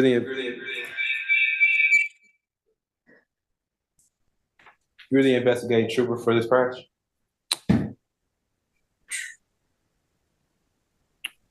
Yes. You told us before about your training at the Georgia State Patrol. How many years of training does it take to become a Georgia State Patrol? 8 months. 8 months. During that 8 month period, there is a course that you have to take on policies and procedures. Is that correct? Yes. Part of that course and part of the stuff that you, or part of the material that you learn is the proper way to conduct an interview. Is that also correct? Yes. You also learn a proper way in which you are to conduct an interrogation. Is that correct? Yes. Now for interrogation, because there are differences, in an interrogation, a suspect is in custody. Is that correct? Yes. And in custody, they're questioning in words or actions of that member. You should know that when you're interrogating someone, the words or actions on the part of that member that the member should know are reasonably likely to elicit an incriminating response from a suspect, correct? Correct. With regards to an interview, when a law enforcement officer is questioning a person and the interviewee is free to leave, interviews are generally associated with non-custodial questions, correct? Correct. Now, in the interview, you would call the discussion that you had at the hospital a interview, correct? Correct. Despite you believing that he was the driver, correct? Correct. You would also call it an interview despite you going to get warrants for him, correct? I hadn't had warrants at that time, so yes. Now, as part of the procedures under the Georgia Department of Public Safety, it says that all interviews and interrogations should be conducted in a manner that avoids obtaining a coerced or involuntary confession or admission. Is that correct? Correct. It also states that interrogation should be accurately documented. Interviews shall be accurately documented when deemed appropriate or when such interviews results in an arrest. Is that correct? Correct. The interview, as you would like to call it, of Mr. Poole at that hospital would have ended in an arrest. Is that correct? What do you mean? What do you mean it would have? What was it? What do you mean it would have ended in an arrest? When you interviewed him, you believed he was a suspect, correct? Correct. So any questions that you asked would have been used to arrest him, correct? I'm gonna object for cause for speculation, and it's not actually the right characterization of the law. So it's not speculation based on who this witness is, but I do need you to ask it a different way. Maybe we could establish when the warrants were taken out and why that time elapsed. But I don't know that the record is that he was arrested right after the interview. So your questions are confusing me as well. So at this point, we're going into the policies and procedures of his department and how he failed to follow those. So ask another question then. Or some permutation of what I'm not telling you to move on, but the way you asked the question stumped me as well. Interviews shall be accurately documented when deemed appropriate or when such an interview results in an arrest. That is how interviews are to be conducted according to your policies and procedures. Is that correct? Correct. Now, the interview that you had, you knew that Mr. Poole was a suspect, correct? Right. You also believed that he was the driver, correct? Possibly, yes. And despite believing he was a driver and believing that you would later have an arrest, you did not document that interview correctly, did you? I did. I put in there what I said to him, what he said back. You put a note in a narrative portion of your police report, did you? Correct. In that note that you put, you did not put the date that you went to go visit him, did you? No, You also did not put the time that you went to go visit him, did you? no, You also did not indicate, anybody was in that room at that time, was it? you asked if there was people in there, if I put it down. If you put it down. I did not.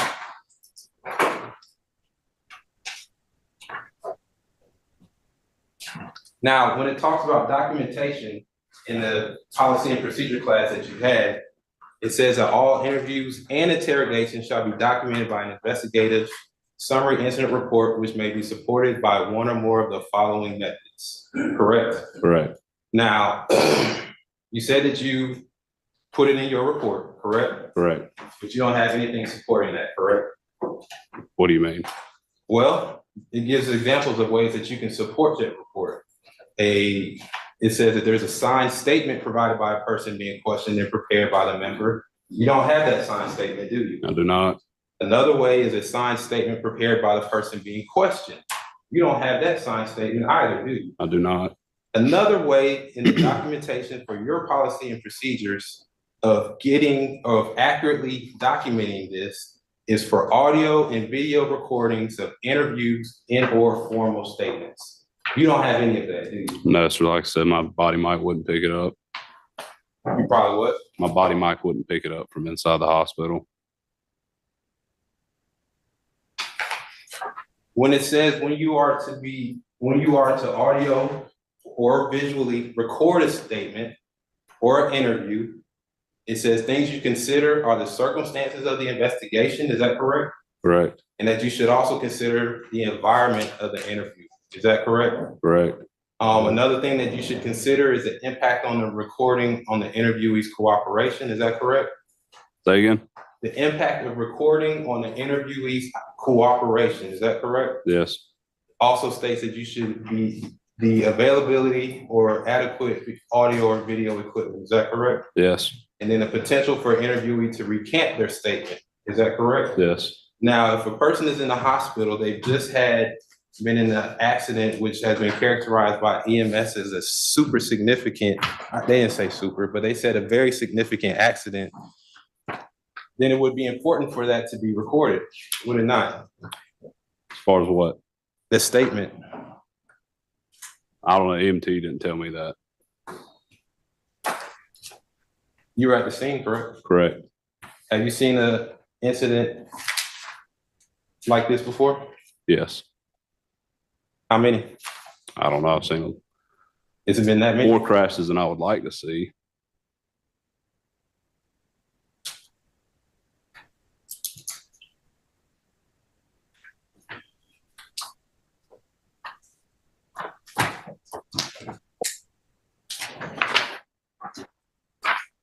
Now,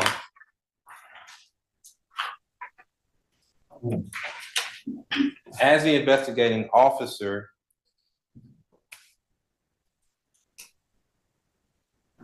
your policies and procedures also require you to conduct inventory on that vehicle, correct? Correct. And that includes all vehicles involved in a felony prosecutable case, and they shall be impounded in a secure lot as designated in the records qualification rotation list. Is that correct? Yes. Also, these vehicles should be stored at the direction of the investigating trooper in compliance with the evidence and property policy. Is that correct? Yes. That wasn't done in this case, was it? I can't remember who did the tow sheet on the vehicle. There is no tow sheet on this vehicle, is there? I don't recall. I don't know. Have you seen the tow sheet on this vehicle? I have not. Would you be the investigating officer, or would that shift over to Lee with, what did you call the scram? The cert? Skirt. Yes, or sometimes it slips over to them because they'll place holds on cars because they have to go back and further investigate the vehicle. Okay.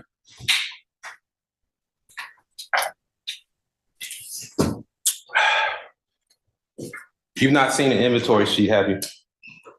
I don't have one right here, no. And to your knowledge, there was not a DPS 811 vehicle inventory form done either, was it? I don't recall.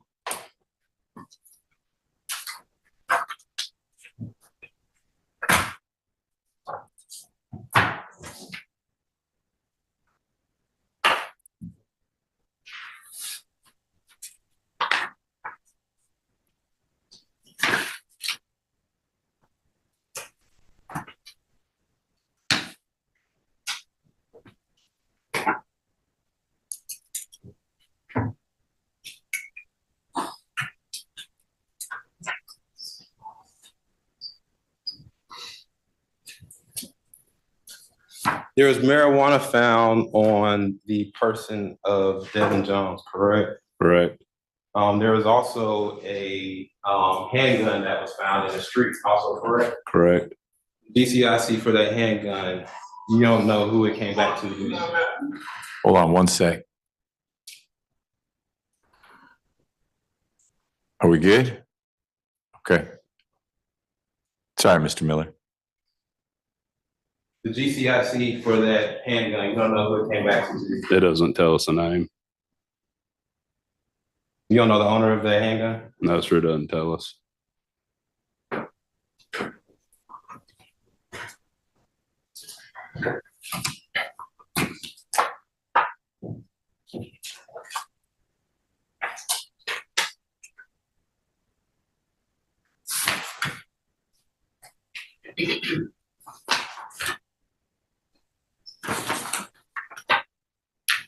As part of your policy and procedures, it states that when there are weapons found, any weapons located shall be checked through GCIC and CIC to determine if they were reported stolen or lost.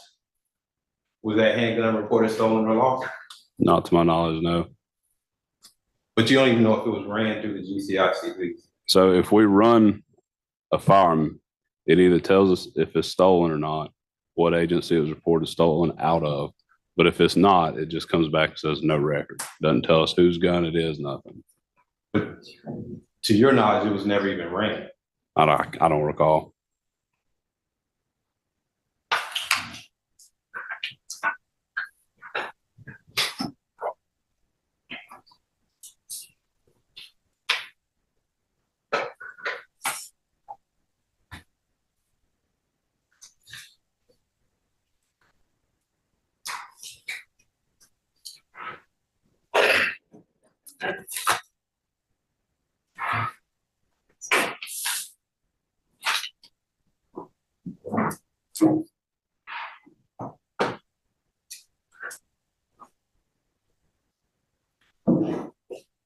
You stated on direct that that you spoke to multiple people on the scene, correct? At the scene? Yes. Yes. One of the individuals that you spoke to was an EMT, correct? Correct. That EMT person was Joe Connor, correct? Correct. Now, when you spoke to Joe Connor, your testimony today is that he told you that Mr. Poole told you that he was the driver, correct? And Mr. Poole told him he was a driver. Mr. And then he Poole- told me. And then he told you. So Mr. Poole told Joe Connors that he was a driver. Correct. And that's what you're telling us today, correct? Correct. Now, the dash cam video that you have in mic on you that translates, or is not translate, but it picks up everything that you're saying while at the scene, correct? Should, yes. And in most cases, you can also get some background or hear what other people are saying while they're at the scene as well, correct? Sometimes. And you've seen this video, correct? Yes. And nowhere in this video do you see Joe Connors walk up to you, do you? Well, at that point, he would have to walk directly in front of my car So the answer is no. to be on the camera, correct? And at no time in this video do you hear any audio from Joe Connors saying, he told me that he was a driver, do you? You talking about you hear me verbally say that? No, you hear Joe Connors tell you that. No.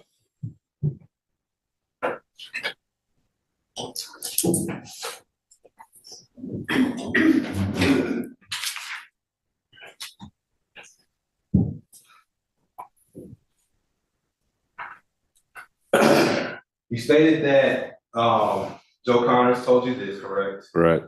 And so you put it in the report. Correct. That's correct. Now, when it comes to documentation and your policies and procedures, it says that everything should be accurately documented, correct? Correct. At no point did you go back to Joe Connors and say, I need you to write a statement saying that Mr. Poole told you that he was a driver, did you? No. At no point did you follow up with Joe Connors and say, let me get you on the mic so it's accurately documents that you told me that he was a driver, did you? No. The only thing is a note at the very bottom of your narrative that says Joe Connor was Joe Connor told me that he was a driver, correct? Correct. That note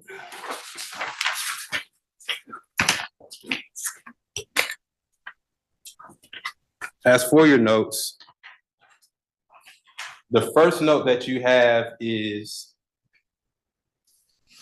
CS skirt 03821 and skirt securing warrant and changes, correct? Correct. That's the very first note underneath all of your narrative. Is that correct? Correct. All right, and so just to help the jury, you have a narrative where you show every single thing that you reported on that scene, correct? Correct. And that's from leading up to the crash, correct? Correct. To after the crash. All of that is in your initial narrative, correct? Correct. Now, the very last thing you have on that portion of your narrative is incident was recorded on USB 523 PERM 0260 Bravo. Is that correct? Correct. And that's the very last part of that narrative portion, correct? Correct. And then we start getting into these notes. And these notes are something that was written after that initial narrative is correct? Correct. The first note that you have is what we're talking about, C skirt 038-21. And it says that they are securing those warrants and charges, right? Correct. After that is another note, and it says that's when you had the conversation with Mr. Poole, correct? Correct. At the hospital, right? Correct. And then the third note, and this note is not in your original body of your narrative, right? It's a third note that is after the C skirt team.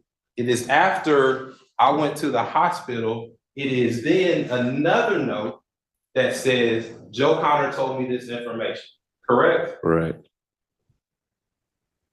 And you don't have the time that he told you this information, do you? I do not. And then the very last note that you have is warrants were secured on April 16th, 2021.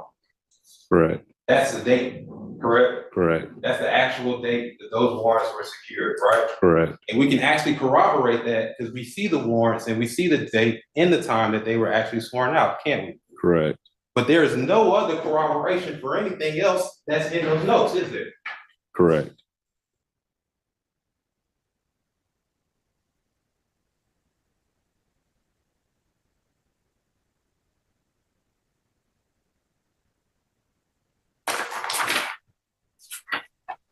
On direct, you said that Mr. Poole was hanging outside of the window when you got to the scene. Is that correct? I'll say he was hanging outside. He was Well, coming to the outside of the, all right, we say that he window, was so crawling to partially. the outside? Don't interrupt them.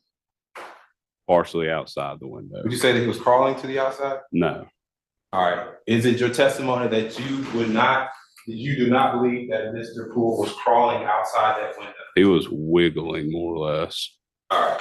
This isn't the first time we've met, is it? No. We've actually had another hearing, haven't we? Correct. And in that hearing, you were sitting there, correct? Correct. And then I was asking questions basically how I'm asking Right. you now, right? Mr. Abate was there. Yes. Mr. Rouse was not there though, was he? No. It was just us three, Yes. in your honor.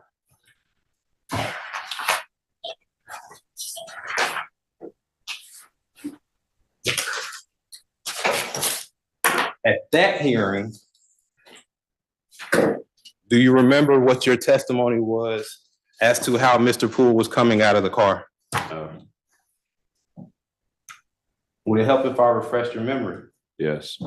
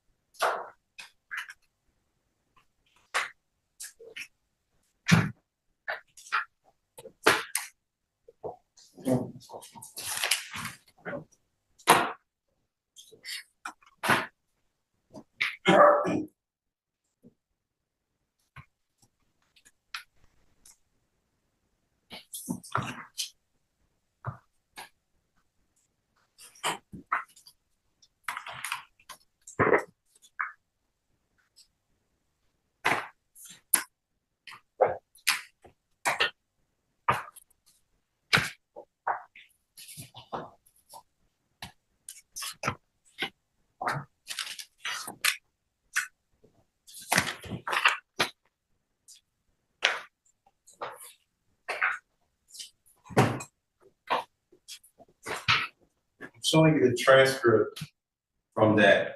Could you read to yourself on page 10, lines 7 and 8? And these were the questions that were asked by Mr. Abate. Just read to yourself what they said.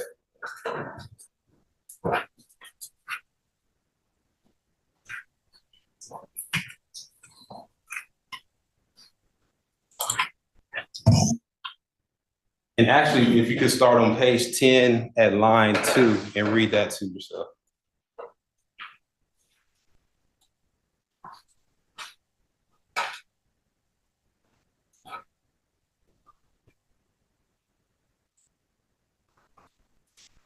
Have you had a chance to read it? Yes. All right. Now that you had a chance to refresh your recollection, you stated that Mr. Abate asked, now when you. Don't read from the transcript. You can ask him whatever question you want, but don't read from the transcript. All right. Mr. Abate asked you a question, correct? Yes. And then what was your response to that? Let's see. Asked me where he was seated, as far as front seat goes. And I said, yes. As he asked front driver seat, front passenger seat. I said, yes, crawling through the passenger window. All right. You said that he was crawling through the passenger window at that time. Yes. And this was when you initially came to the scene, correct? That is correct. Yes.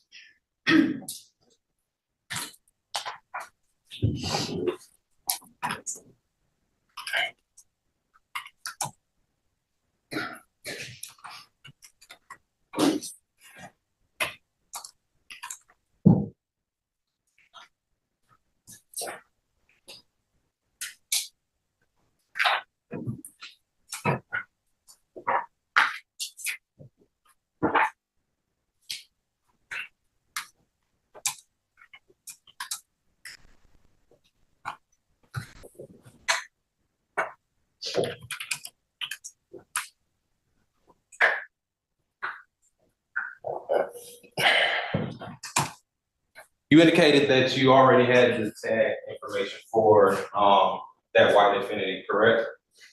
When I called it out over the radio, yes. Yes. Let me switch where we are. All right. So now we're going back to where you initially saw Mr. Poole on 85 going north.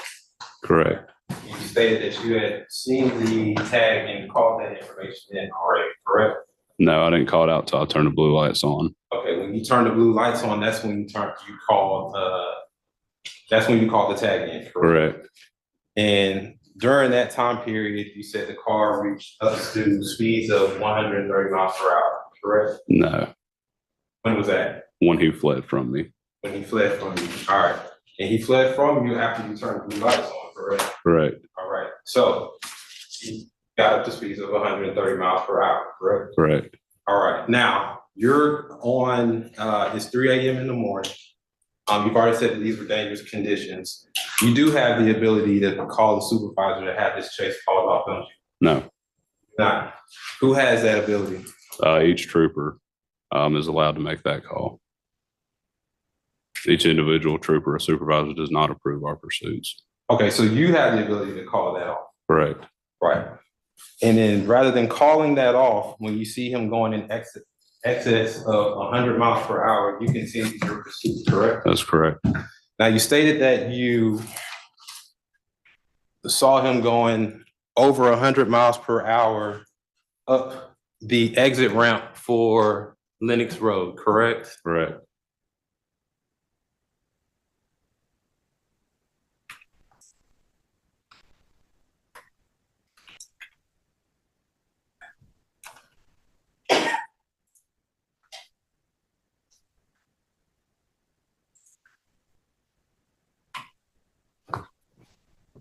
And at that point, you slowed your vehicle down because you knew what was coming ahead, right? Yes, I knew the intersection. Right.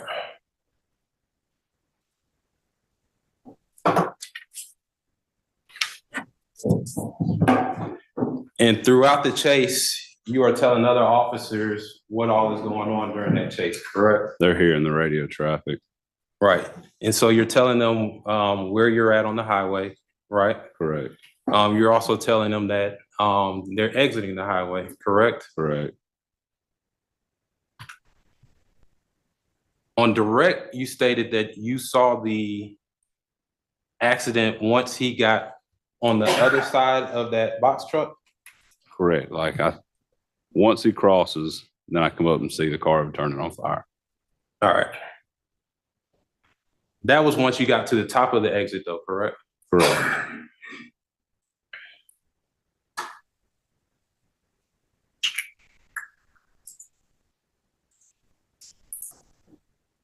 Can you see more or less than what we see on the dash cam? Your head is in a slightly different position than the You can camera. see more than the camera shows. I mean, obviously, you can see to your left and your right, but in terms of looking straight ahead, it's not some magic telephoto lens that is capturing something that's beyond your eyeballs. All right.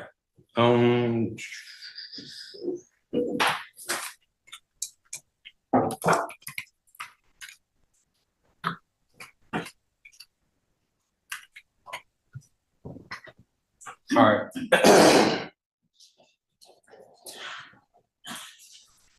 On the date that we actually have on the incident report, April 16th, you stated that's when you went to the hospital and told Mr. Poole that he had warrants and he returned himself in. I told you I don't recall the date. It's on your report. I would imagine that, yes. The date, so what did they say they were? Don't interrupt them.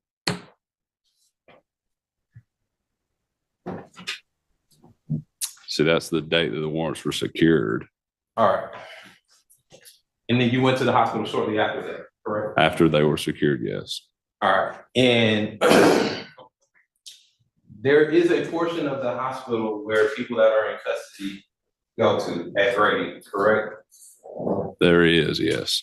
All right. And that part of the hospital, I'm thinking it's like the very bottom basement area. Somewhere around there, yes, sir. And if somebody is in custody, then they're in that place, and that way they can't go anywhere, can they? No, they don't always go there. All right. There wasn't any officer that remained outside that door while he was there, correct? I don't believe so, no.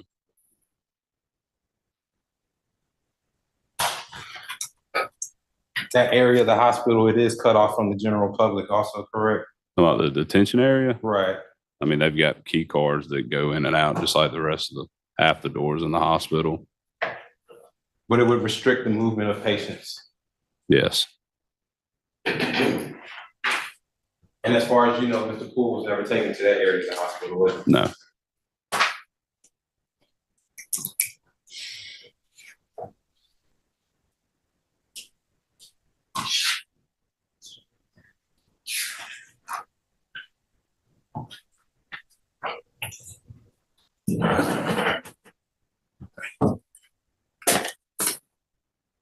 All right, I have no further questions. Mr. Abate, any redirect? Very briefly. Trooper Clark, this night, whether Mr. Poole was wherever he was taken, for the hospital where he has warrants on. Let me ask you this question. I'm sorry, I can't hear over Mr. Watson. All right, The amendment. it's your testimony on April 17th. What did you tell Mr. Poole after you took warrants for his arrest out? As far as verbatim, I can't recall, but I mean, essentially letting him know that he does have warrants for his arrest, will need to turn himself into the Fulton County Jail. Okay, so you gave him the option to turn himself into the Fulton County Jail. That is correct, once he finished receiving treatment. And you didn't have to do that, right? No. That was a courtesy, correct? Yes. And you talked a little bit on cross about what I would classify as semantics. So despite whether calling it crawling or wiggling, did Mr. Poole remain in the same position that you found him when you got out of your car and put the fire out until he was extricated from the vehicle? Yes. And in talking on direct a little bit about, or excuse me, on cross about your interaction with Mr. Poole at the hospital that on April 9th, later in the morning. Do you remember talking about that? Yes. And we talked on direct a little bit about the training that you'd received. Can you explain to the jurors what drug recognition training is? It is a 3-week course that I attended outside of regular trooper school to be, what do they classify as a drug recognition expert, which goes into more impairment on the more drug impairments instead of just alcohol. It is 160 hours of classroom time that is piled into 2 weeks. Then we go for a week down to Jacksonville, Florida, and do actual live drug recognition expert evals on people who are actively under the influence of multiple drugs and have to make an opinion of what type of drug these people are on and have to be correct to pass certification. And is a part of that training and certification, or is a point of that training or certification, is it for you to determine, I guess, when not to ask questions if you believe somebody's too impaired? I mean, usually at that point, they're to the point where they can't talk anyways. Those people voluntarily came in to the evals, voluntarily taught to us and everything. And at any point during your interactions with Mr. Poole and your questioning of him, did he ever indicate that he didn't understand your question? No. Did he ever, I guess, ask questions or provide any sort of responses that made you believe that he didn't understand what you were asking? No. Were his answers logical, and did they make sense as it related to the questions that you asked? Yes. And is it your opinion, based on all of the training and experience that you've had, that he was mentally coherent and understood all the questions and when you spoke with him? Yes. And on April 9th of 2021, when you spoke to him, was Mr. Poole under arrest? No. And can you tell the jurors, when are you required to read Miranda warnings to anyone before speaking with them? No, once they're under arrest or in custody and not free to leave. And on April 9th of 2021, was Mr. Poole, were any warrants taken out for his arrest? On that night? Yes. No, sir. And can you tell the jurors at which point, based on your training and experience, would Mr. Poole be considered under arrest? Once those warrants were secured. So April 17th of 2021? Yes, sir. And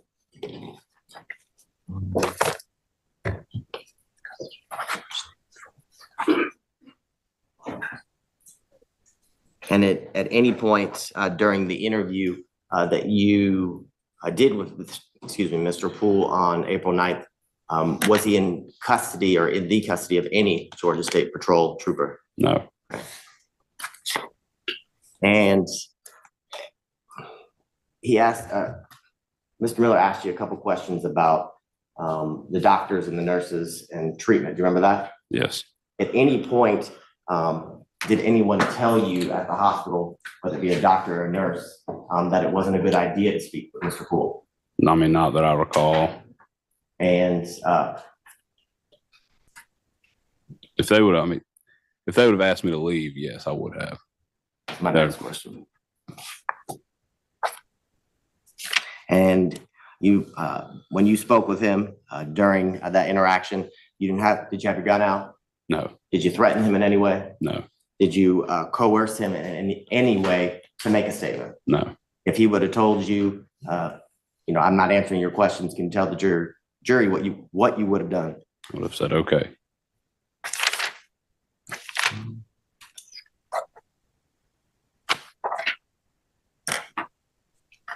And Mr. Miller asked you a couple times about you saying on the video, all he had to do is stop. Remember that? Yes. What do you mean by that? I mean, the whole entire event could have been prevented if he would have just pulled over. And let me ask you this. We saw in the video when you arrive or when you pull up to the intersection, you remember seeing that Mr. Poole's vehicle was on fire. Remember that? Yes. Can you tell the jurors what would have happened if you didn't put the fire out? Objection relevant? I'll ask a better question. In your experience as a trooper and your common sense, if you let a fire burn, what's the result? Objection relevant? What's the relevance? Why did you do that? I'll ask a more relevant question. Okay. Why did you put the fire out? To keep the car from exploding and to save both occupants in an attempt to save the occupants. An attempt to save Mr. Poole's life. Yes. Nothing further. Mr. Miller?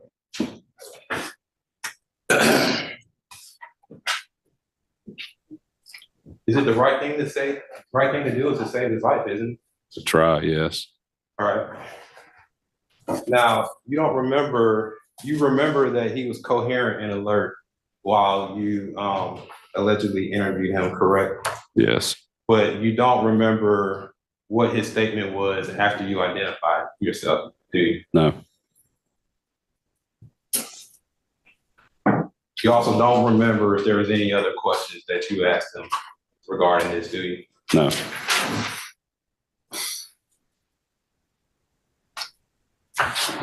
And it's not.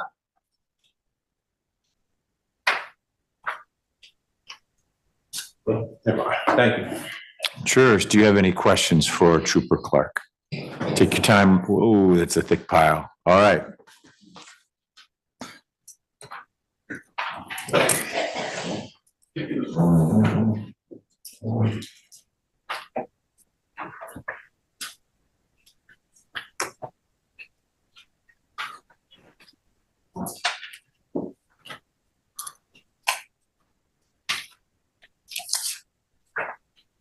Can you bring me the first batch? They can take their time, but I can start numbering. Okay.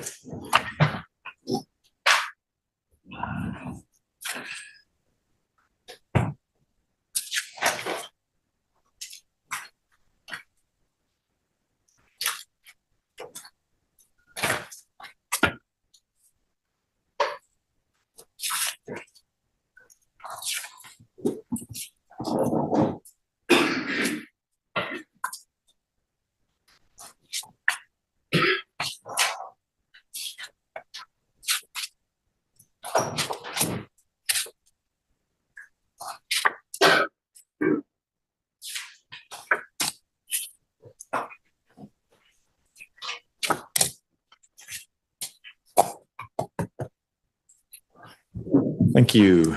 All right, ladies and gentlemen, please be at ease here in the courtroom while I meet with the lawyers outside. Be back shortly.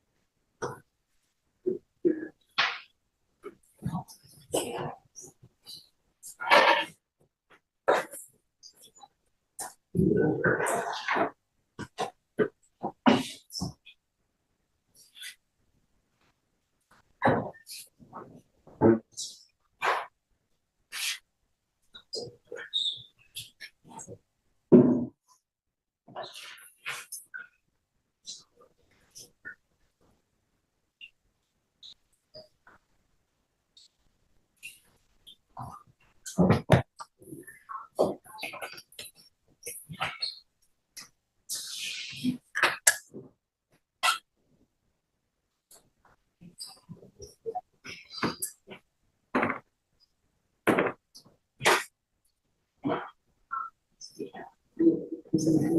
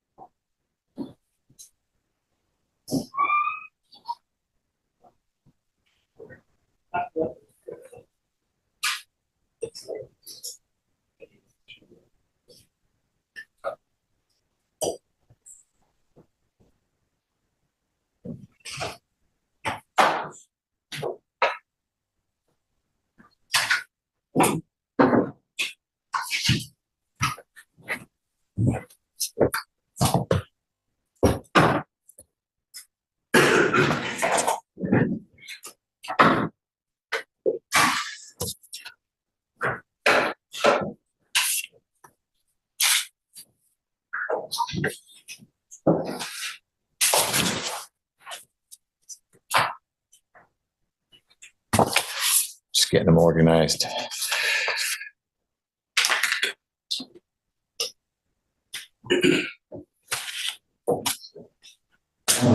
Okay, let's start with the camera in your patrol car. Is the footage that's generated reviewed by anyone on a regular basis, or is it only when there's an actual incident, like you pull someone over? Yes, it goes, our NCOs pull random videos every week. Tell the jury what an NCO is. NCOs, my supervisors, my corporals, buck sergeants, post commanders. And they will randomly review video and make sure you're not asleep or at a Correct. Krispy Kreme or something instead of out on the road. Yes, and they pull videos that are labeled as different types to check that. So they'll pull videos that you've labeled as a traffic stop. They'll pull one that you label as a test recording, which a lot of times we save, you know, if you're driving, you accidentally bump the blue lights and it turns your camera on, you turn off test recording because it saves, I don't know how you call it, but I guess more important calls in a higher definition of the video. So like that test recording is kind of the low end of the deal, but they'll check a lot of those just to make sure.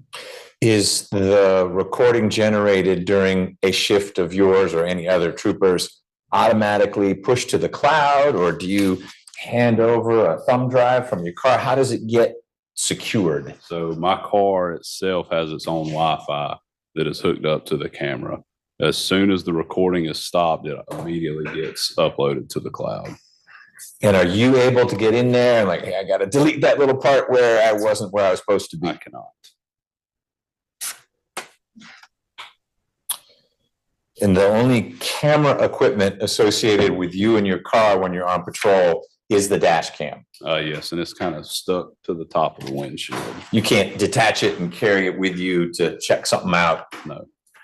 You talked about having a microphone, in particular when you were at the hospital and your mic wouldn't pick it up. Tell the jurors what the mic is and what it has to do with being near the car. So the microphone is just, I mean, it's just a little box that we can put on our shoulder, our belt, but it has to sync to the camera to pick anything up. And once you get so far away, it's, I guess, sort of like a Bluetooth connection type thing. Once you get too far away, they'll disconnect and it won't pick anything up. Do you have any sense of what that range is? I do not. I know I've been in, a few foot chases and it goes out. So even both me still being outside, it won't pick up. Okay. But if you're standing right next to your car and you're talking, that mic will push the audio of your interaction to the recording that's being made with the dash cam. Correct. Yes. Tell the jurors what you understand, whether it's Georgia State Patrol policy or actual Georgia law, whichever controls, both would control you, about high-speed chases, when you can initiate one and when you should call one off. So with us, we do not initiate a chase. We initiate traffic stops. Violators that flee from us then initiate a pursuit. We call off chases when it becomes, and when it endangers the public. Like if, for example, if you're on an extremely busy roadway, or if they start blowing red lights, because we use what's called due regard. If we come through a street, like if we would have made it onto Lennox Road, bunch of red lights, let's say they were all red as he's going through them, we are required to stop at each red light and make sure nobody's coming before we pass through.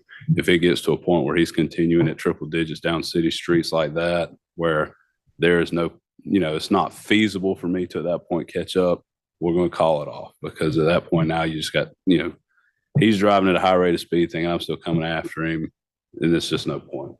But you're empowered to make that decision of, it was a helpful distinction.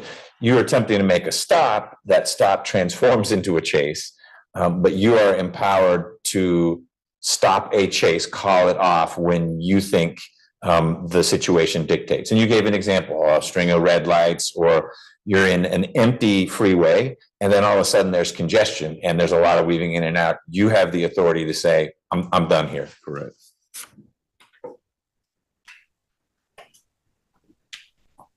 Was it your assessment, if you were able to make one, when you were interacting with Mr. Poole there at the scene of the accident, that he was under the influence of anything?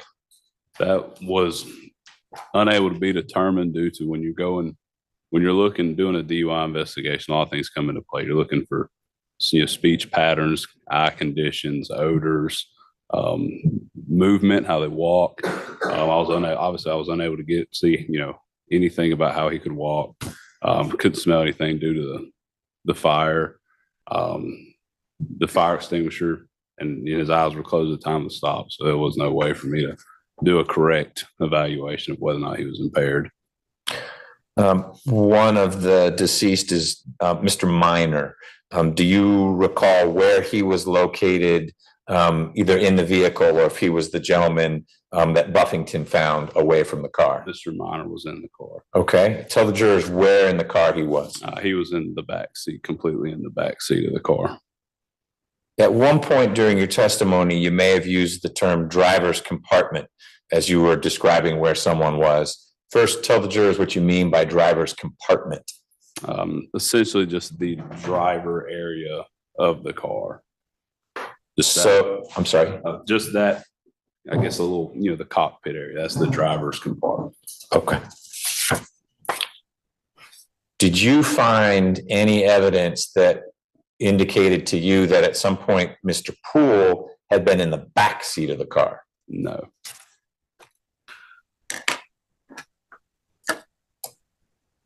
Describe for the jurors the type of movement you remember the person in the front seat area who was partially exposed on your video making as you approached. So it was almost an attempt to get out, but was unable to get out due to the heat and fluids that were dripping out of the motor onto his person. But like I said, he was entrapped, but it was more or less just trying to get out of the way. So do you, in your professional capacity, typically visit suspects in the hospital? Yes, With us, we're primarily a DUI task force. So most of the times, the only times we're at the hospital is if we take somebody in to do like a legal blood draw. But as far as somebody that has been hospitalized, we don't do that very often. Your visit to Mr. Poole, in this case, did it occur in the same time frame of the accident investigation, or did you go home, have a whole nother shift, and a few days later go visit him to have the conversation that you've described you had with him? It was within 24 hours of the crash. Would you, upon getting to, what was the hospital he was at? Grady. Would you have had to sign some visitor log or anything to get in? No. Mr. Abate, do you have follow-up based on these inquiries?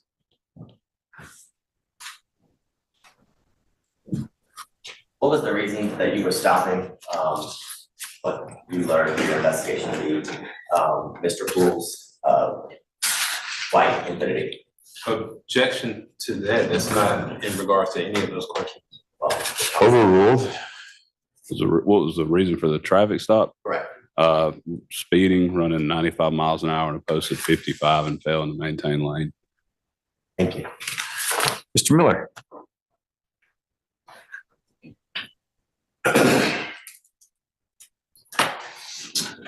No follow-up, but I would like to make a record, but I can do that outside the presence of the jury. Okay, well, we'll preserve it. You, at the close of the questions from the jurors, have something you want to get on the record. We'll talk about it when we take a break. I'll rely on you to remind me when we take that break. Trooper Clark, thank you for your time. Thank you. You're free to go. Take only your stuff. Do you want Thanks. this? That, you just stay right there. The lawyer who needs it will come get it. Thank you. State's next witness. Corporal Jeffrey Lee.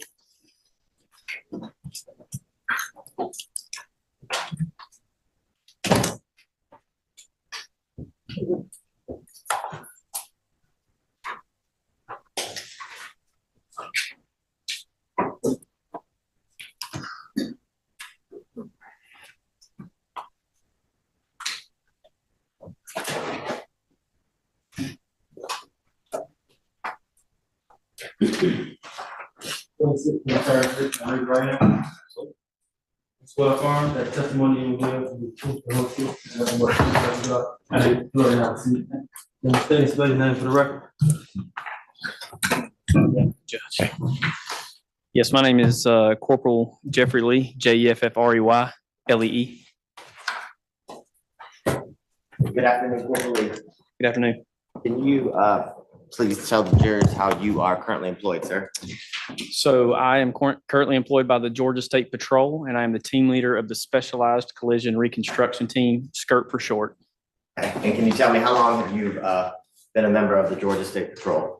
I've been with the State Patrol for 12 years. Okay, and while being employed by the Georgia State Patrol, you said for the last 12 years, have you always been a member of the SCIRT team, or have you worked in other areas of the departments? I've worked in other areas. I've been with the team for the past 6 years, and I've been the team lead for the past 3. And can you tell me a little bit about, I guess what, again, SCIRT stands for, and what do you do as a member of the SCIRT team? So again, it's the Specialized Collision Reconstruction Team. And what we do is we do a variety of tasks, but number one, first and foremost, we're accident reconstructionists. That's what we do. We assist troopers with the initial crashes. So we're called in to assist with anything that's prosecutable or serious in nature. And that can be from a fatality or a serious injury crash, pursuits, on down the line. That's what we're called to do. And again, we have other technical skills that your standard trooper that would come to your accident scene may not have.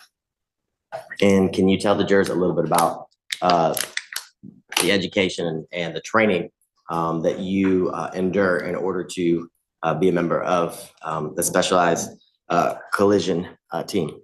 Yes. So I'm a state certified reconstructionist through the state of Georgia. But you also go through levels 1 through 5 of accident reconstruction. Okay, so that's anything from critical speed, spin analysis, all the way up to crush, energy, momentum. And then we get a range of other training as well, human factors and things of that nature. And as I guess you remain a member of that team and work in that unit, can you tell the jurors, do you continue to get training or education as it relates to the area of accident reconstruction? Absolutely. We attend semi-annual training, and we attend courses throughout the course of our career, depending on what we do and don't have. So we are always training. And I think you mentioned a few minutes ago that you are the team leader. I am. Tell the jurors a little bit about what, I guess, additional you do as the team leader. I'm busy. I'm actually on top of investigations. I do things such as I manage schedule my employees, and I also assist the other investigators with whatever their investigations need. And I also create partnerships and work with other agencies in providing whatever need they may have that we can provide. And I guess as the team leader, do you take part in leading or assisting trainings as it relates to accident reconstruction? I do. I am a post-certified instructor, and I do assist and teach accident-related courses.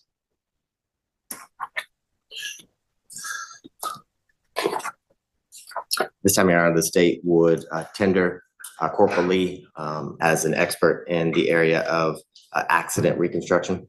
Mr. Miller, do you want to examine the witness? Do you have any objection? We do have an objection, Your Honor.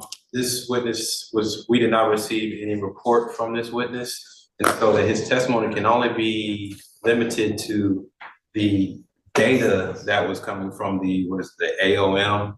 And it can be interpreted in a way, but for him to talk about body placement, body movement, anything like that, we don't have any report that would show those opinions. So a report was generated by Corporal Lee after he did his investigation with his conclusions. So I guess I'm confused by that. Did you provide the report to Mr. Miller? I did. Okay. You're saying you've never received a report? Received any reports from this person? It's right behind. That's an investigative summary. It's not signed by him. We have no indication that that was in any way. Can I see the document, please?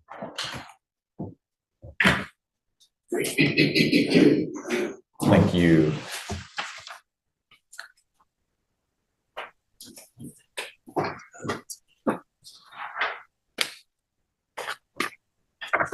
So what I'm reading, you have.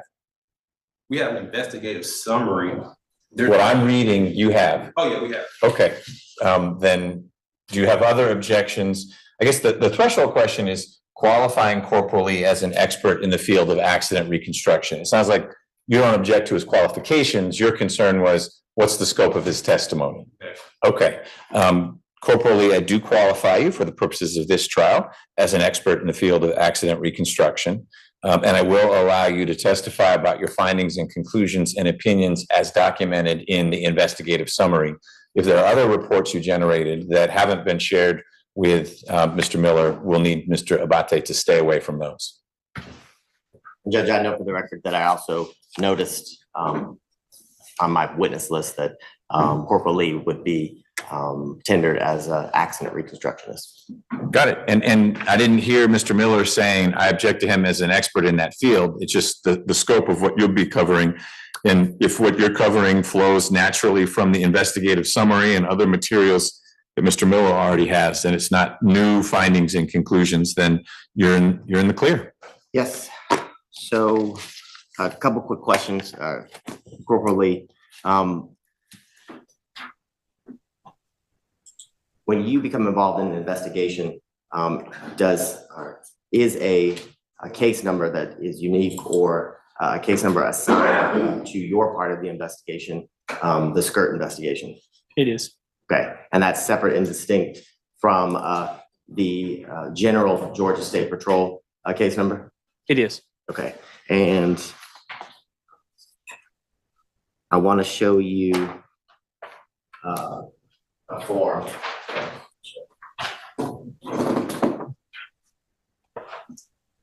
And I will mark it for identification purposes.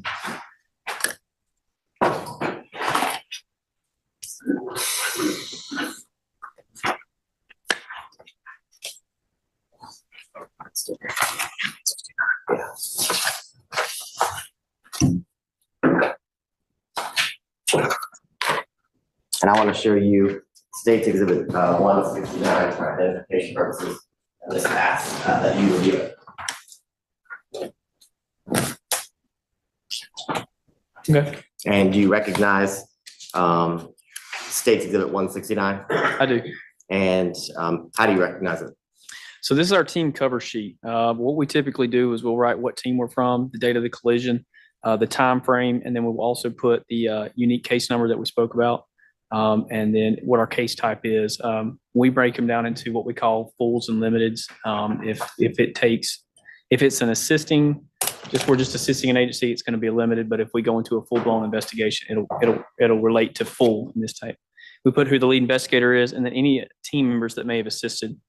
Below that, we're going to actually put the initial primary responding officer that's involved. If they're part of our agency or another agency, we're going to put that in the next column or in the next row. And then as we go down, we're going to highlight the crash reports and the incident reports that are connected to this specific case. And then below that is, for court purposes, we are going to put our information so that we can be contacted for subpoenas. Okay, and does that appear to be a fair and accurate copy of the cover page or the introduction page that you did as it relates to this case? Yes. At this time around, the state would tender what's been marked as State's Exhibit 169 to evidence. No objection. Okay, it's admitted. And now, corporately on that form, does it indicate the unique or the skirt case number as it relates to this case for what happened on April 9th? It does. Okay. And on that form, does it say who the lead investigator is? It does. And who does that form indicate is the lead skirt investigator? Myself. Okay. And that was generated as a part of your, I guess, paperwork and report that you did as it relates to this case? It was. Okay. Now,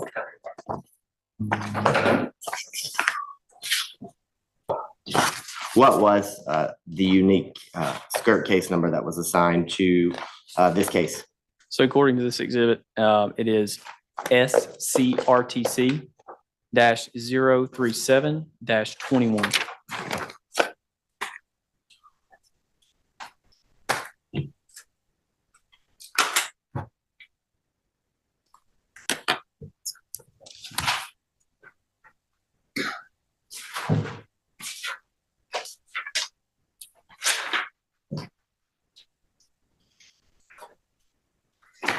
And I want to show you the remarks, the exhibit 170. And do you recognize that? I do. Okay, and can you tell the jurors, how do you recognize it? This is my investigative summary. Essentially, what we're going to do at the end of our investigation is we are going to summarize the collective of the details. The reason we do that is because case files can range from 5 pages up to, we've had cases with 4,000 plus pages. So we are basically condensing our findings into a simple report. And does State's Exhibit 170 fairly and accurately depict the case summary of your part of the entire investigation? Yes. Time around, the state would tender what's been marked to State's Exhibit 170 into evidence, knowing that it doesn't go back with the jury at the time. No objection. It's admitted. And can you tell the jurors, is there a case number up at the top of, I guess, the beginning of your case summary report? There is. And can you tell the jurors, what is that case number on the top? It's going to be SCRTC-037-21. So it sounds like is that the exact same number that was contained in the cover sheet or the case index form in State Exhibit 169 we just talked about? It is. Okay. Now, can you tell the jurors, when you respond to a crash scene, what are the first things that you do? So we're gonna do a range of things. First, when we arrive at the scene, we're gonna try to speak with the parties involved so that we can kind of get an understanding of what's going on. We're gonna walk the scene as well. And when we're doing that, we're gonna take photographs to document the scene as we find it. We're also gonna use marking paint on the road. If you've ever been out and about and you've seen marks all over after a crash, that's what we're doing. We're gonna use those later, possibly for measurements or to highlight evidence that we can come back later and use a device called either a total station, a real-time kinematics, which is called an RTK system, or our drone to map and notate where evidence was because you can't always get everything at the crash scene. So sometimes you have to come back. Again, we're going to try to collect videos as well. And if we can collect any statements from anybody that's on scene that was involved, that's what we're going to try to do. Okay. And when you responded to, I guess, were you dispatched or called to respond to the area of Georgia 400 North and then the first exit on when you get on to Georgia 400 North, the Lennox Road exit? Yes, And is that location here in the city of Atlanta, Fulton County? it is. Okay. And can you tell the jurors, I guess, do you recall the time of day or when you were asked to respond to the Lennox Road area right off of Georgia 400?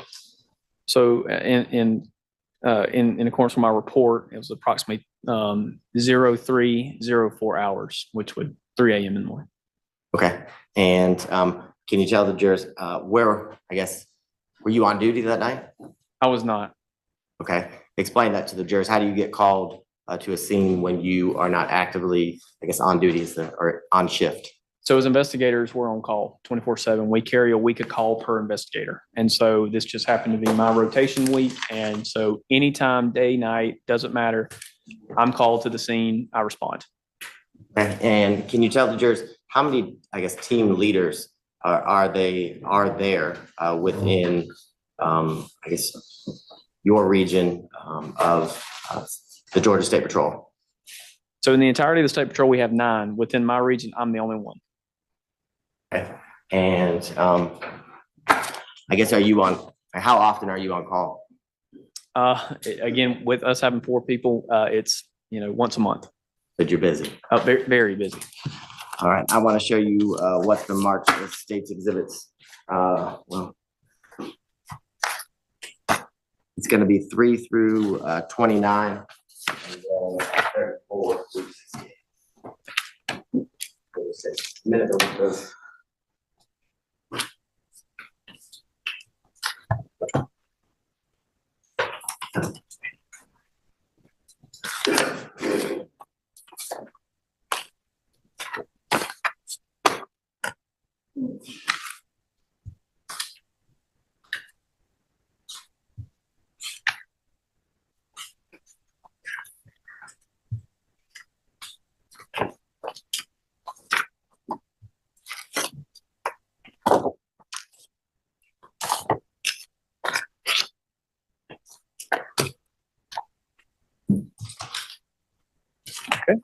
And can you tell the jurors, do you recognize state's exhibits 3 through 29 and then 34 through 68?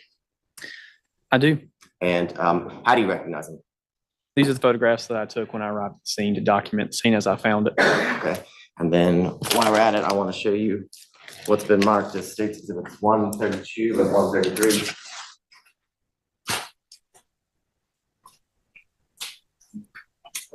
After you look at those, do you recognize the USB drives in both state's exhibits 132 and 133? I do. And we'll start with 132. How do you recognize that? 132, I believe, is a video that I took of the scene. Okay. And when you reviewed it, did it appear to be a fair and accurate copy of the video that you took of the scene on April 9th of 2021? Yes. And then you spoke earlier about the use of either a drone, I think you said, or the RTK system. Yes. That evening, did you occupy or did you use, excuse me, either of those systems, a drone or an RTK system? I did use a drone, yes. Okay, and with the drone, did you take video footage using the drone? I did. And the state's exhibit 133, do you recognize that as the footage from the drone that you used that night? Yes. Or early morning, excuse me. Did, after your review, did it fairly and accurately, is it a fair and accurate copy and depict the scene on April 9th of 2021 that you took using your drone? It is. At this time around, the state would tender what's been marked as state's exhibits 3 through 29, 34 through 68, and then 132 and 133. No objection. I got the last two, 132 and 133, and 3 through 29, but then there was the skip, to 34. Through 68. 68. 1 second. Okay, and there's no objection, so those are all admitted.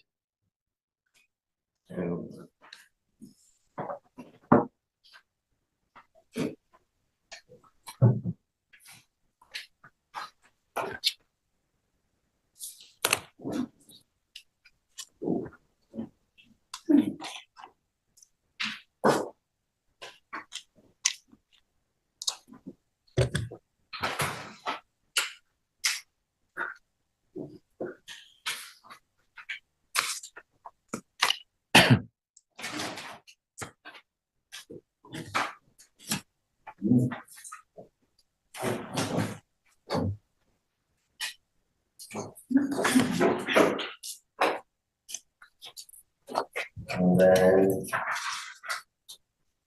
hopefully, as previously medical states exhibits 30, 31, excuse me, 30 through 33. Did you, is that part of the packet or is that some of the photos, the remaining photos that you took on April 9th of 2021 of the scene? They are. Okay, and the last exhibit that I handed you, you just looked at previously admitted to states was 134. Can you tell the jurors, do you recognize that photo? I do. Okay, and that photo that was previously admitted, can you tell the jurors what is it? So this is a photograph taken with the drone. It's an overhead perspective of the actual crash, the vehicle at final rest. Now, I guess, can you walk the jurors through some of the first things you said? You arrive on scene and you kind of survey the area. What are the first steps that you take as a part of your training as you start, I guess, reconstructing the collision or the crash that you're there to investigate? So the first thing that I like to do is I like to get some perspective. I like to talk with the parties involved. In this case, I spoke with some of the other troopers that were involved in the case at the scene to just kind of determine, hey, what's going on, and get started from there. What I'm going to do next is I'm going to walk the scene, and in detail, I'm going to photograph everything. The reason for that is because I'm trying to put a puzzle back together. My job is to recreate crashes. It's in the name of reconstruction. So what I'm going to do is I'm going to walk the scene and I'm going to highlight evidence using spray paint. Again, we've all traveled through the city of Atlanta or anywhere, and we've seen after crashes where they're marking paint or marking things such as areas of impact, fluid trails, skid marks, any type of tire mark, gouge marks. Gouge marks are essentially look like an ice cream scoop came through the asphalt. And we're going to notate where occupants, again, in this case, one was ejected. We're going to notate where he's lying at the end of the crash. We're also going to notate the final rest of the vehicle so that we can have, again, the perspective if we need to come back and do what we call forensic mapping at a later date. From there, if I have any witnesses available, I'm going to take the time to interview them and find out what they saw or what they heard. A lot of times we have people who hear crashes, they don't see them. So we want to make sure and establish that they actually saw what occurred. I'm going to also look for things such as video. In this case, we were fortunate we had dash camera video. We didn't really have a lot of other video, but those are the things that I'm going to look for preliminarily when I'm getting on scene and getting my baseline of my investigation. And I want to show you States exhibit, or I want to publish States Exhibit 132.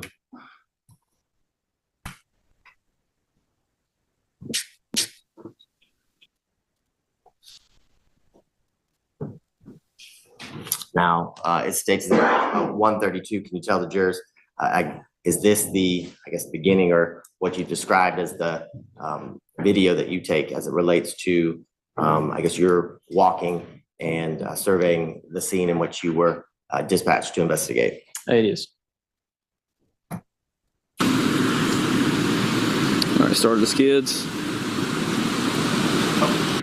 Objection, Your Honor. Stop for a second, please. This video was not provided in discovery. It was. It was. Show me in a Dropbox. I would have.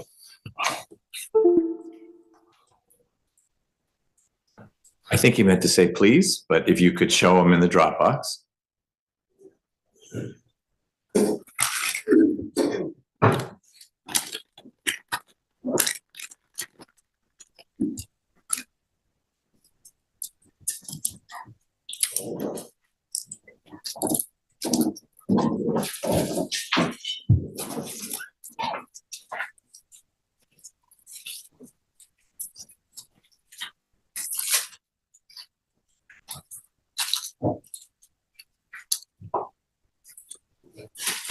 First thing in the Dropbox on the scene.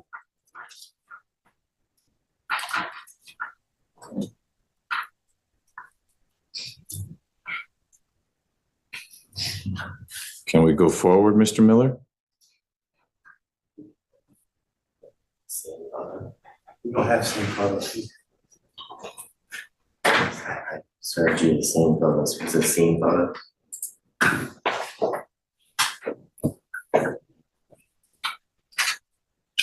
Right there. That's the trunk shot.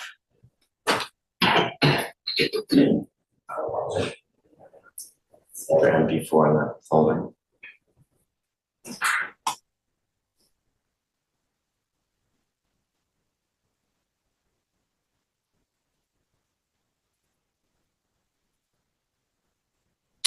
I've been mistaken here. I have a question before we restart it. You had mentioned you like doing the painting. Are these orange dashes we see things you made, or those existed before you were on the scene? Those are what I made. Okay.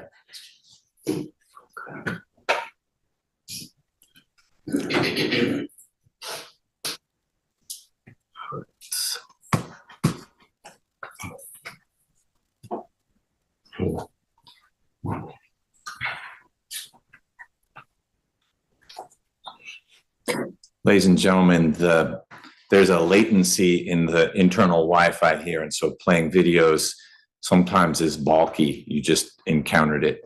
Once it gets going, it goes well, but if we stop it and try to start back up, it can often kick the user out.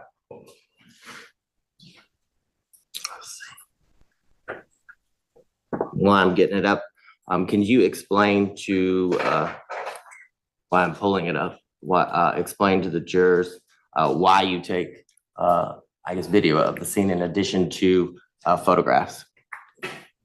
Okay, so I'm gonna give you a very basic answer that was given to me early on in my career.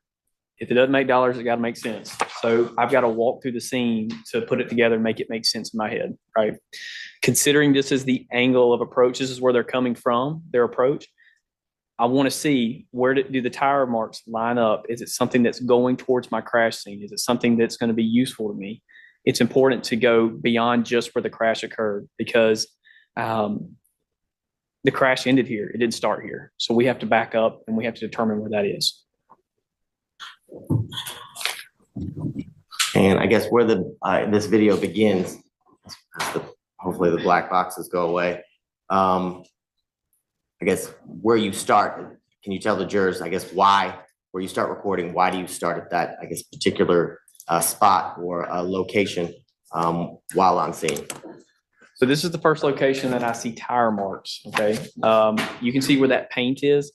I don't know if it goes far enough back to show where I capped these marks. A cap is essentially just a big U. And what it is it's Skid marks kind of come in a bunch of different forms, but there's called pre-impending skids, and then there's actual skid marks, and that's the dark tire marks you see. Whereas a pre-impending skid is going to be hard to see, and it's going to be something you're not really going to see very well it depicted in a photograph. So essentially, you do this long enough, you kind of know what you're looking for. And what we're going to do is I'm going to cap where I see that impending skid leading up to my actual skid marks that you're actually going to see.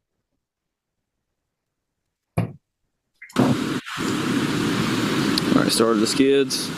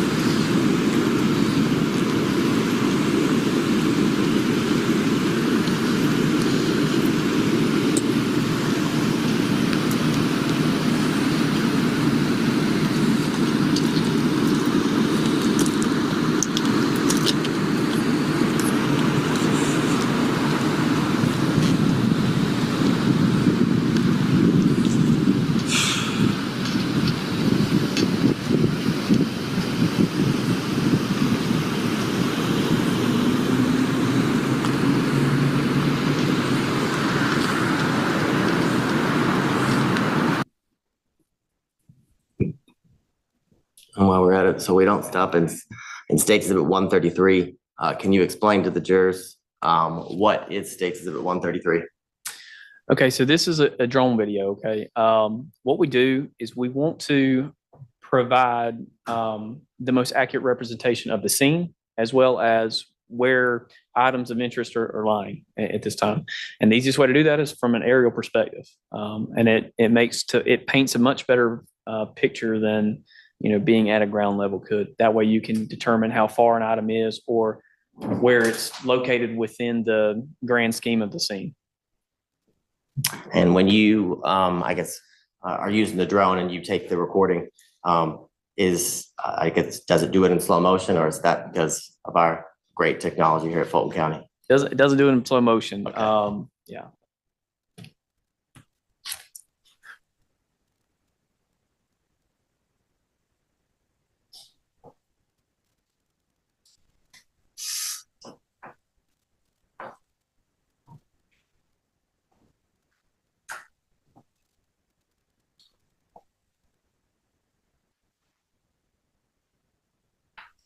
And can you tell the jurors the point at which you start and continue using the drone in order to record and take footage? Why do you start where you start and end where you end?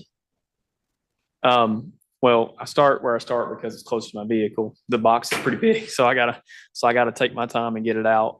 In this instance, what I did here was I was trying to highlight from an aerial perspective what you saw previously, me walking the scene. You can see the skid marks here to your right, and then to your left, obviously, you're seeing the vehicle and the area of impact. This is actually my vehicle here with the blue lights on in the very back. So that's why sometimes I start in other places because boxes are a little heavier.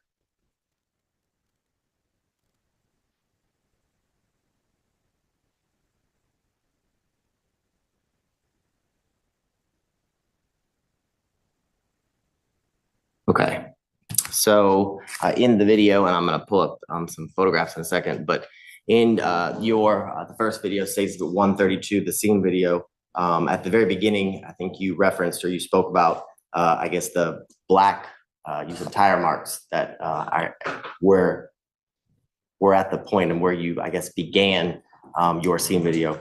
Can you tell the jurors what are those based on your training and experience? How are those created? So in this case, you have to look at them from the perspective of there's braking being applied and there's a lot of speed. Anytime you have skid marks that are that length, there is a ton of speed. So that's the first thing that I'm looking at. Again, impending skids, that's where your ABS is, your anti-lock brakes, that keeps your wheels spinning so that you don't lose control. That allows you to drive the car even while you're braking very heavily. So that's where these marks are starting to come into play. And then again, when you see those two, braking's being applied, there's a lot of speed involved.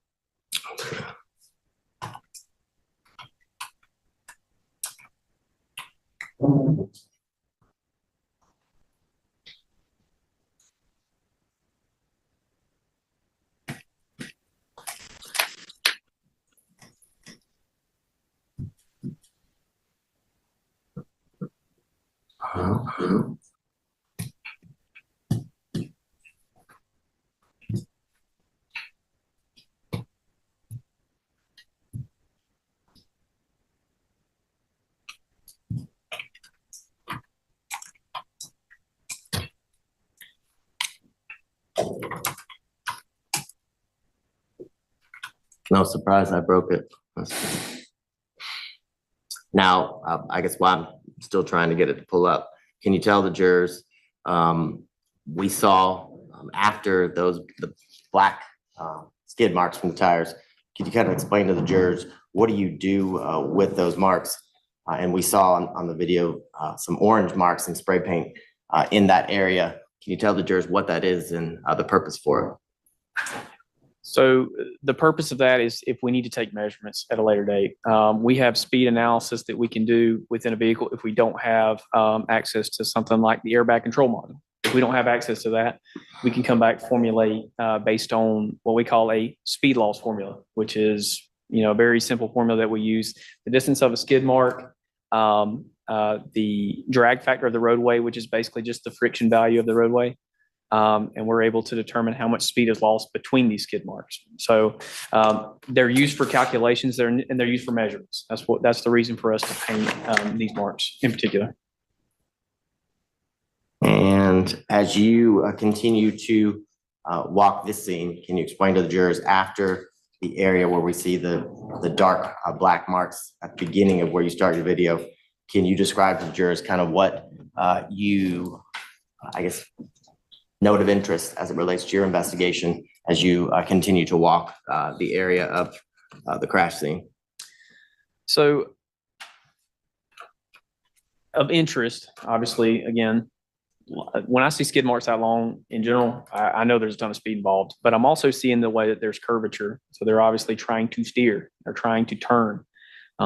As you can see from the video, Lennox Road, you can't go straight. You have to go left or you have to go right. And it's apparent that there's driver interaction. The driver is trying his best to steer as best he can. So those, again, that's what draws the most interest for me. The car is doing everything it can to A, slow down, and B, it's doing everything it can to stay in a straight line. And you talked about earlier that also in conjunction or before you kind of begin to take your video as well as your measurements and mark the scene, you said you speak to individuals or witnesses on the scene. Mm-hmm. And at that time, did you speak with Trooper Clark on the scene? To the best of my recollection, I did, yes. Okay.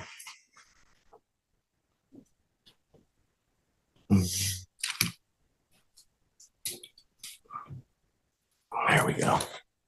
Okay, in State's Exhibit 24, can you kind of explain to the jurors we're a little bit past, I guess, where the first initial set of marks that you just spoke about, and now we're crossing the intersection of Georgia 400, where Lennox Road, kind of where all the traffic lights are. Yes.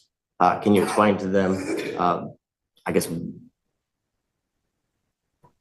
why you took this photograph and I guess what it indicates as it relates to your investigation. Well, two things. Again, we're going on our path to travel, right? We're trying to figure out where this vehicle is coming from and where it's going. So path to travel is number one reason, because again, what I like to do is I like to start at the beginning of those skids. I like to work my way in. Not only does it provide perspective, but it gives you a general approach. And then also just going to show your area of impact, which is going to be the concrete barrier. And I want to show you.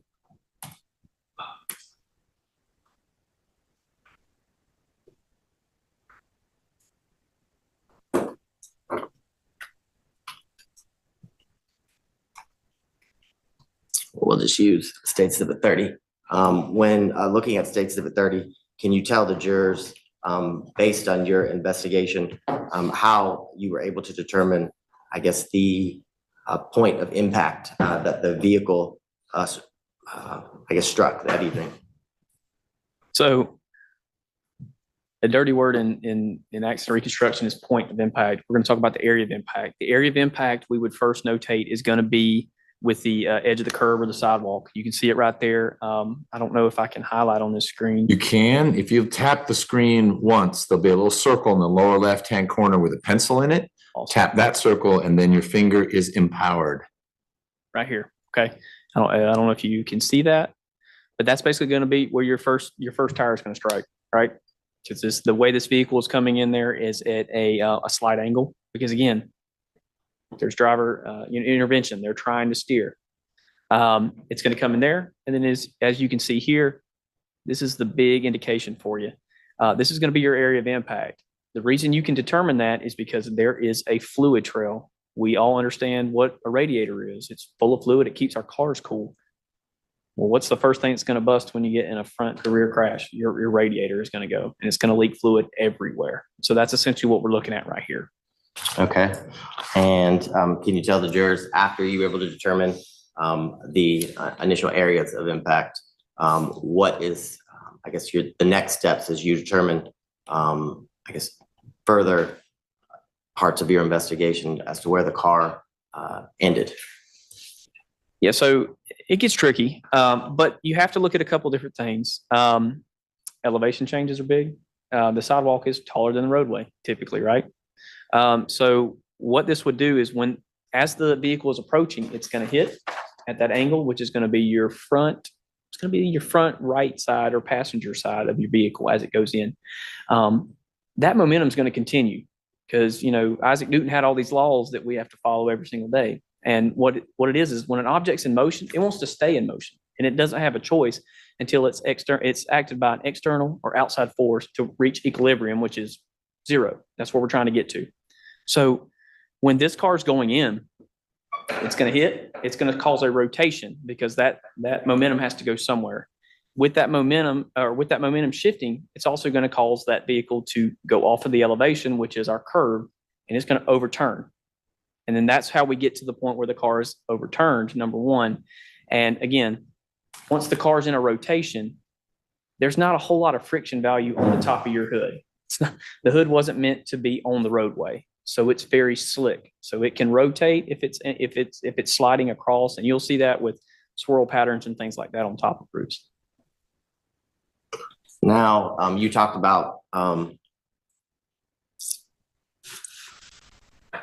motion, and that an item stays in motion until it, I guess, intersects or comes in contact with something else. We're talking about that. Tell me a little bit about if a vehicle is traveling at a high rate of speed and comes in contact with a concrete wall. What happens to the occupants of the vehicle?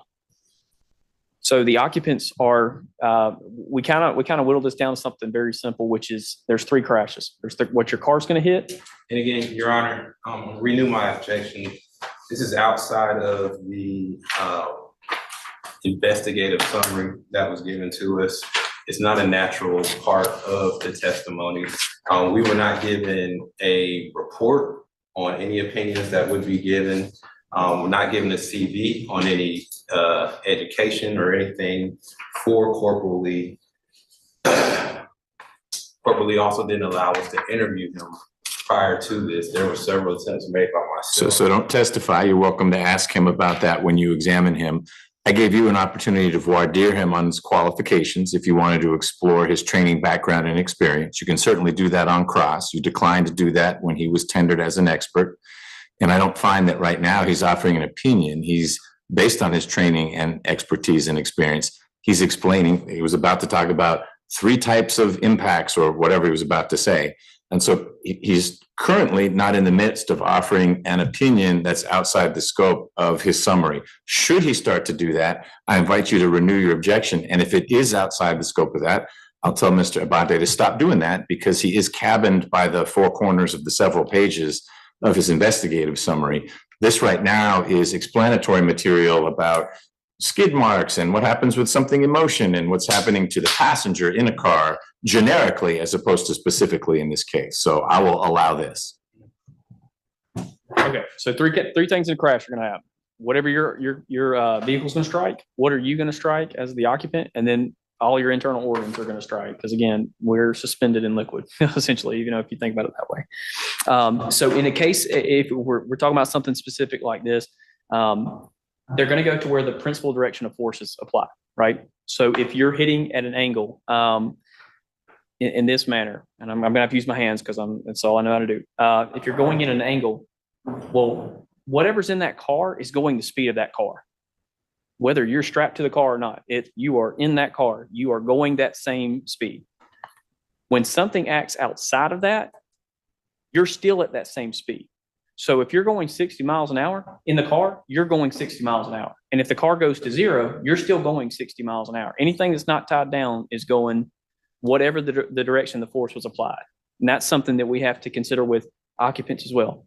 Wherever that force is applied, however fast they're going, they're still at that speed, and that's the direction they're going. And can you tell the jurors, based on what you just said, that the occupants are going in the same direction at the same speed after a vehicle hits, for example, a concrete barrier like the one in Sticks is at 30, and the vehicle then collides with that concrete barrier? Can you tell the jurors what happens based on your training and experience to occupants inside a vehicle that hits the area of impact where it did on the White Infinity? So related to this, again, the angle at which they're approaching, right? They're going, it's going to be, their car is going essentially from, it's going forward, but it's going from left to right. So we're going this direction. Everybody sees where I'm going with that. So when it hits that wall, that car is going this direction, but that wall is about to interrupt this direction. So that's what's going to happen is, if you can see the way I'm sitting, as I'm going, when I hit that wall, that force is acting this direction on me, but my body still wants to go that way. So I'm going to continue the direction I was going, but the wall's telling my vehicle, no, you can't go any further. But whatever's in that car that's not tied down is going that direction. So in this instance, when that wall acts, they're going the direction at the speed that they were carrying. So they're going in the direction where the force was applied, which is again called the principal direction of force. So the momentum of the vehicle and then the momentum of the people inside the vehicle, do I understand you saying that they're not the same or they're different? So they are the same until they're acted on by an external force, which is the wall. So yes, it does change. Okay. And can you explain to the jurors that change based on your training and experience? What is the result of the momentum of the people when the vehicle hits the wall? So again, they're going to where the wall is, because again, their body is at the speed that they're at and they're going that direction. We call that delta V, or the change in velocity. That's the rate change of speed with respect to time. And it doesn't happen in hours, it happens in milliseconds. You can't blink that fast, especially in a crash like this. Okay.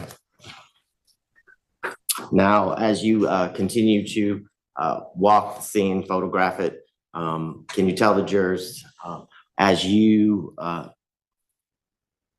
notate different things can you explain to the jurors, or based on your observations, where was the majority, if not all, of the damage as it relates to the white Infinity that you saw on scene?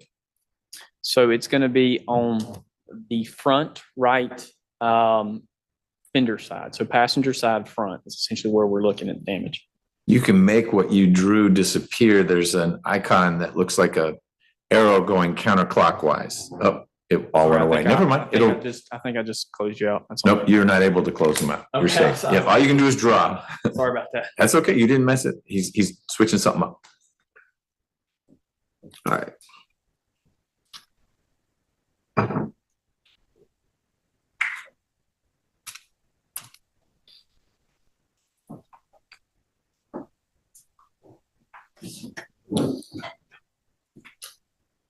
All right, States Exhibit 4. Will that, I guess can you use that to kind of explain the damage that you were just describing as it relates to the vehicle? Yeah, so what we're looking at right here, and I'm going to draw for you too. This makes it a little easier. So obviously, I'm going to put a red line, and this is going to be your passenger side of your vehicle. Okay, you can see that this tire here is pretty well crushed because again, it's fixing to get crushed between a wall and a car. So that's essentially the where the car and the wall are going to collide, and it's going to be an angle somewhat like that.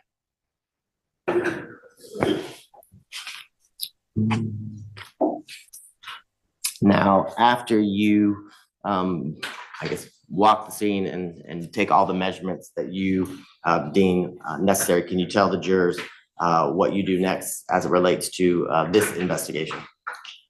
Okay, so once I conclude at the scene, is that what just so I'm clear, you're asking me what I do when I conclude the scene? Yes. Okay, so when I concluded the scene, what I'm going to do next is I'm going to start going down my list. And one of the major things here is we wanted to determine speed. Speed's very important when it comes to crashes, especially catastrophic crashes. So what we're going to do is we are going to go and we're going to apply for search warrants to get what we call the airbag control module. Now, these are devices that are installed by the manufacturer. They're in your car. People call them black boxes, but they're not as fancy as the ones you see on airplanes. They don't record sound or anything. They are strictly recording the set programming set by the manufacturer. Okay, and it can be anything from speed up to 5 seconds, up to 0 or down to 0. It can be steering input. It can be braking input, service brake, ABS activity, stability control. It can record a range of information, and it can store multiple events. It doesn't have to just be a major crash. Basically what happens is you could have multiple events on something and you'll have to validate the data, number one. But basically that module is asleep until you wake it up. It's basically what tells your car to take care of you. Throw the airbags, retract your seatbelt, lock it. So that's the first thing that I'm going to do. I'm going to go to the record lot in this case after I've obtained a warrant, and I'm going to look for this module and I'm going to attempt to download it. I'm also going to conduct. I'm going to photograph the vehicle as well as do a brief inspection on the vehicle. Okay, and that's kind of where I start when I leave the scene. So this is not the same night, but again, as I go through my investigation. So let me back up just for a quick second. I should have asked you, can you tell the jurors what happened to the 2017 white Infiniti Q50 after you completed your scene investigation that early morning? It was towed to Futo's Wrecker Service lot. And is that a towing service that is used often or by the Georgia State Patrol? It is. And is there anything unusual about Futo using or being the company used to tow the vehicle? No. Okay. Now, you said you applied for search warrants. Did you do that here in this case? I did. And after getting the search warrant for the airbag control module, can you tell me, did you go to the impound lot where the Infiniti was taken? I did. Okay. And I want to show you what's been marked as State Exhibit 69 through 130.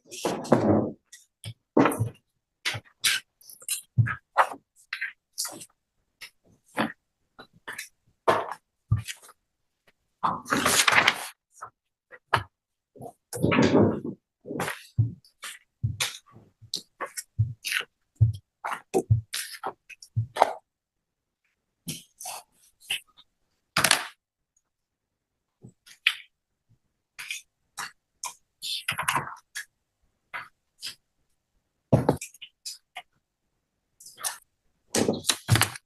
Do you recognize State's Exhibits 69 through 130? I do. And can you tell the jurors, how do you recognize those exhibits? So these are the photographs that I take when I go to the record lot, basically to show the condition of the vehicle in which I found it. And I include these again before I try to go in and actually do an image of the airbag control module. Okay.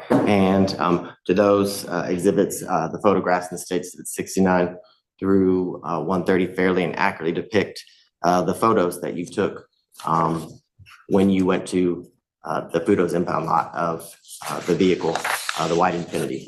They do. They surrounded the state with tender what's been marked as States Exhibits 69 through 130 in the evidence. Objection. They are all admitted. And Corporal Lee, let me ask you a question too. When the vehicle is towed here that early morning of April 9th of 2021, can you tell the jurors, we saw in some of the photographs and in the video that you took of the scene, there was wreckage, parts of the vehicle that were kind of all over the highway or all over Lenox Road. What happens to those parts? So those parts can be, a lot of times they're collected by the tow services and they're essentially just pushed into the car. That's what they are. Yeah. And does that happen fairly commonly in these kind of motor vehicle collisions or crashes? All the time. You said put in the car so that when you get to Fudos, there might be a tail light part sitting in the passenger compartment, because that's just a way to kind of package it all up. Essentially what they'll do is they will brush everything up with a broom and they will dump it into the car. Okay. So Whatever compartment exists for the car, if there's an intact trunk, they might put it in the trunk or whatever. wherever they can find space, you name it, they put it. Okay. Okay, you talked a little bit a few seconds ago about the reason that you get the search warrant for the airbag control module. So I want to start first with, can you tell the jurors what is the purpose of an airbag in a vehicle? So car manufacturers have two things in mind. They want to talk about the user experience and they want to talk about safety because it's a huge liability for them. So it's important that when they design a car that's going to go X numbers mile an hour, they want to protect you. That's a huge liability for them. So obviously an easy and affordable way to do that, even though insurance companies will say differently, is to put an airbag in the vehicle to soften the blow in an impact. And is the point of our airbags, based on the training and experience that you've received? Objection, leading. I haven't even asked the question. He thinks it might be leading. Why don't you ask the whole question and then I'll evaluate. Is a purpose of the airbag you said for safety, is part of that reason, or is part of that to keep the person in the seat? Objection, leading. Overruled. Can I answer the question? Yes. Okay, good. Yeah, it's to keep it in the seat. It's again, safety feature.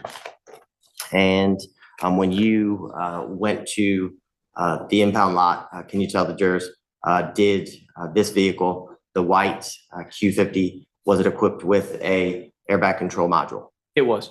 And can you explain to the jurors, where is the airbag control module housed or located within this vehicle? So every manufacturer is different. Obviously, we understand that. The bulk of your modules are going to be within the center tunnel near the firewall. They install them there because you're trying to get as close to center mass of the vehicle as you can, because they have a built-in accelerometer, and that's how it's measuring the speed of the vehicle. And as a part of, I guess, your investigation and prior to attempting to extract, I guess, the information or the data from the airbag control module, can you tell the jurors, do you do any research or do you look up the vehicle as it relates to size and the things that it is or isn't equipped with? So yes, we can do that through two things. We use something called AutoStats, which can give us dimensions of the vehicle. And then we also use our Bosch crash data retrieval software, which will indicate where a module is located and what its possible capabilities are. Okay, and can you describe to the jurors, is this a large vehicle? Talk to the jurors a little bit about the dimensions of this vehicle, the Q50 Infinity. The specifics I can't speak about, but as far as the size of the vehicle, I mean, this is your standard smaller sedan. It's not very large in size. It's not gonna be a large sedan. Okay, and now can you tell the jurors, how do you, I guess, attempt to, and actually in those times that you are able to get information, how do you extract, I guess, the information or the data from a particular vehicle's airbag control module? So we would use what I mentioned earlier, the Bosch crash data retrieval software hardware combo. Basically what it is you use the software within your computer, and then you use different cables because every model is different. You plug into it. It has a system. Somebody way smarter than me created it. And what it does is it interprets that data, and it returns it to you in hexadecimal and in a PDF format. And did you do that in this case when you went to attempt to extract data from the Infinity at Fudos? I did. And were you able to successfully extract the data from that Infinity's airbag control module? I was. And can you tell the jurors when you're able to extract or get data, how do you access it?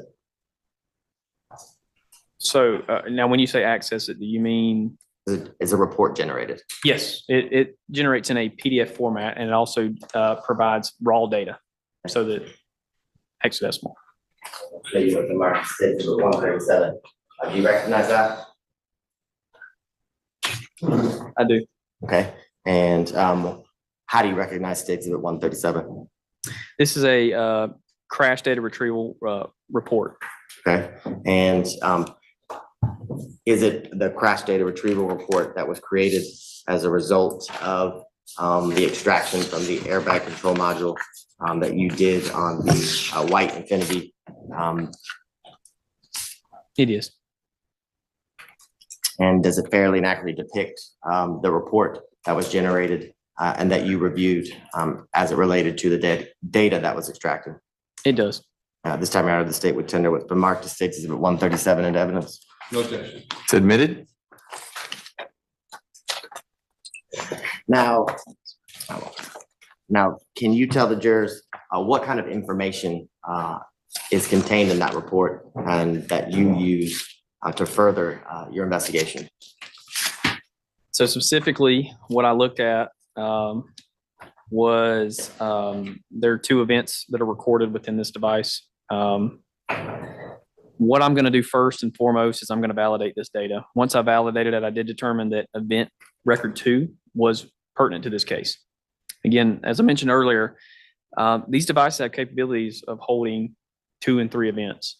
It doesn't have to be a significant crash. You could hit a curb too hard or a pothole in Atlanta and you could generate an event because the airbag sensor wakes up and says, I think something bad's happening there, but I'm not 100% if I need to throw the airbags right now.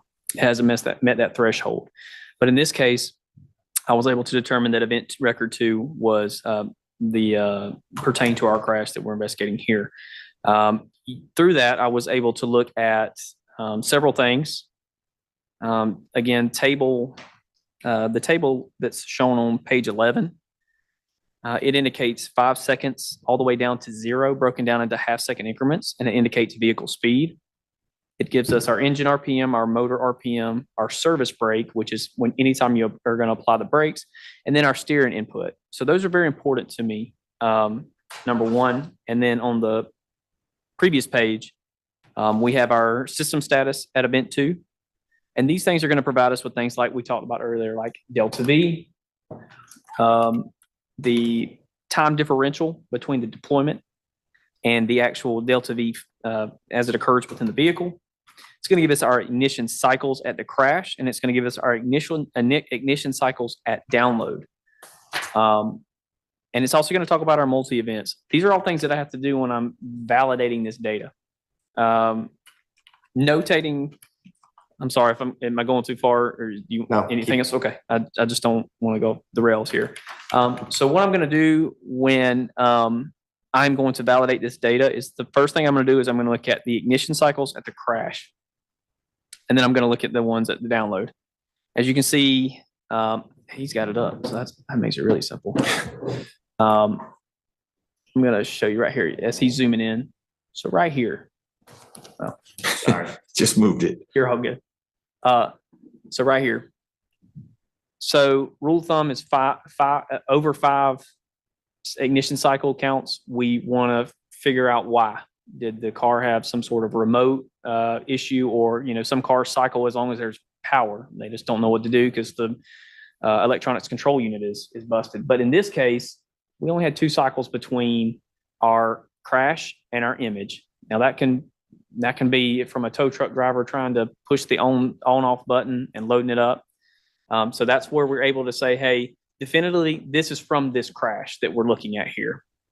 But go further, we're going to look at things like front seat passenger, seatbelt status, and it's going to talk about both of them. And as you can see here, they both say off. What we're going to look at here is our suppression switch, which means it's off, which means the airbag deployed. The most significant thing, and I say the most, but one of the significant things that I look at personally to look at the collective value of how significant a crash was is the delta V, which is listed right here. What is the delta V? You've said that a couple of times. What is delta V? So that is the rate change of velocity with respect to time. So that's basically how fast you go from whatever speed you're at, 0. And as you can see here, it's pretty significant, negative 50 miles per hour. And that happened in 185 milliseconds. So it's not that's not even a 1/10 of a second that they felt a negative change in velocity of 50 miles per hour. So it's very substantial. Basically, our rule of thumb in accident reconstruction is anything over 15 or 14 to 17 is a serious injury. Anything over 24 and above is pretty much death. Like it's not always, but you're going to be seriously injured severely. And that's longitudinal. So that's this direction, front to back, right? And we're going to talk about lateral delta V. You can see that's negative 41. So they're not cumulative. They're filling it 2 different directions at one time. And that's at negative 41. And that's at 212 milliseconds. Again, 0.0. I mean, we're talking, this happens faster than you can blink. As we continue down, I would actually say go to the next page. If I hit delete, will that get rid of all these marks I made? I don't know. Try it. We're about to find out. Hey, we did it together. So this is one that's pretty relevant to us. We're trying to indicate speed. As you can see, we're going down our speed table. We started 130 miles an hour. This is 5 seconds prior to the crash occurring, all the way down to 0, which is the crash, and that's 78 miles per hour. What I'm looking for here is I'm looking for steering and braking, not just speed. I told you that when I'm looking at a crash scene, I'm looking at the skid marks. It's got to make sense to me. Well, in this case, the brakes being activated tells me that that driver is giving it all they got. And that's why those marks are there. The steering input going from a very minor steering to a very heavy steering as you walk down the list on the far right side of the table. And then you get to a clip. Clip basically means that wheel has sheared off. That's why when the front right wheel broke, it can't go any further. It knows that it's only can go a certain amount of degrees before it breaks. So these are positive notations, these degree marks. So that means that he's turning left. Now you find this out in what we call the data limitations section on the front page. It gives you a positive indication. So again, this helps me put back together that the crash is what I saw at the scene. The marks line up, the data is lining up with the way the crash occurred. Now, as you continue to look at the data that you can see in using the CDR tool or the event data recorder, what else, I guess, are you looking at as it relates to the significance of the collision or the crash as it relates to your investigation. So again, speed is a good jump off point for us. On the previous page, again, delta V is another thing that we're going to look at because I'm trying to figure out how significant was this crash for these people that were involved. And when I see high numbers on a delta V, that's going to indicate to me that this is a pretty stout crash. We're also going to look for other things, like I mentioned earlier, about seatbelt status. There's a range of ways to find out if somebody's wearing their seatbelt in a car. Okay. You have a thing called an emergency lock and retractor in your car. This device tells it when to lock in your buckle, and it tells it lock it up here too. So if you ever jerked on your seatbelt too hard, and you get stuck, that's the ELR kicking in. It's saying, whoa, that's too hard. So that's something we're going to look at as well. Now, and again, as you can see, there's two unfastened in this instance. And as far as the rest of this report is concerned, those are the main factors that we're going to look at in our investigation. And can you tell me in the table that we see on page 11, do you see where it says timestamp and then it says 5 seconds? Yes. Now, what is that 5 second, 5 seconds? What does it signify or significant to? So that's going to be pre-impact. So these devices record asynchronously, which means that they're going to take a timestamp from, if we're at 5 seconds here, we're going to 4.5. Somewhere between 5 and 4.5, we're going to clip it somewhere. We're going to grab that. There's the speed there. And then it's going to go to the next one and do the same thing. And basically what it's doing is it's just backpedaling. And it's saying, okay, I've recorded all these speeds up to this event, and I threw the airbag, so I'm going to hang on to this information because somebody somewhere is going to need this information. Okay, and 5 seconds prior to impact, can you tell the jurors how fast that vehicle was going? 130 miles per hour. And then at the bottom of the chart on page 11, do you see where it says 0 under timestamp? Yes. Can you tell the jurors what is the 0.0? What does that mean? So 0.0 is basically it's indicating impact. That's where we're at. And can you tell the jurors at the time of impact, according to the chart on page 11, can you tell the jurors how fast the car was going at the time impact occurred? 78 miles per hour. Okay.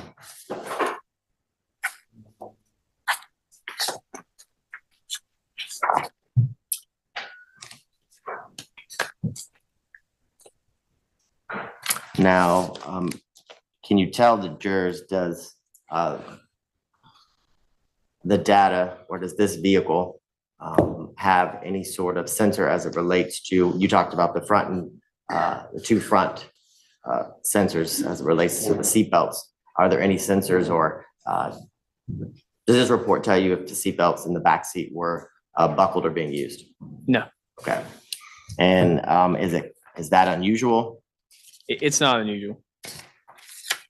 Now, can you tell the jurors, I want to show you what's marked as 138. Can you tell the jurors, do you recognize that? I do. And how do you recognize State Exhibit 138? So this is a distance travel assessment that I did. And can you tell the jurors what is a distance? How do you, assess distance traveled using the data that we talked about in State Exhibit 137? Okay, strap in. This is going to be fun.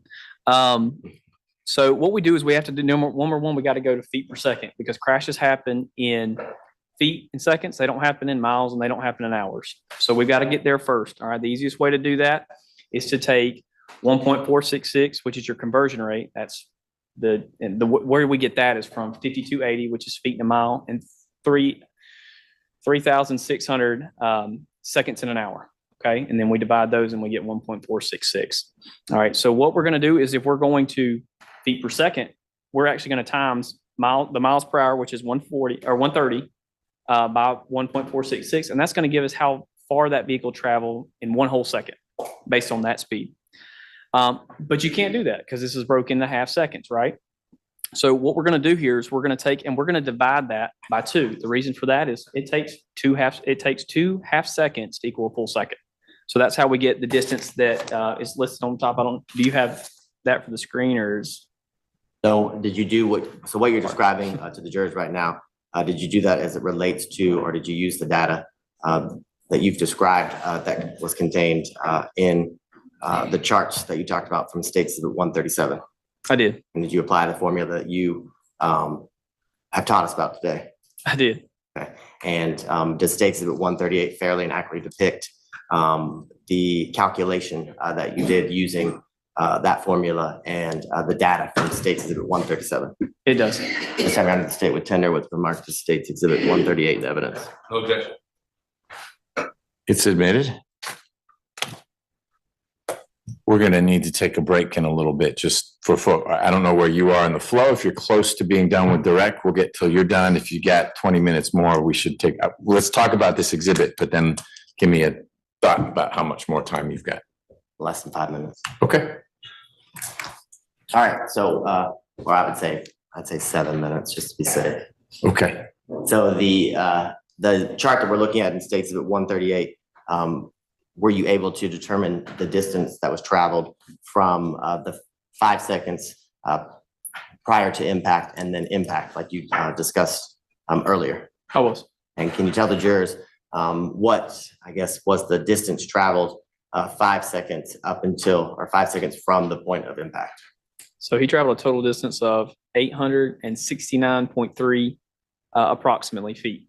Okay, and so that is just a number to most of us. So could you tell the jurors why or if and how that number is significant as it relates to your investigation? What we're trying to do here is we're trying to depict the actual distance covered in that amount of time. And that's a lot of distance. That's basically just all we're trying to show is that there is a significant distance covered because of the speed. And that's essentially why we do this, is to basically bring just some, I guess, some perspective to how far this car traveled. Okay, and you talked at the beginning of the testimony about some of the tools that you use in the instance that you do something called forensic, you say mapping? Forensic mapping, yes. And can you tell the jurors what is forensic mapping? So forensic mapping, we do it a couple different ways. It's basically a collection of measurements at a scene, or, in our case, what we will do is we will use devices such as a total station. If you're familiar with people who do surveying work on the side of the road, you see the big tall pole and they've got a little device following them. That's electronic measurements. That's what we're doing. We can also use an RTK system, real-time kinematics. It's a GPS system, getting the measurements from the sky. Something that we do pretty often and is actually the most common thing that we do is we do mapping with the drone. That is very common for us. We have a program called Pix4D that actually maps the entire scene for us. And then we go back and create scale diagrams such as these. And can you tell the jurors, do you recognize State Exhibit 131? I do.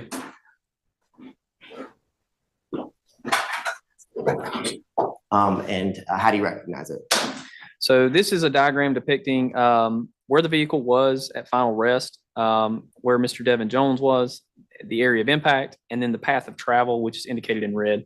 Okay. And the State Exhibit 131, is it a fair and accurate copy of the forensic mapping or the map that you did as it related to this case, SCRTC 037-21? It is. At this time around, the state would tender with remark to State Exhibit 131 in evidence. Any objection, Mr. Miller? No objection, Your Honor. It's admitted.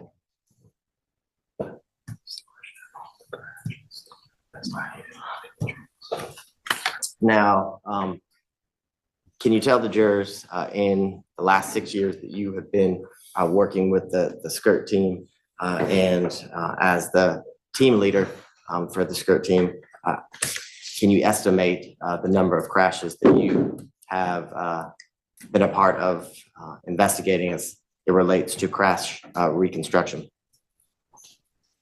With I've probably been involved in 400 plus investigations. Okay. And you described earlier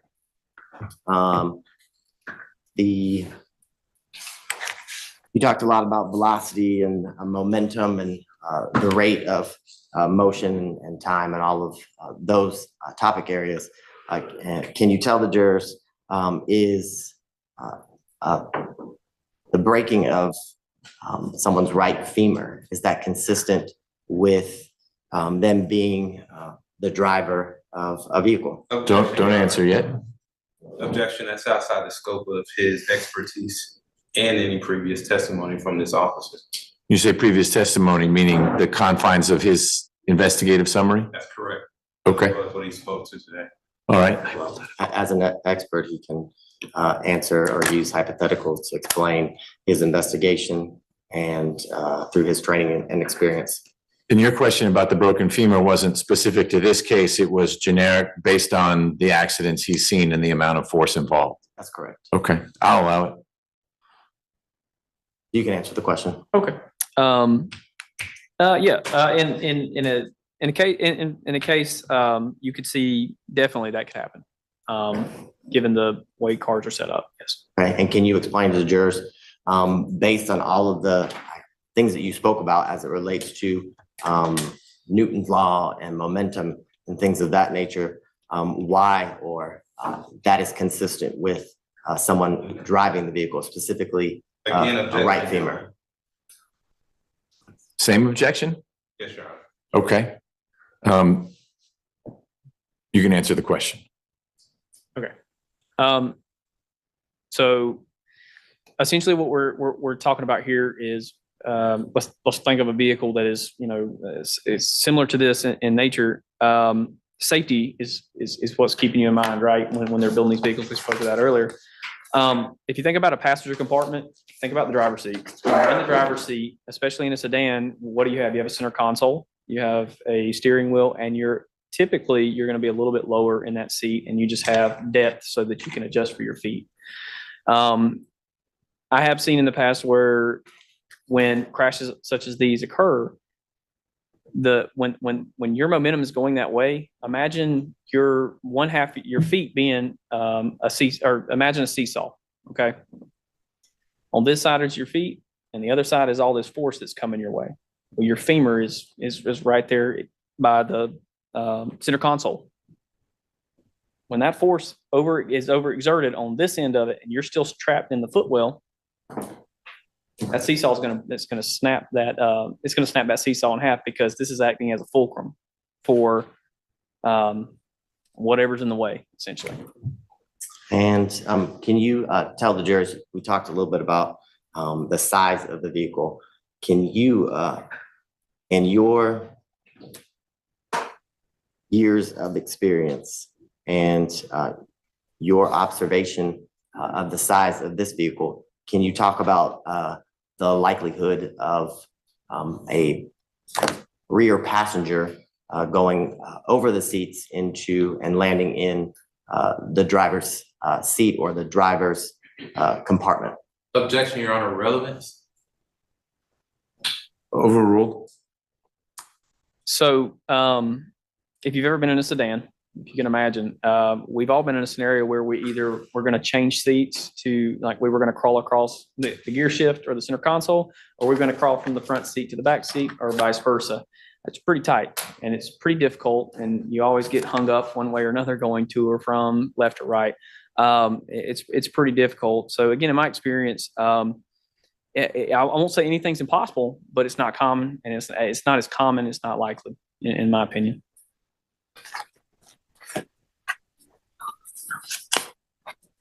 I don't have anything further this time around. All right, ladies and gentlemen, we're going to take a quick afternoon break. There's been some dense material provided here. Don't go too far. We'll get you back here after there've been a few minutes of refreshing and clearing out, and we'll get Mr. Miller up for any cross-examination of Corpoli. Thank you. Don't talk about the case, no outside research.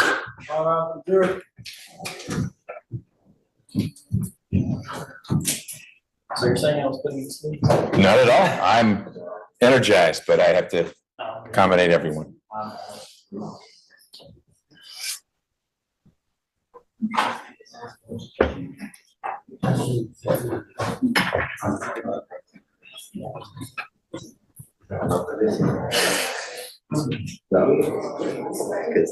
for being.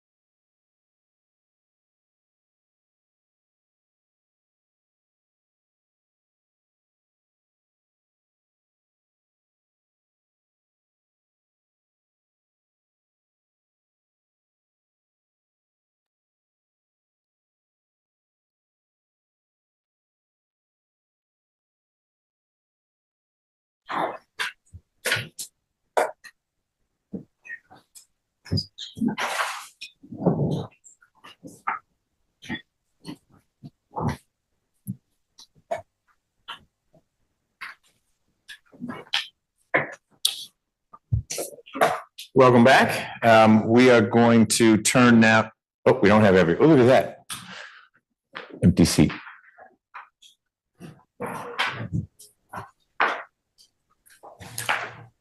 But you're still welcome back. It's great that you're back. You just don't have everyone.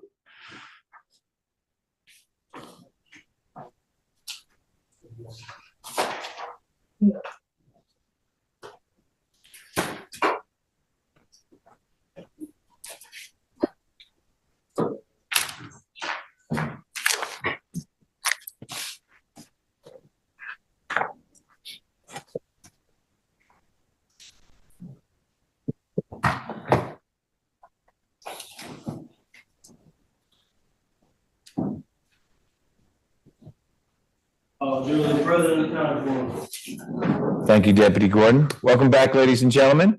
We're going to turn now to the cross-examination of Corporal Lee.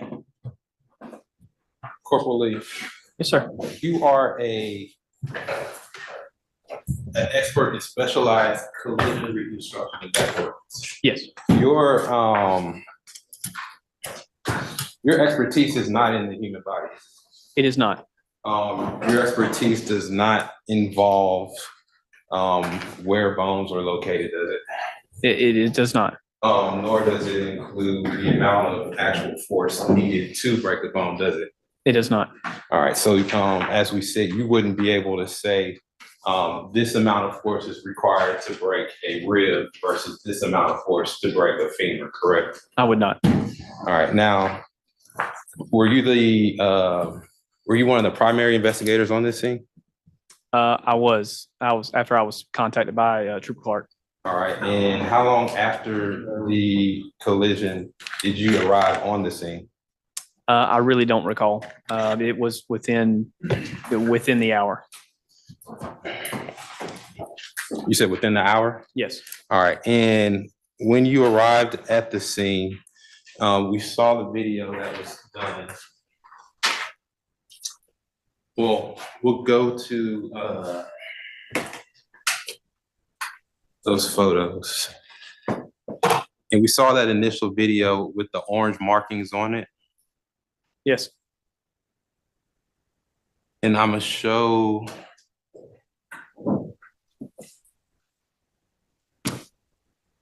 It's actually easier if we go old school.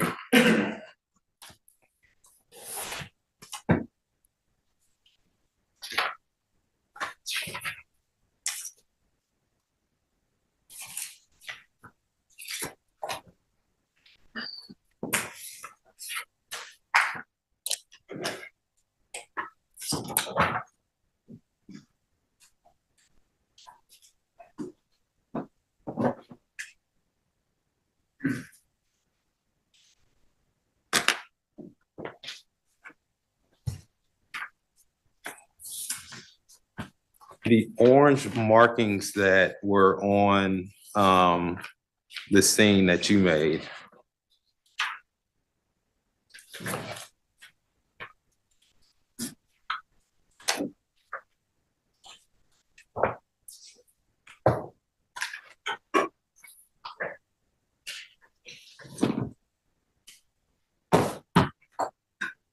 That's Exhibit 27.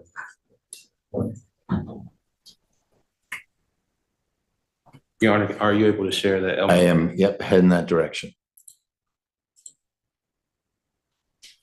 All right, those orange markings that we see in State's Exhibit 27. Yes. There's testimony that the car that was being driven in this collision had swerved to miss a box truck and then kept going. Your orange markings don't show that, do they?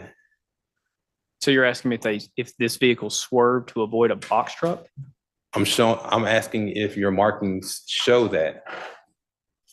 Again, when I see the markings that are indicated on the roadway, those are the marks that I'm going to notate with spray paint. Those Okay. I'm going to mark. So looking at State's Exhibit 27, and you'll have to do it from that screen because the Elmo doesn't communicate with that. Where are those markings in State's Exhibit 27? And just so I'm clear, which markings are you indicate, or do you want me to? Ones that indicate that that video traveled straight. That the vehicle traveled straight? Correct. I'm sorry, I apologize. It's been a long day for me. I'm confused on what you're asking me. These orange markings here. Yes. Are going into a straight path. Yes. Where markings on the road did you use to say that that was the path that that vehicle took? These would be the markings that were indicating which the direction of travel of the Infiniti. Is that what you're asking? Right. These would be the markings. Right. So, but these are the markings that you drew, correct?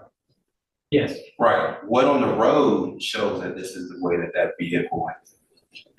Again, when we talk about skid marks, they're not, when you have ABS braking, they're not going to be as definitive as if you had a car that didn't have ABS braking. They're not going to be as dark because they're not going to leave much rubber on the roadway because they're continuing to roll while they're slowing down. So they're not going to be as dark. So you may not see them as well.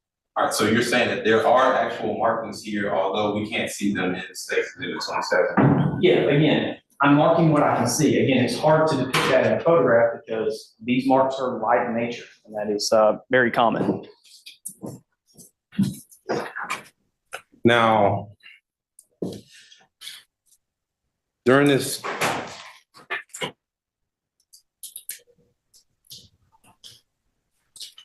in the actual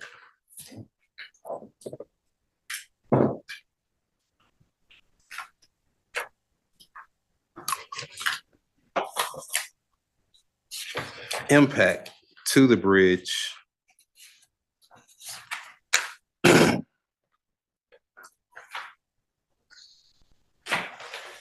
in that State's Exhibit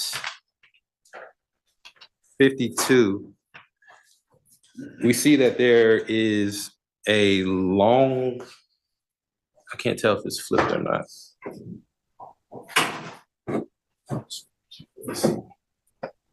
See that there is a mark from here all the way to here. You see that? You're talking about the scrub line? The straight, right. Okay. All right. Would the initial impact have been here, or would it have been back there?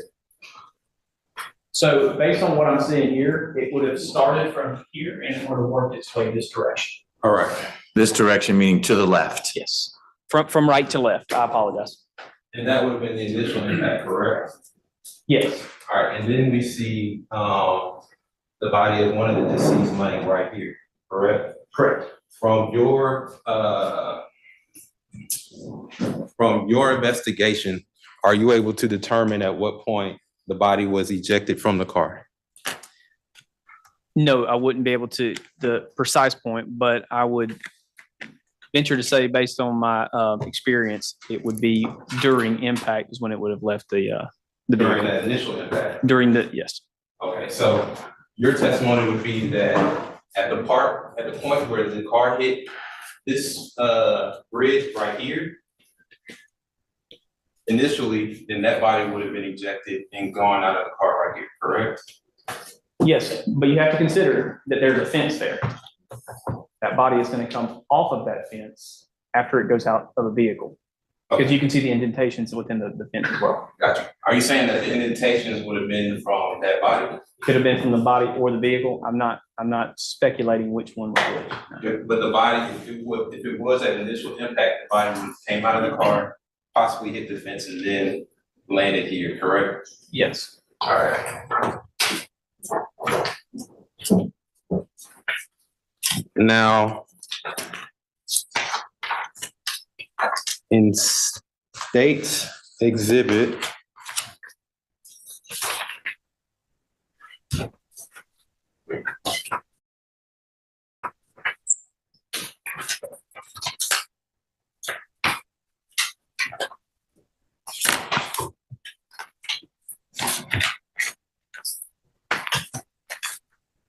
State's Exhibit 54, we see a concrete barrier there. You see that? I do. And so are you able to determine if that concrete was like that prior, or would this have been something that wouldn't cause that impact? I can't speak directly to if there was any previous damage, but this impact could have sincerely cracked that, yes. All right, so a car going at what you were saying, 78 miles per hour into this concrete barrier definitely could cause that damage right there. Yes. Right. And you said that there is a V, what's the VPEX? Delta V? Delta V. Yes. There's a delta V which causes the car to go in one direction at a certain amount of speed and then to bounce off of that going in an opposite direction, correct? So that wouldn't be related to delta V. Delta V is just the change in velocity that the occupants are experiencing based on the data that's recorded. Got you. And that delta V on the data recorder said that it was at -50.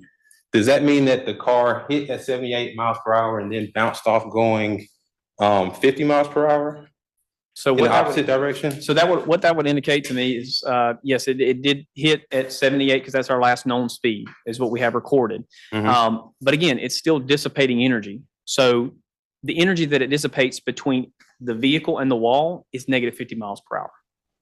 Does that mean there's 28 miles an hour left? That's There's still energy left. Yes. Okay. So that it has, and that's why we look at also not just our longitudinal delta V, which is our front to back. We're looking at our left to right, which is our lateral. And there's significant lateral delta V as well. So that means that the energy is being dispersed all over the place. Okay. Now, this is States Exhibit 51. And in States Exhibit 51, we're seeing what appears to be more of a direct path of that vehicle into the wall where that concrete barrier is, correct? Let me see the two orange right here. Yes. And then hits right here. Just because the lines are straight doesn't mean that the vehicle is completely straight. That's what you're asking. Gotcha. Okay. Thank you for that clarification. But we do know that that's where that initial impact was right there, correct? Yes, that's where the area of impact. Yes. Now,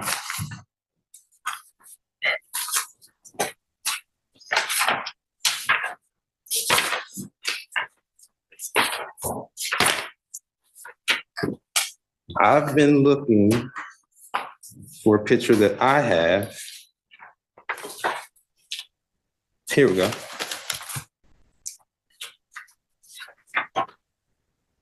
Now, what you testified earlier to was that ideally that initial impact would have made the deceased person that was by the bridge come out of the car at that point, correct? So I'm trying to clarify. So you're saying when he strikes? Right, you said the initial impact when they struck that bridge is when he would have came out of the car. Yeah, that would have been the most likely result, yes. Right, but when we see this blood trail, that blood trail is actually going towards the bridge, is that correct? This blood trail is going towards, I don't believe that's blood. That looks like tar from the road. You're talking about this? This right here appears to be tar from the road. I can't tell what that is. It's not hard. It looks black.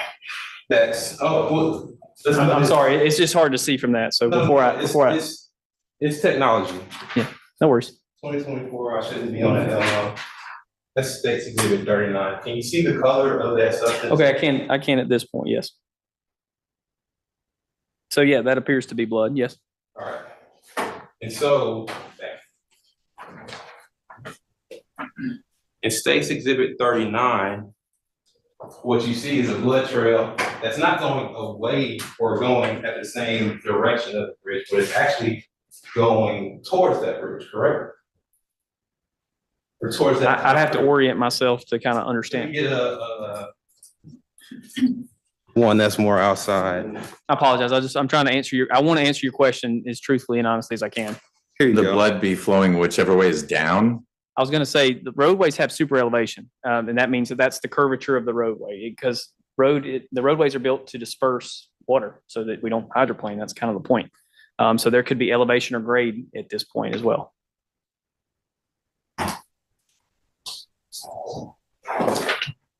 you're saying that,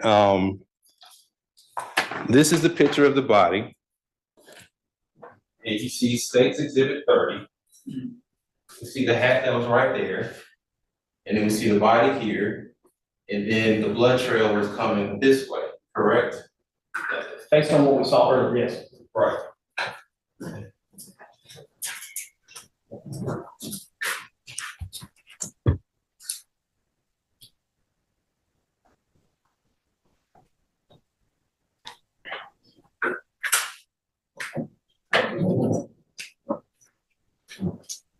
Now, on that roadway,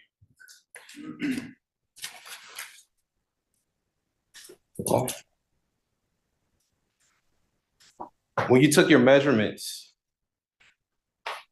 did you take a measurement from the top of the intersection to where that concrete barrier was? You know that distance? I don't recall taking measurements there, no.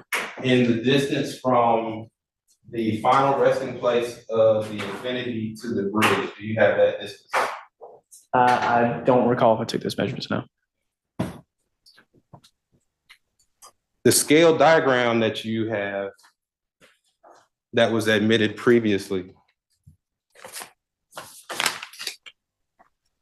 how are you able to create that diagram without any measurement? Again, so what we did was we took the distance calculations that I took earlier based on the airbag control module report. It's right here. I have it. So this is, again, it depicts final rest and path of travel. The more significant thing for us was the path of travel is what I'm trying to depict here. Just gives you a general observation of where that car was located. But the measurements that I was able to take were calculations that I formulated from the airbag control module and the data published there. Gotcha. So all the measurements were taken from the computer versus in the real world and looking at the car in the bridge. So for this, yes, for these purposes. Because I want to eyeball things. Can I see that diagram?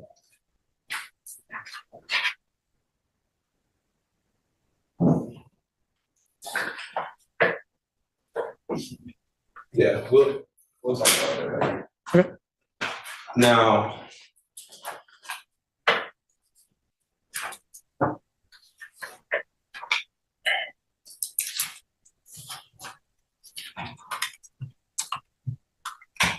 are you over the skirt team? I am. All right. So anything that was done by the skirt team, you should know, correct? Generally, yes. All right. There was a Glock 19 that was found in the roadway. Who did that belong to? I have no idea. Again, this is an accident reconstruction. It's not a gun case. All right. You went through the training, the policies and procedures for the Georgia State Patrol, correct? Yes. And so you are aware that as a policy of Georgia State Patrol, anytime there is a weapon found, that weapon should be checked through the GCIC, NCIC, correct? Yes, based on our policy.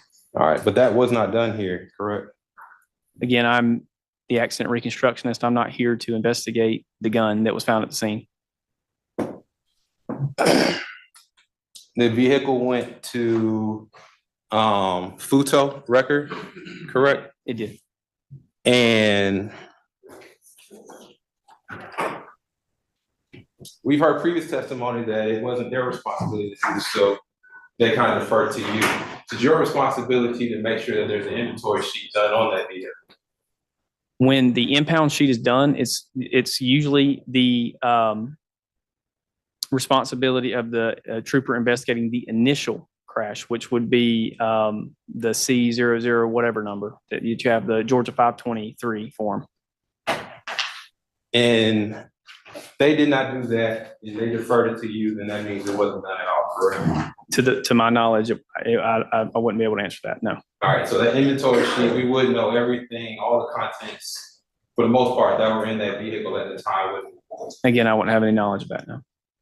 There's also supposed to be a hold placed on the vehicle if there is some things of evidentiary value inside the car. Is that correct? That is correct. To your knowledge, there was not a hold placed on this car either, was there? There was a hold placed on the vehicle, yes. There was a hold? When I referred it to Lieutenant Gass, it was instructed to put a hold on the vehicle. That was the knowledge that I had of it, yes. All right, so if there was a hold placed on the vehicle, then there is no reason why anybody should be able to get to this vehicle before you got to it to get that, I don't know the word, black box out of the airbag, correct? Yeah, so there should have been no reason, nobody. All right, do you have the actual form that Lieutenant Gass would have filled out for that? No,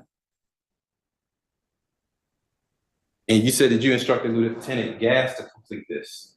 I did. Were you aware that he was on this scene coming from a DUI? I was not aware where he's coming from, no. Were you aware that he had a passenger in the back of his car at the time of this? I'm not aware of that, no. You were not also aware that he was actually headed to jail? Again, I can't speak for Lieutenant Gass.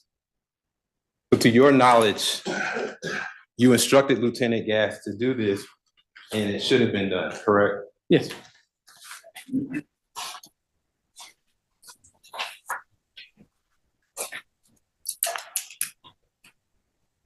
Now, the purpose of that is to make sure that there is valuable information in the car, that if there is valuable information in the car, that you all would receive it, correct? We do inventory receipts to ensure that that if there are items of value, that they are notated, yes. All right. Now, this accident occurred on April 9th, 2021. To the best of my knowledge, yes. All right, and you received the warrant on the 14th, correct? Almost a week later? Yes. And then you still waited 2 days to go to this car and get any information out, correct? Yes. Now, when you went to the car, is that when you completed the vehicle information sheet? Yes. All right. I'm showing you with the pre-mark as Defendant's Exhibit 6. Do you recognize Defendant's Exhibit 6? I do. What do you recognize it to be? So this is our vehicle information page that we put together when we go out to a record lot. All right, is it in the same condition that it was when you created it? Look over here at my.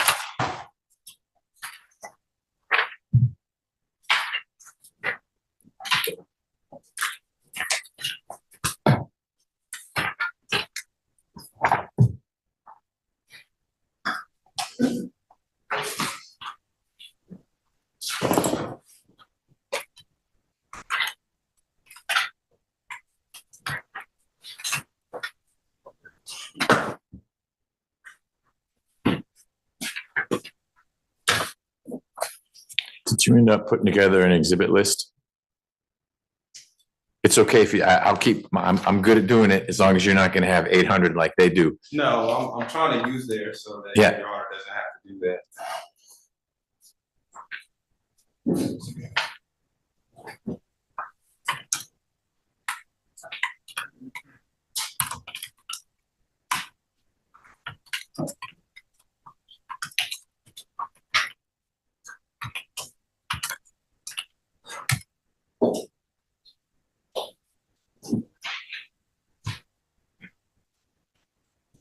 Okay.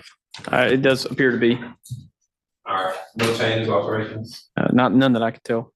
All right, this time defense will move to enter Defense Exhibit 6 into evidence. Any objection, Mr. Body? Yeah, Your Honor. It's admitted. And what would you call it?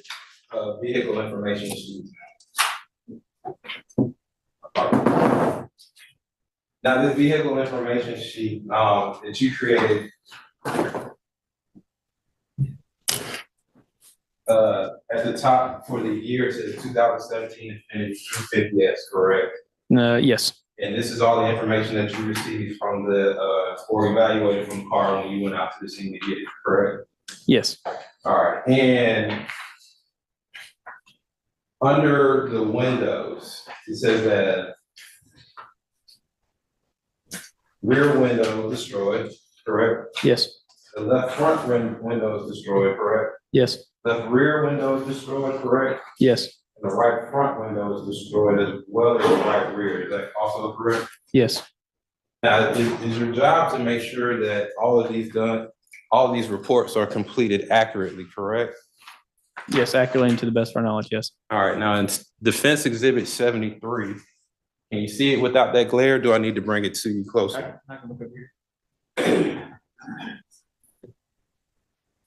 Check the little screen again. It should be less glary. Okay, Do you see, I see it. do you see that rear window is still intact there?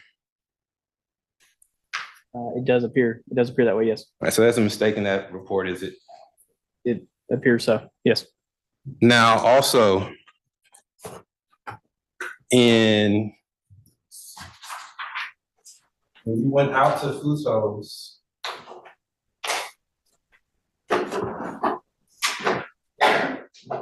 to collect that data sheet,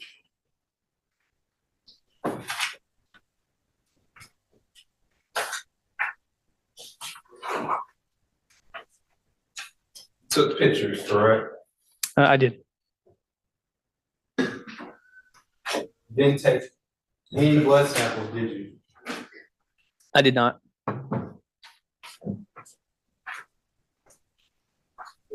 Now, there's blood splatter here in the States 93. Is that correct? Yes, We don't know whose blood splatter that is, though, do we? no, On the airbag, on States Exhibit 89,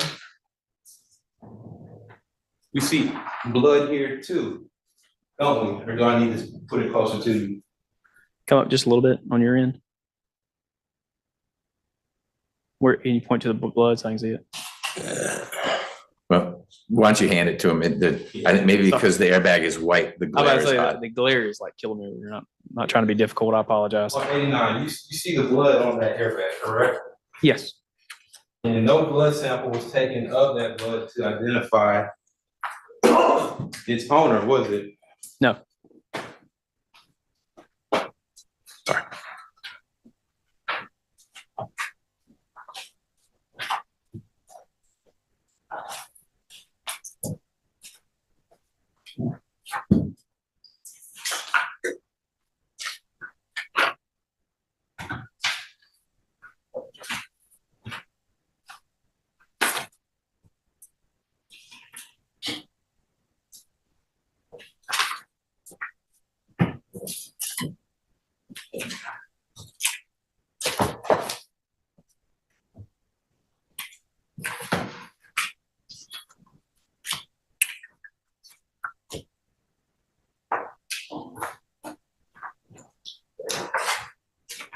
And if I may have all right, here we go.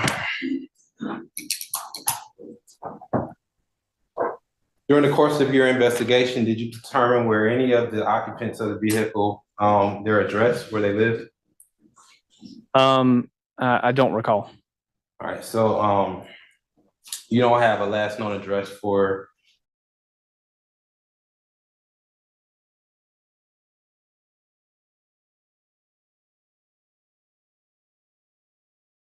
Deterius Minor?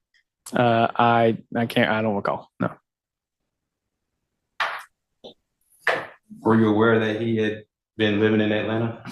I was not aware of that. No.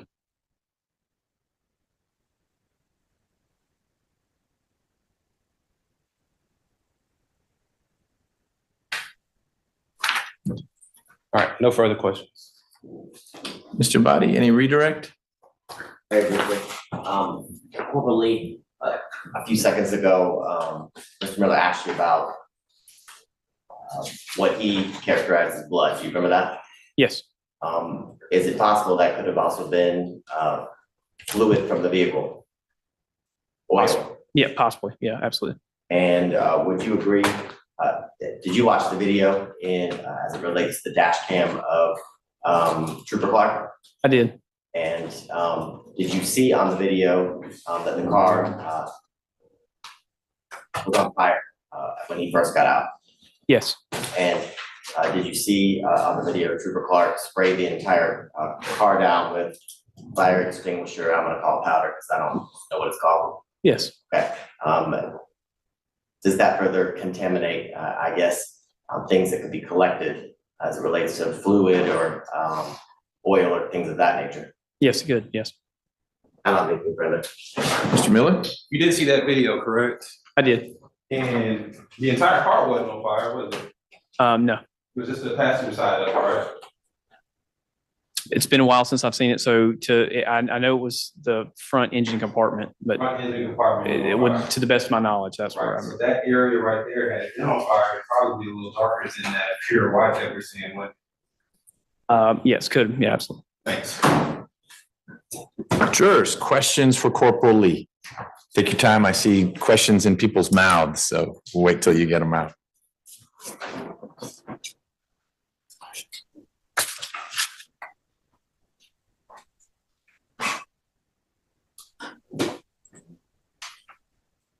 Thank you.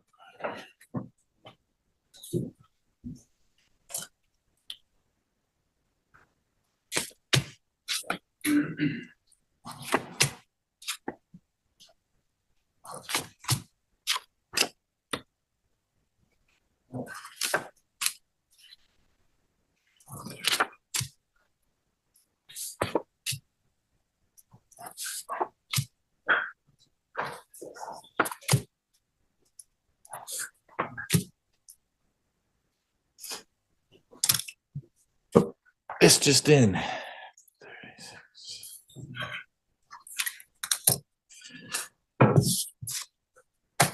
All right, you all be at ease. Let me talk with the lawyers, please.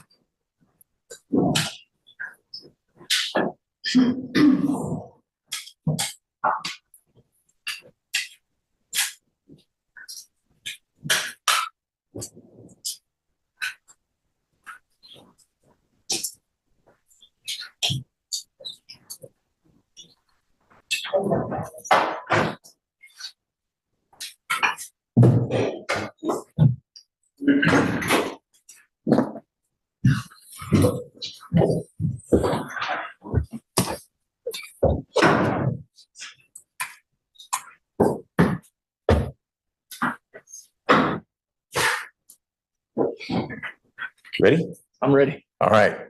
Tell the jurors what part of the vehicle was damaged upon impact with the concrete barrier / wall. Front, back, left, right, roof.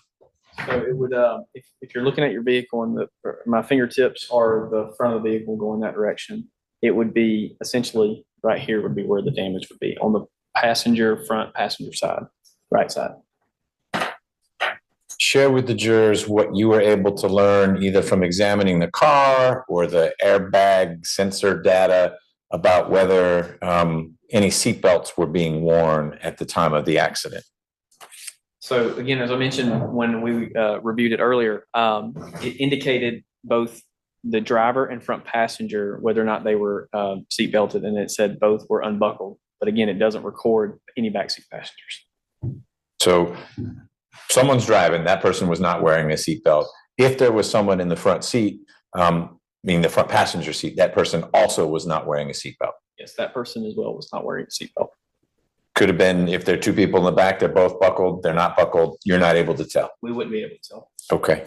And share with the jury the impact that a not wearing a seatbelt would have in terms of the speed and force of which you keep moving forward when the car you're in comes to a stop. Can you repeat that? I'm sorry. Yeah.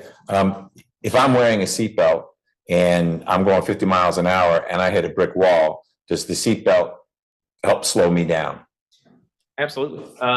Again, the purpose of safety control devices in vehicles are to keep your butt in the seat. That's all they're there to do.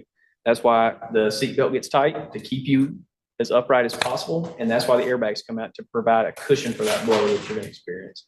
If I'm not wearing my seatbelt, what effect does that have on any impact I may have with an airbag or a dashboard or a windshield? So I've seen a range of things. There's a range of things that can occur in a crash. But if we're going straight inline crash, meaning we're going straight and we're going to hit a wall straight, okay, you're going forward. And I've seen things as far as if you're not wearing your seatbelt, even if the airbag deploys, people have rounded the steering wheels because, again, all that weight that you're carrying here and that speed times those together, that's the amount of force that you're about to feel. And so they'll override the steering wheel. So that's, again, just a straight inline crash. That's what you could expect. Did any airbags deploy in this accident? Yes. It's okay. Would an airbag deploying keep someone in the seat in which they started? Does it have that effect, or it simply is a buffer from hard surfaces inside the car, if that makes sense? So it is a buffer, but it is doing exactly what I mentioned earlier. It's It's a combination thing. The seatbelt and the airbag kind of work in conjunction with each other to try to keep you in the seat. That's what they're trying to do. From all the evidence you gathered, you observed, it was shared with you, your investigation in this case, was there anything to indicate where the three individuals were seated in the car when it crashed? Other than the testimony that we were able to get from Trooper Clark, that we had to go off of what he goes, because he was the first one on the scene and he was the lead investigator, or not lead investigator, but he was the first to arrive. Okay. From your experience processing these crash scenes, is it possible for someone who was seated in the back seat to end up in the front seat as a result of the crash? Again, as I said, anything's possible. Anything is possible, but it's not likely. Again, I used the analogy of, well, if you're trying to crawl through the middle of the seat or trying to crawl over those seats, imagine trying to do that and there's nothing chaotic going on outside the car. It's very difficult to do that. So it's not likely. I'm not saying anything's impossible, but it's not likely that it's going to happen. Based on your analysis of the impact, describe for the jurors the direction in which the occupants of the car would have moved initially upon impact with that wall. If you face them and you're now, we're going to say you're in the front passenger seat. Okay. And there's the collision as you were able to reconstruct it. Which way is your body moving when there's that first impact where there was the 50-mile-per-hour deceleration? So something that we can all relate to is if you take a curve and you feel this right here, that's the force being exerted on your body. It's no different than when you're in a crash. Wherever the force is being exerted is where your body is going to end up going. We saw that the car was doing this based on those marks. When it hits, it's going to, that person's going towards where that force is being felt, which in this case would be the vehicle be about like at this angle roughly, and the person is continuing to, because again, the body continues, it wants to go straight. Whatever's in that car is continuing in that line of motion. But in this case, straight actually doesn't mean right out the front of the car. It would be at that angle created. I don't know if it's centrifugal or centripetal. Yeah. It's one of the C forces that is doing what you described, sort of pulling a little sideways. Yes, it's pulling you towards where the force is. Again, that's what we talked about, the principal direction of force. Wherever that force is coming from is where that body is going. Were you able to determine through what window Mr. Jones was ejected, the gentleman who was found out on the street? Likely it would be through the front right passenger, because again, if you look at the windows in the back, they're a little bit smaller again. But that would be the best indication for me, is that he came out the front passenger window. You were asked earlier if you or someone on the investigative team took fluid samples from some of the things shown in the photos. Is that a routine for Georgia State Patrol that you swab for bodily fluids? It's not routine for us because we are not forensic scientists and we're not crime scene techs. So we usually have to rely on the Georgia Bureau of Investigation to come in and assist us with that. Mr. Abadi, do you have any questions based on that exchange? Just one or two questions, and I just want to show State's Exhibit 110. Now, Corporal Lee, could you tell me, in looking at State's Exhibit 110, would the seats that you see in the vehicle, would those serve as barriers from someone going from back to front or front to back? Yes. Vehicle? Yes. And can you describe, do you see the headrest? I do. Can you tell the jurors what's touching the headrest? The headliner. Sorry, the roof, essentially. Roof of the car? Yes. Nothing further. Mr. Miller. A few things. Looking at State's Exhibit 110, when they designed the car, the headrest wasn't right there, was it? It wasn't. There was some space between that headrest as well as from the roof to that headrest, correct? Typically, yes. You also still have space that's in the middle of those two seats, correct? Based on this photo, yes. All right. Now you stated that the exit was the passenger window.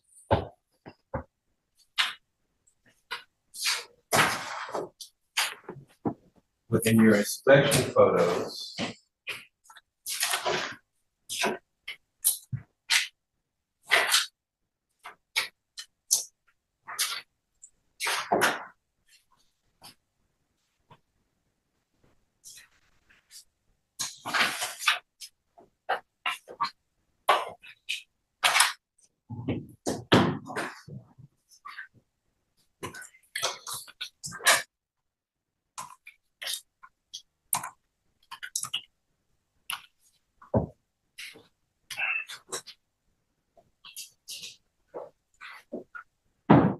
Then like you have anyone that's showing it now, but do you remember the hole that was actually in the passenger windshield?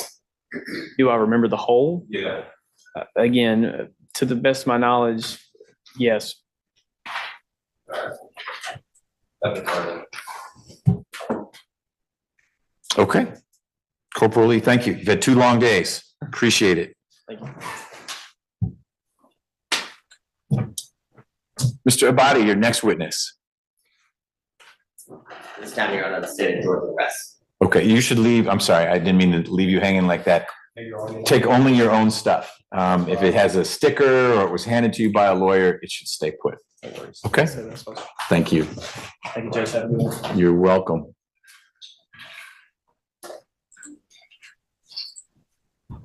All right, the state has rested, ladies and gentlemen. That means that the state has presented to you their case in chief. And we turn now to the defense. There are a couple things I need to work through with the defense, but I need to know your schedule. Yesterday, there were people who had to leave right at 5-ish and were there. Is that still the case, or can people stay a little bit? It's still the case? Okay. Then we'll wrap for today. I'm going to work with the lawyers some because there are some legal things we work through after the state rests. Can we start at 9 tomorrow? Yes, we will all be here at 9 tomorrow. At that time, I'll be asking Mr. Miller if he's going to call any witnesses. He's got the right to do that, but no obligation to do that. So he may say, we rest. But he also could call witnesses, at which time we'll hear from those witnesses and we'll press on. I'll get from the lawyers their sense of how long they think we've got to go before you get the case. And we'll take it from there. And we can have a shorter lunch tomorrow if that's your request. So I'll build in the fact that it will be shorter. Mr. Abate, anything we need to talk about in front of the jury before I let them go for the day?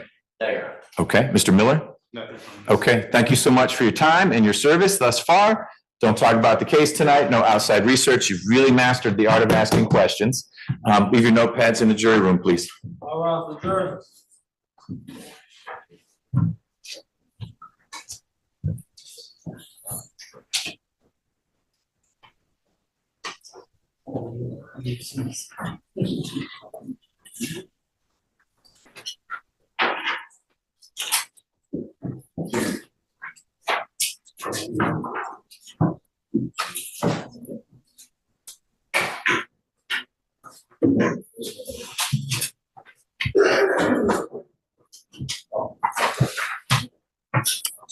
All right, Mr. Abate, I have a request of you or Mr. Rao or someone on your team. If you all could get onto a single thumb drive, assuming it will fit all of the video evidence that has been admitted so far. Not photos, but anything that's a video that the jury could ask to watch during deliberations. If you could get that all into one thumb drive, please.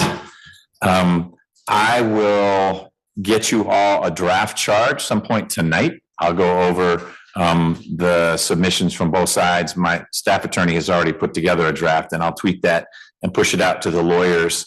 We'll figure out when we're going to have our charge conference. Mr. Miller, do you have any motions to make now that the state has rested? Yeah, Your Honor, we would make a motion for summary judgment. Defense's position is that at this time, there's been no evidence, no direct evidence to show that Mr. Poole was the driver of the vehicle.